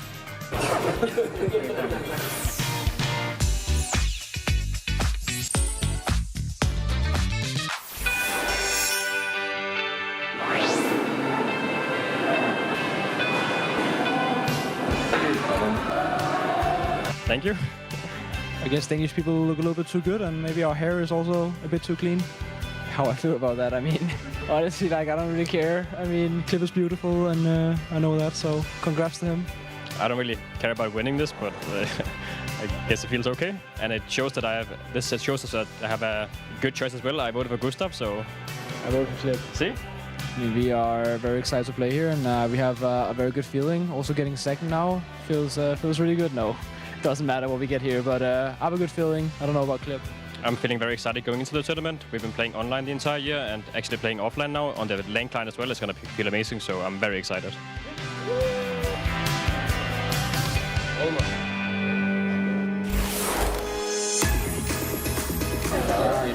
Oh.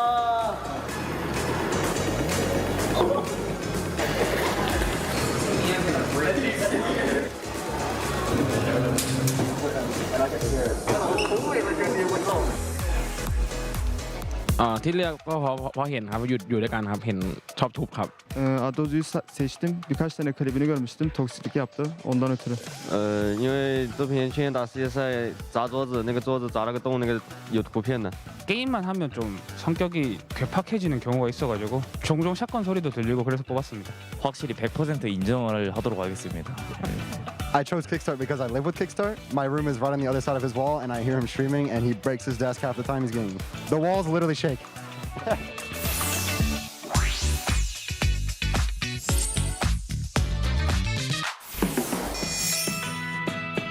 Hi, look at this.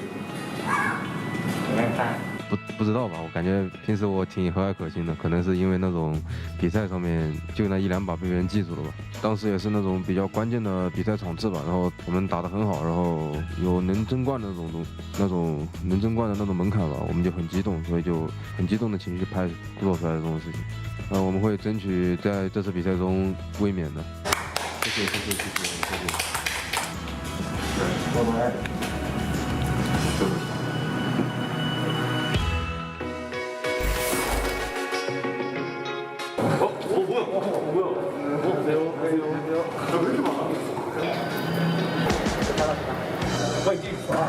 Mine. I gotta go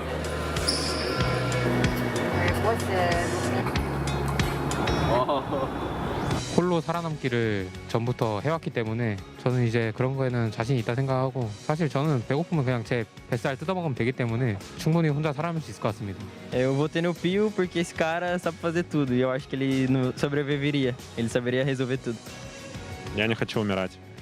フェックス選手に入れたんですけど、なんか PNC の時も見てすごい見た目が強そうだったんで、この人だったら生き残れるかなと思って入れました。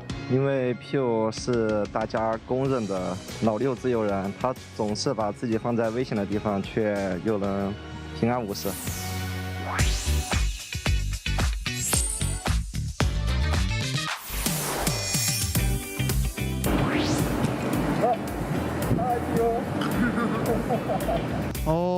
아직까지 제가 뽑힌 게 의아하고요. 왜 뽑은지 모르겠어요. 아니 그냥 사실 1등 뭐 투표한다고 했을 때 뽑힐 거라고 생각은 많이 못했어요. 은퇴를 했기도 했어가지고 이제 살아남는 선수 1등으로 뽑힌 만큼 끝까지 살아남아가지고 꼭 우승할 수 있도록 열심히 노력하도록 하겠습니다.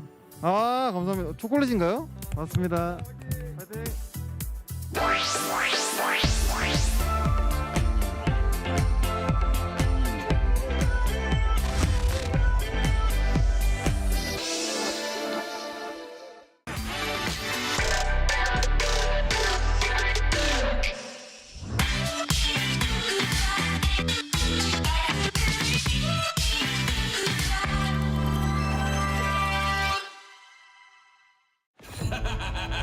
This win goes out to the fans.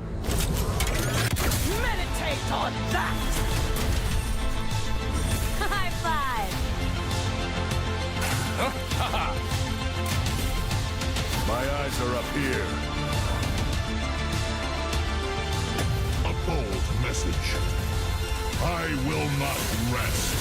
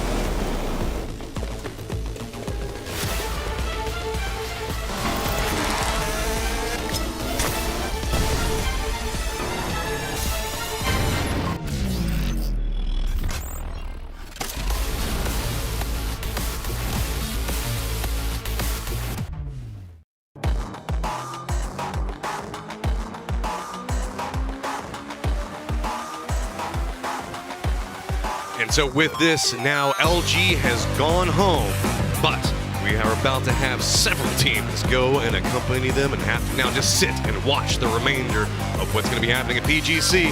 Matchup joined by Paper Thin, and we've got one last game, one last chance to see if you can survive. I mean, this is the most stressful game of all of their careers. It's a Miramar to end the day. One goes through, Genji joins the lobby. One shot at greatness, one shot at the grand finals. I mean, FaZe just did it. Can Genji replicate some of that magic from 2019? That being said, their star player Pio over on Bago Pa. Can they get through? Can an Asian team get through today? Right now, it's been an APAC team and two EU teams, NA as well, looking for their ticket, another ticket into the grand finals.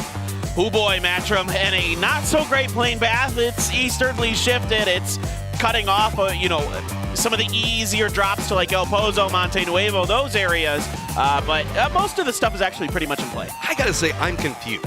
I saw this little package that they were playing during the break where they were like, oh, Pio is definitely a person that would survive longest.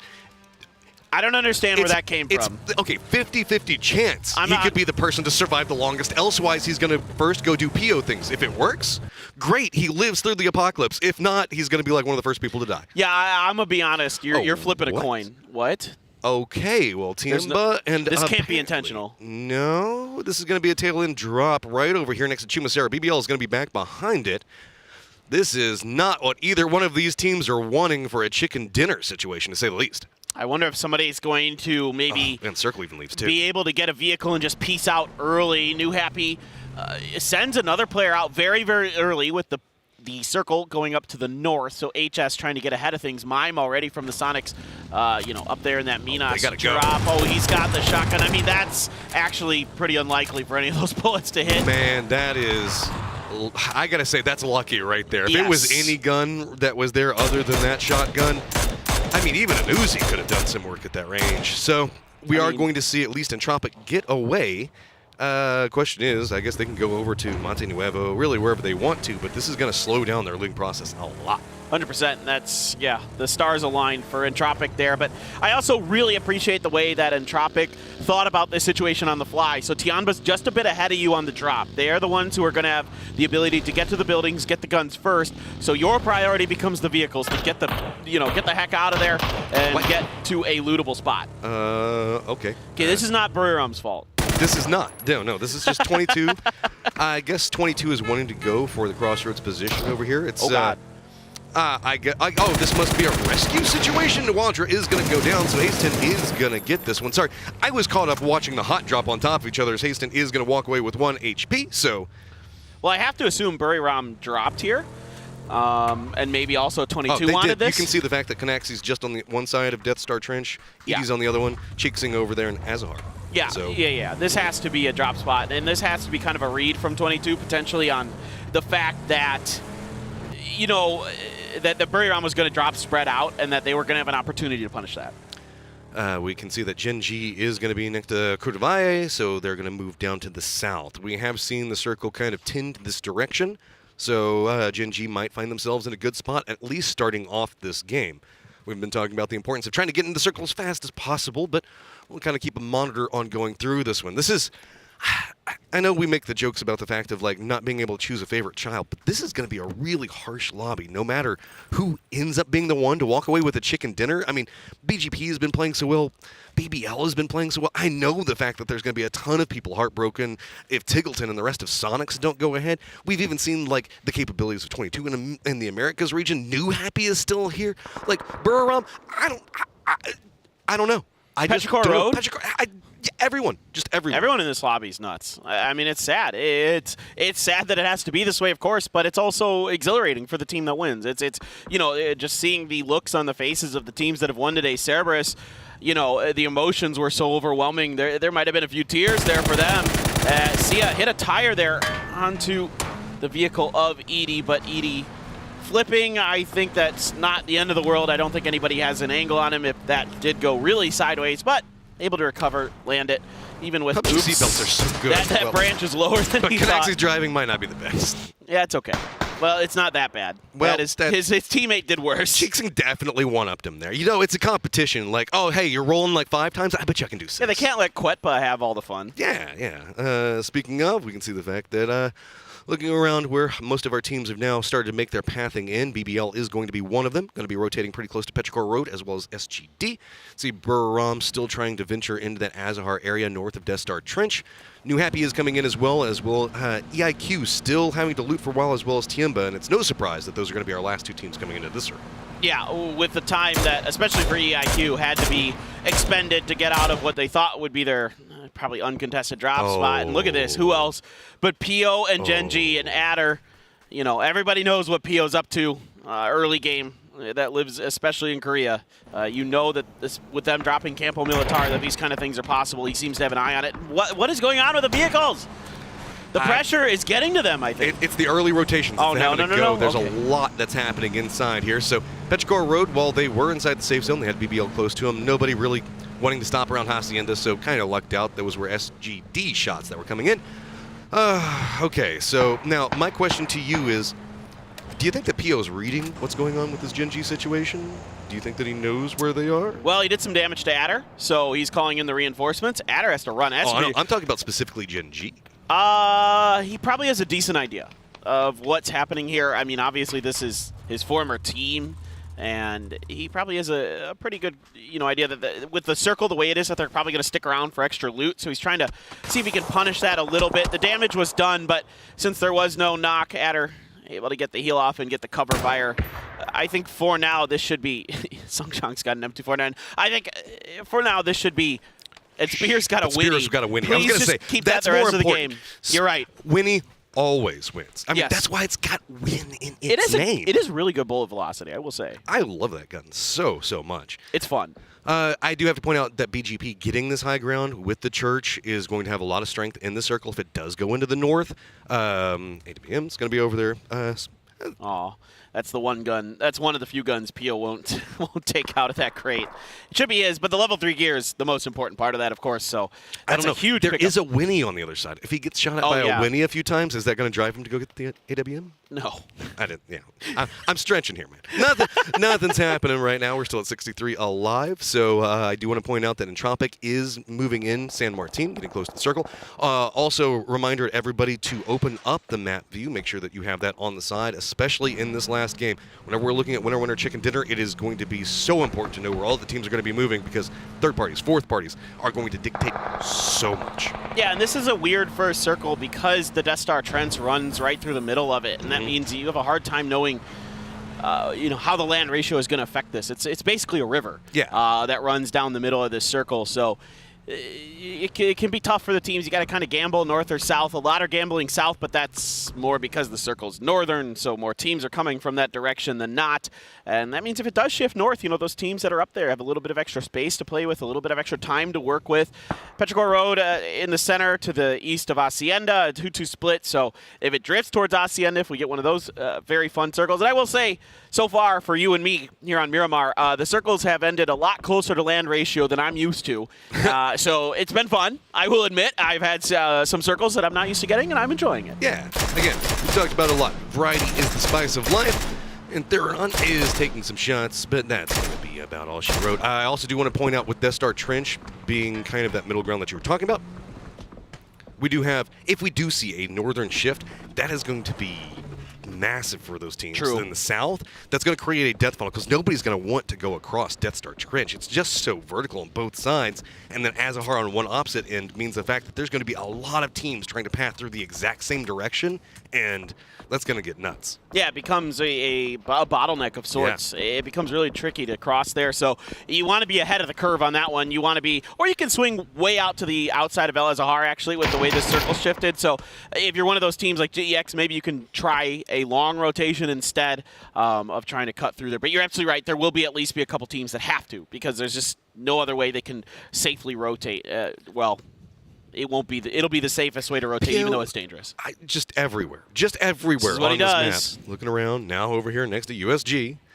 These are just, again, PO things. You got to scout with your eyes, right, and your ears. You got to feel the environment around you to live the PO lifestyle. Oh, yeah. This is just as much about sound cues as it is visual for Pio. He is looking to listen, and he's probably heard Americano and Corn here. 2-2 split for the Donuts. Very typical for them. Americano and Corn, the two Korean players for the Donuts.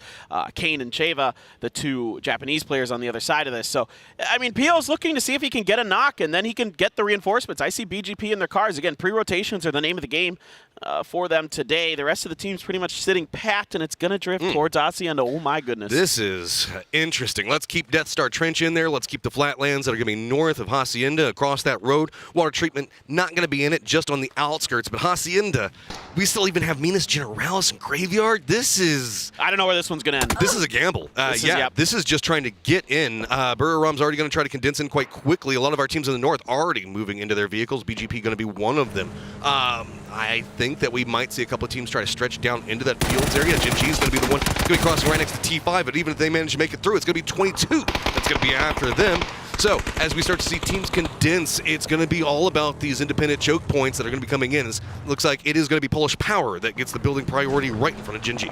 Yeah, so Gen G's aiming for this hill. This is where Twisted Mind won a game earlier in the event on Miramar. On the other side of this hill, basically, just to their south. But this hill in general, in this area, this is a place where the circle very well could go, so it's a decent spot for Gen G to take. They like kind of these phase 2, phase 3 center circle dives for dips, and this time around it's actually one of their better ones. I think they give themselves a decent chance. Sonics looking for info from the plateaus to the north of Minas Generalis. Eventually the circle will very likely move north away from that because those plateaus are land ratioed.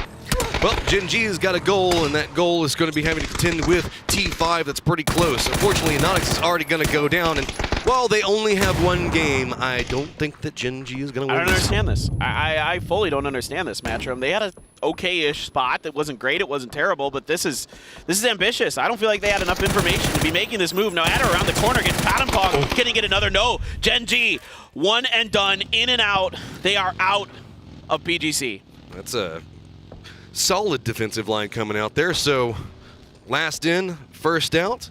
Got some balance to the force coming in as Linderlost is going to be venturing in and is going to realize, hey, nope, I do not want to go any further in this one. BBL is also going to be pretty close to EIQ, so this is a very European section of the map. I'm at a loss for words with Gen G. They were flat this entire event. Do you need a hug? No, I'll be It's all right. okay. It's okay. Tickleton, I hear, is really good at him. Tickleton was. I already got a Tickleton hug, so I'm okay. So I want to give a heads up to everybody. Center of the circle looks like it's going to be Petrichor Road, Sonics, 22 Burram, all pretty close to it. So a couple of rotation options are going to have to exist for the other teams, but these guys feel like they're most confident. You did say the fact that it's probably going to shift away from Minas Generalis. So Eventually. Sonics are kind of hanging out over here, using this to get some information. And it's a pretty wide split, but closest they have to him is Ming Ming that's playing the low ground to the east, and I think this is really just about like, okay, this is a good section of the center that we can control from this point, and therefore, no matter where the circle goes, we're going to be confident in how we can handle it. Yeah, I think that's fair to say. I think that's completely It's the fair. first time I feel like Sonics have done that today. Yes, I think you're absolutely right. I mean, I don't know what else to say other than FaZe made us wait to the end. I guess maybe Sonics might too. Look, I mean, look, better late than never. You know what I mean? And it feels like, you know, it's with FaZe just doing it previously, maybe it's going to be one of those historic teams in PUBG Esports that's going to come through here and break in. The Sonics, Petrichor Road, New Happy, teams like that have, you know, storied histories, PCS victories. That is a hard shift and a half. So this is great for USG. This is frankly great for Begopa. Of course, it's great for T5. A lot of teams on the south have to make moves. That area around BBL is flat. It is just fields, and you can see Polish Power is going to try to capitalize with them already taking shots at EIQ as they're going to make their rotation. Coming in back behind that is going to be SGD. Tiamba probably along a similar path. EIQ rewarded for a very quick rotation, at least getting some form of safety. The east is about to pop off. BGB is making a rotation along over here. We also have Tyloo that has managed to stop. GX is coming along over here as well. New Happy is going to be pathing into this area. SGD is still trying to make that path, but it's going to be right next to Entropic, so Nalef is going to be able to get the down into it, and this is just all about the crossroads. Everybody is trying to send it in to try to find some safety. These couple of dips are just providing anything for these tries to try to survive it. This is really difficult for SGD. There's just too much underneath them that's open in the southern part of the circle, so they're going to start getting ripped apart here between multiple teams. Leo's still alive on his motorcycle, going to make a desperate run, but no, you're absolutely right. It's just too hard on a motorcycle with how good these players are. That's, you know, there's just, that spot is good if there's nothing underneath you available in the We circle. ain't done yet. We still got Tyloo trying to gatekeep out GEX with New Happy that's going to be right back behind them. Entropic does get control over the center of the circle, but we still have Tiamba that's having to come in here. BBL does have some vision on where Entropic did stop at, so they're kind of hunkered down in here and they can't look too much to the west. But this is GX has harsh. a little bit of time to kind of think about this fight and either try to rotate away from it or set up for it. New Happy has the edge. They use Non as a kind of reconnaissance mission here to get them some space. Sonics have not moved in. They're still leaning into that 2-2 split. They're going to wait and get as much information as they can. And they've also been taking a couple of pot shots to the east as they saw New Happy trying to make their rotation to kind of dissuade them from going into the double up. GEX, there we go. We're seeing that closer range fight now starting to pursue in as it looks like trying to see if they can get some utility in on this. Tongs does take a pretty decent chunk of damage. GEX wants to be careful on this fight. It's got to be clean. Yan Li is way back behind them. No vision to be provided, so he's going to have to go ahead and cross the Death Star Trench, as now this is a very nervous fight for GEX. They're walking in. They don't even know exactly how they're going to want to approach this. Instead, all lining up next to each other, and one good spray can kill them over here, but that also means the fact that they're going to load a ton of firepower. Well, they've got a huge problem in this position. This spot is currently under the purview of New Happy, with Ming Ming getting a knock. If they push up over this hill, the Donuts actually have an angle. Sia is just so clean on that spray. A stun's going to back him up. Nana from New Happy doing a little bit of damage. You know, fair play here, doing damage to both teams. Zepion gets the knock on to CC from afar with his SLR. This is mutually assured destruction for Tyloo and GEX, it looks like. This southern area just being a little bit taller on the Death Star Trench side. Oh my God, we're even going back into the fields even more? Okay, sorry, going back into GEX, still just trying to cling to life over here. You can see that trying to reset. New Happy's probably just going to be content to let them be. But my God, Paper, where do these teams go? Like hay bales? This is really, really tough. If you're on the edge, you want to wait. That's 2 down for GEX, and there is just not much hope with Zennon left. Okay, that's a knock onto Sia. Not too bad, holding the angle. You know, there's Rez is being attempted, but he doesn't have any damaging utility, so no mollies, no frags. Zennon continuing to kind of roam around the edge of this shack, seeing if he can finish off Tyloo, but they've got Rezes, they've got health. And New Happy is even coming along over here. It looks like they're trying to see if they can mop up whatever's going on. Tongs doesn't get the cleanest capabilities to move forward. Zenon still holding back behind this one. New Happy might get vision in just a second. CC, the rest of the team is going to move forward. They're going to go down, but looks like it's just going to be in time. BBL now making the run in. Looks like BGP wants to go in the same direction, as this is going to be up near the north. T5 is going to be distracted, so this is its own contained, I guess, Mad Max firefight. Yeah, this is going to be a bit tough for BGP. You've still got Tianba to their west, who isn't in the circle, and they're going to have to fight for it. USG, in the meantime, has found a knock in this defensive position, trying to hold New Happy out. This is a super important fight for both of these teams, of course. Americano going to step up to the stairs, see if he can get a better angle down. Zepion rolling in late, but okay, that's 2 down here. New Happy, just 2 left. Got to be careful up that Corn getting into a good position. Americano is on the outside of this when Nan's trying to make a push in, does find some safety. Corn's going to be on the other side of it. He is going to get dropped by Nan. New Happy trying to cling to life right here. They've got to be careful. Tyloo's going to be coming up back behind them at any given second. They know that they need to make some form of defensive stand. Americano being down. Now moving in the spread across this. They don't want to really go after Yan just yet. Instead, they want to secure the area, and it's going to be Keen. That's going to be way up to the north. Oh, Kane finds the flush, though. That's painful for New Happy. Only 2 members alive, and there's only one for USG because there's actually Mime from the Sonics who got a knock onto Americano up in the top of this building. And Nan knows it. He knows he can go up there and clean this out for free. Meanwhile, Tyloo, oh God, Hurry Rob! Canaxi just wipes him out with a well-placed grenade. That one just hurts to go out. And the chicken dinner last game that way is just... that one's going to hurt you for a while. Now, New Happy looking in. Looks like they're starting to rally, but it's going to be yet again finding some capabilities inside. Now, just a 1v1 over here. This is tough, man. This is really tough. I mean, you can see how important this is to both teams, fighting tooth and nail. And Kane trying to go for the res. New Happy trying to set up some smokes, see if maybe they can get one of their own. Buriram still kind of looming on the edge of all of this. Nan sees HS, and he's going to make the run. I think this res potentially, nope, it's actually going to be USG who's able to get up and running first and able to find the finish. See, now waiting on the next circle, and is the torture going to continue? Are we going to move more fields? We're going to keep a decent chunk of it in there. We have just teams now that have been clinging to the edge. They're going to have to make a move. BBL's got multiple teams that could be approaching along there. Tiemba has been playing into the west. They're going to have to cross into the fields, maybe opting into Polish Power's position. We've talked about this. Nobody wants to make crashes in a chicken dinner game, but you don't have choices here anymore. This is tough. This is really, really tough. Even for some of the teams on the south, can actually try to make the drive-by with Cheatsing in the car. They're just trying to put some pressure down, put some spray into the Sonics, but now you have the Tropic right up ahead. This should be the end of Burry Rom. Rolls in, and yeah, good spray is going to be coming out from Evos. Go ahead and pick up both of them. So now Burry Rom's going to get eliminated as well. With this, USG is trying to creep their way out of everything that's going on to the east, as it's going to be T5 that gets some vision. Sonics is still playing right along that line, is harassing them, but BGP, T5, none of them have been able to move forward yet. Oh, Canaxi's grenade gets all four. I mean, that is just absolutely monstrous. Petrichor Road, I normally like this position for them, except that Polish Power's compound is still in the next circle, so it's going to have some purview on the bottom edge of that triangle hill that's up to the front where Entropic is. Now, normally you can play from that bottom. We saw it with Twisted Minds previously in this tournament, so it's one of the most powerful positions in this circle. However, with some of those compounds, including 22s as well, still in, you can't play from there safely.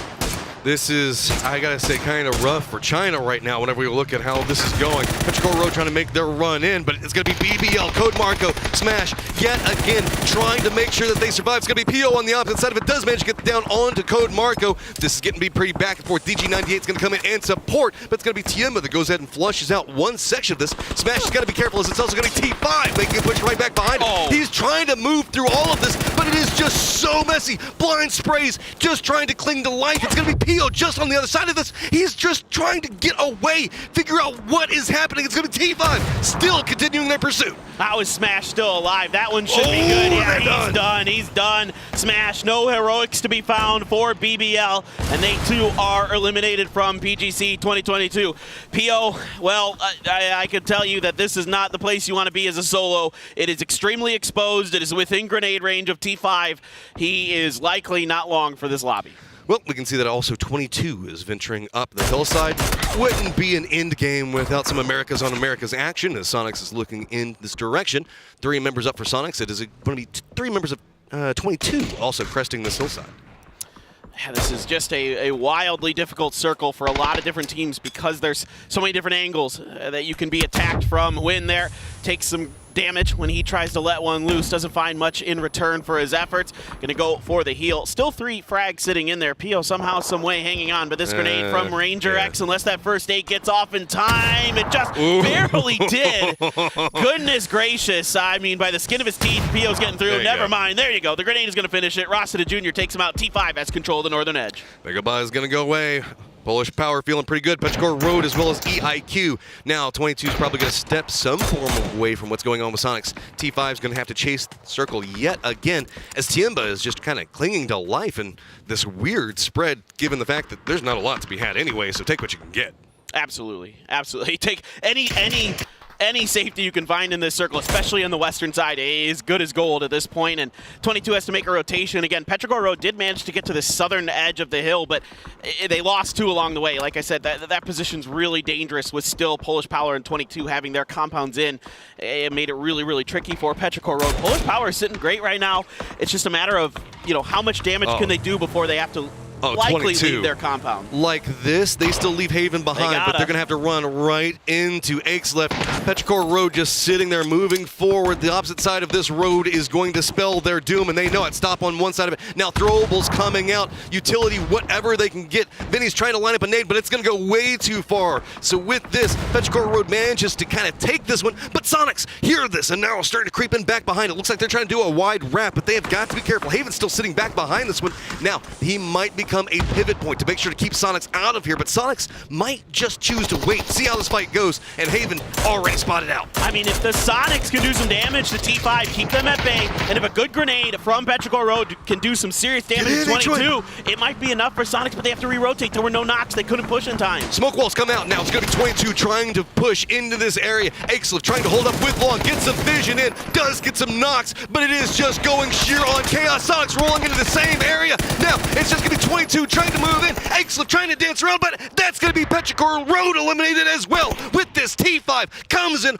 right back behind Entropic, and Sonics do manage to get 1 member in safety along that wall. Man, Entropic still holding on with all 4. There's grenades all over the place. Tons of damage being done, but no knocks. Entropic doing a really good job of staying active, staying spread out, not getting anybody down. Haven's still looking in. There are so many teams just right over here right now. T5 cannot figure out a way to breach into this, and it's going to be Gazera that gets the knock onto one of them. H1 is just chilling out, hoping the fact that all of these teams will somehow protect him. Looking up the hillside, but it's going to be 22 that's moving so close into this one. Goes for the spray in, and instead you can see it is just a catastrophe for all these teams. T5's going to go down. Now it's going to be H1 sprays it, gets the double up, trying to cling to life, but there's still multiple members of 22 over here. Oh, they're both pushing into him. H-Twin did such a good job. He gets another knock with a beautifully placed grenade. Can he keep holding on? This is an absolute miracle so far from H-Twin. 22 right on the other edge of this hill. Two different teams he's trying to hold back right now, and they have got to reset, move away. They do not even know what's going on. It's got to be near on impossible to track what's going on inside this kill feed as the circle moves still into the field. Who would have thought Tiamba hiding out behind some hay bales would be in one of the safest spots in this game? It's really, really amazing that Tiamba has been able to hang on in that position on the western side as long as they have. All the credit in the world to them. Win has resets. 4 members of, I know, everybody's getting the resets, everybody's getting the reses. Win fighting tooth and nail. He's stuck in between them. I mean, the good news in a way is that neither really wants to push over that hill because they don't want to take any damage trying to flush him out. And now we see tons of damage being to Tiamba. Now finally this field position pays its toll. H1, he put up a heroic attempt, but he is going to go out. Sonic's run now completed. 22 still over here next to Entropic. You can see that Polish Power has moved in, trying to get center control. 2 members is all they managed to get into this point. But hey, it's better than what we managed to see Tiamba just with their 1 get inside the circle.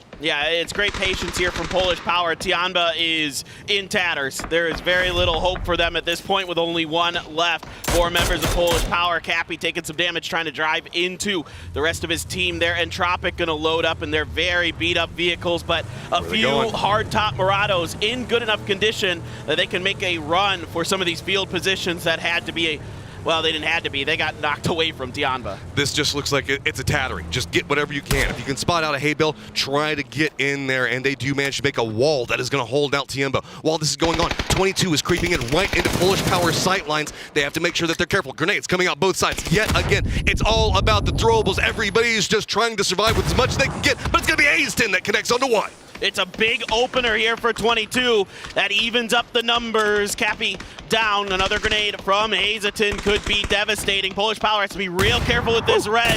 If Hazelton can find the length with it, could take him out. Entropic still hovering on the edges of this fight. I think they're just going to let this one kind of play out. Yeah, they're caught up trying to hold out what's going on with Tiamba right now. It's 22. They are inside the zone. Well, most of them. Hazelton is yet to move in, and this is just a standoff. Smokes really dictating so much. You can see Hazelton's got near on nothing left. Looks like they're just going for sprays into vehicles. Maybe they can get something to explode, something that can work for them.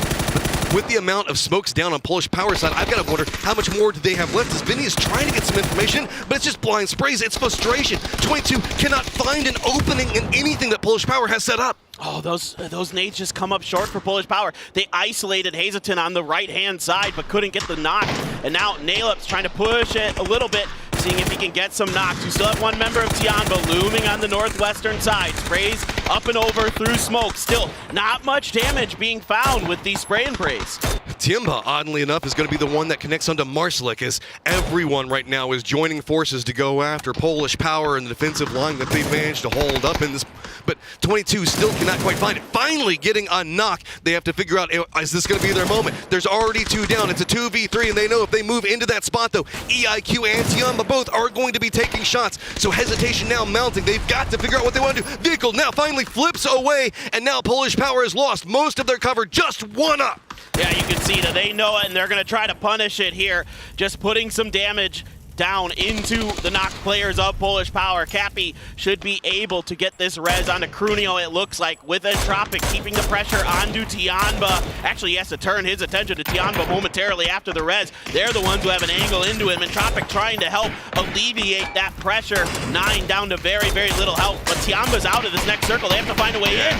It looks like RNGesus is going to go ahead and take down Tiamba for everybody. His Nail Up is going to pick up the kills, and now there's just 3 left. Who's going to go on to the grand finals? 22 now using this opportunity to crest the hillside, but that means Entropic can now see them. A very weakened Polish Power has managed to get their res off and still managing to hold on to 2. I can't even imagine the tension that these coaches for these teams are feeling in the back room. I mean, everybody has a real shot in this. 2 players for Polish Power, certainly they're the weakest, and Tropics certainly the strongest with all 4. Up at 22, still has something to say about this. It's phase 8. Circle's just going to center up right in the middle of the current one, and that's where we end it. There's still that vehicle. The way that that vehicle landed is actually super fortunate for Polish Power. It gives them a little bit of extra cover in that space. 22 is going to back up and wait this out as long as they can. I really like how Tropic is lined up into this. They're pretty close to the center with Naila. QBE still keeping vision on where Polish Power is at, and there's still 2 members right up against the blue zone, depending on how this goes. They know that 22 and Polish Power are likely going to have to fight themselves,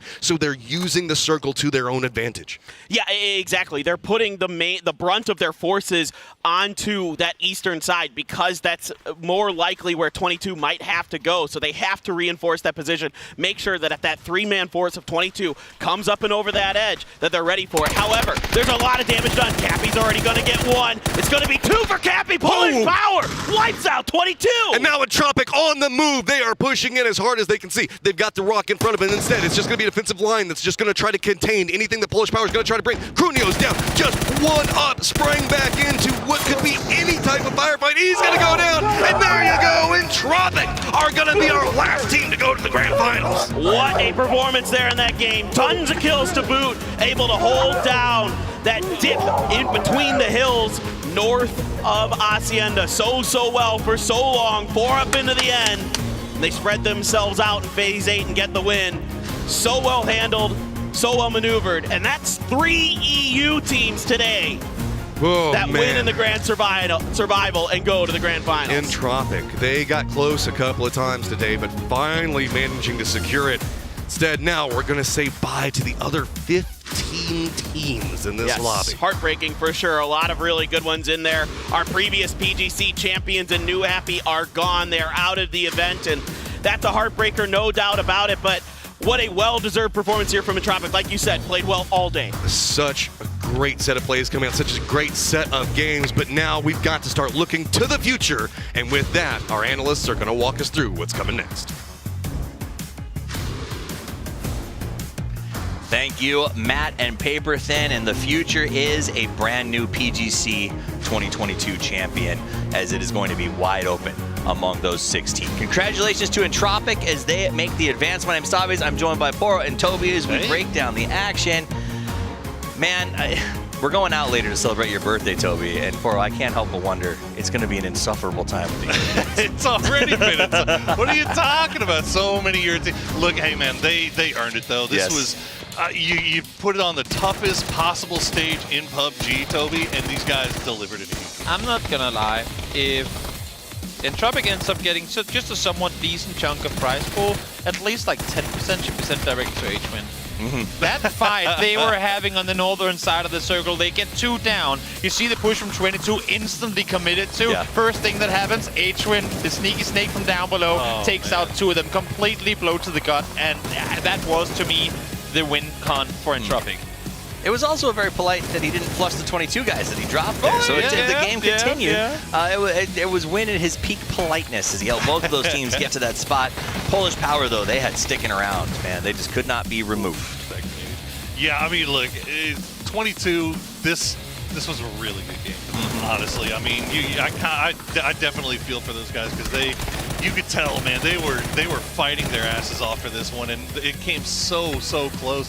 And of all the ways for an exploded car to land, it lands perfectly on its side, giving Polish Power, the last 2 guys, the perfect cover to play around. And Cappy, I mean, that was absolutely huge. The stars were all aligned, but in the end, the final few steps had to be pulled off by the players, and they fell short.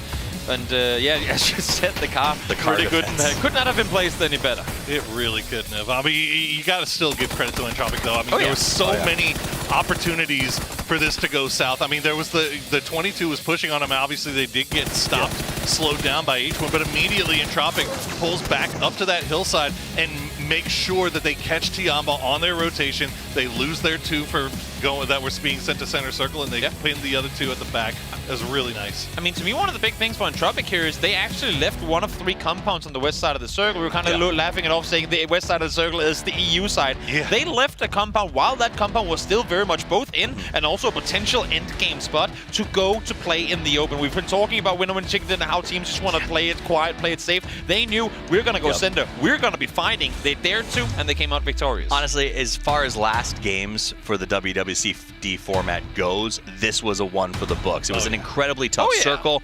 All 4 of those teams up at the top of the board fought tooth and nail. Even Tiamba found that tractor, made some decent rotations. Like, you can't take anything away. And those 3 teams that didn't qualify there and finished in the top, I think they should at least be proud of that performance. Definitely. I mean, a 14-kill win here for Entropic as well. Getting 14 kills, it's 13 more than necessary, so to speak, in winner chicken dinner. That is true. But they were fragging out. They knew we're taking this position. We have to assert dominance as soon as we get there, and they just never stopped shooting. Well, and then the same thing, Toffees, that we didn't really get a chance to talk about too much today, but when you find yourself in those late game 4-team left alive positions, going all the way down to Circle 9, there's still a bunch of people left, having the mindset to not get freaked out, not get tilted, and just calm, cool, collected, finish out the game. They did stay calm, cool, and collected because the way they held the top of the hill, they allowed 22 to sort of exist on the south as a defensive measure, was very, very smart, and they could have made a number of mistakes, and they just held tight. Huge. Now, they're going to join the rest of your European brethren, as we've got 3 CIS teams and more European teams. It is going to be a very tough final, as these guys all know how to play with each other. Yeah, it's going to be very, very difficult, no doubt about it. And I mean, the storyline for Entropic as well, they were at the beginning of the year considered, oh no, are these the ones to tip off, or to take out the kings of EMEA, which were Northern Lights, now Twisted Minds.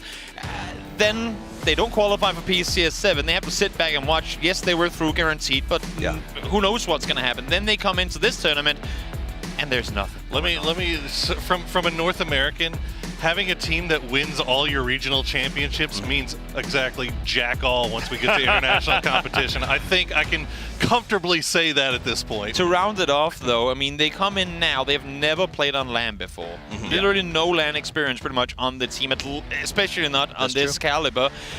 They take time, but in lower bracket, we see them starting to get that form, and now they win the game here. If this is anything to go by, they could come in strong in the end of it. They've certainly maximized their LAN experience as most as they can. Headed to the grand final because we have our Big 16 ready to go, but before we reveal that to you, let's check in with the winners of the last chicken dinner here at the Grand Survival. It is Sam and Entropic.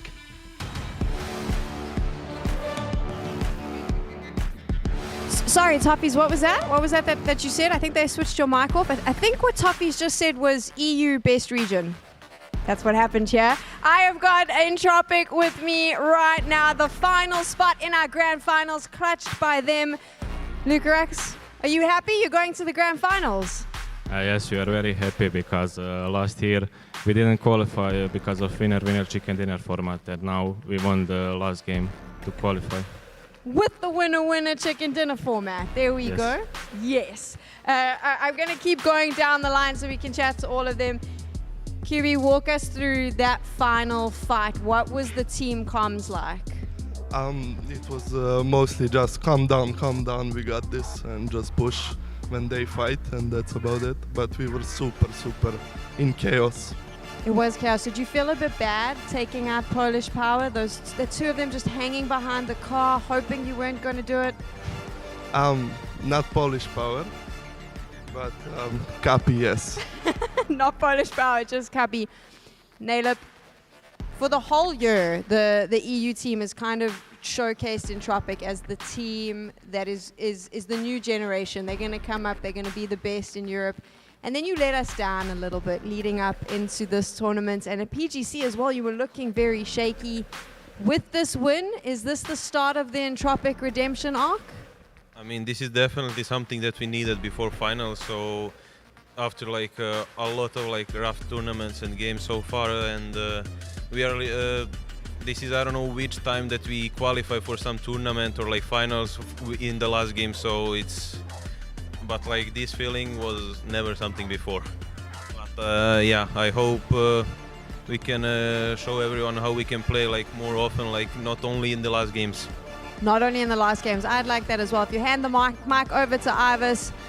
Last question. What's the plan now? You got 2 days. Are we celebrating tonight, or is it straight back onto the PC so you can start prepping for grand finals?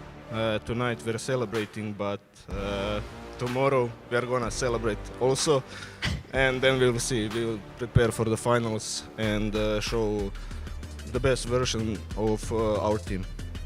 The celebrations are good, but definitely start that prep. Cerberus left you after winning their chicken dinner and got straight onto the PCs. Just giving you a word of warning. I don't think you need to worry though, because Europe is the best region. Well done, boys. I am so excited that you're going to be in the grand finals. You can head on off now because I know you got plans, you want to party, and I get to chat a little bit to you because now we have it. We have our final 16 teams that will be in the grand finals of the PUBG Global Championship. There they are on your screens right now, and those final 4, just to remind you, Cerberus, Overpeakers, FaZe, and Entropic are going to be joining them. 3 out of 4 of those teams are from the Europe region. I gotta keep saying that because I'm from the Europe region. And most importantly, there are no previous winners in that lineup, which means we are going to have a new PUBG Global Champion for you. Take a look at that list and choose your favorites. You gotta get behind them. You've gotta be celebrating them, cheering them on in the chat.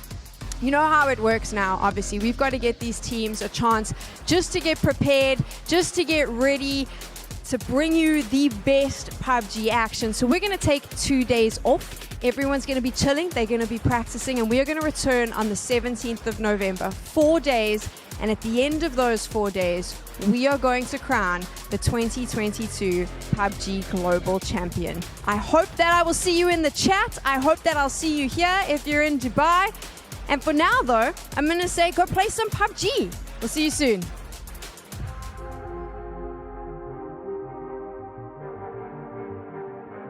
Yo. I don't think they're ready for it. On the loose, on the loose, on the loose, on the loose. With the beast, on the loose, say the truth, on the loose. Off the chain, it's all the gauge. Yeah, getting wild, shot me out the cage. It's getting wild out here. One by one, we watch them all falling. It's getting wild out here. But I'ma be the last one standing. You can't stop what's begun. You can't stop a revolution. Come in, come in. It's getting wild out here. Yeah, it's getting wild, it's getting wild. Beast, even beast, fire the most, higher than least. See them admitting defeat, and they so useless. I'm so ruthless.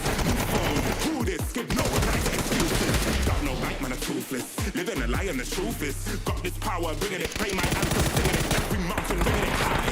I soar, I rise, reborn. Strapped, I'm back like never before. Taking my final form.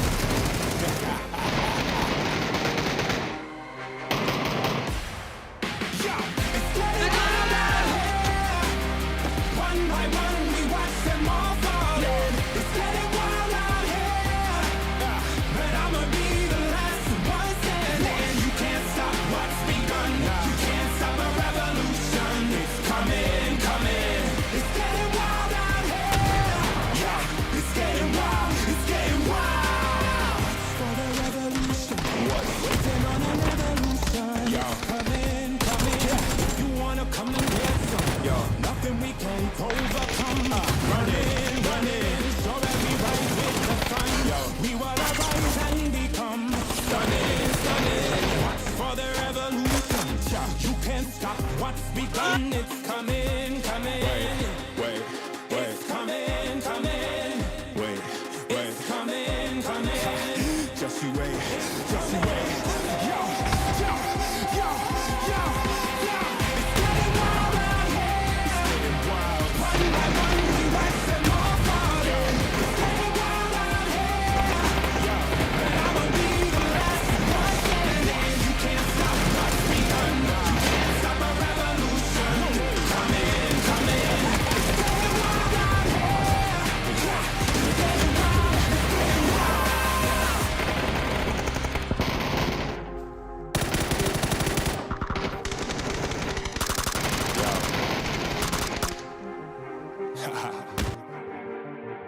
think they're ready for it. On the loose, on the loose, on the loose, on the loose. With the beat, on the loose, on the loose. The chain, it's all the gate. Yeah, getting wild. We out the gate. It's getting wild out here. One by one, we watch them all falling. It's getting wild out here. And I'ma be the last one standing. You can't stop what's begun. You can't stop the revolution. Coming, coming. It's getting wild out here. It's getting wild. Eating them, feast. Fire the most, tire the least.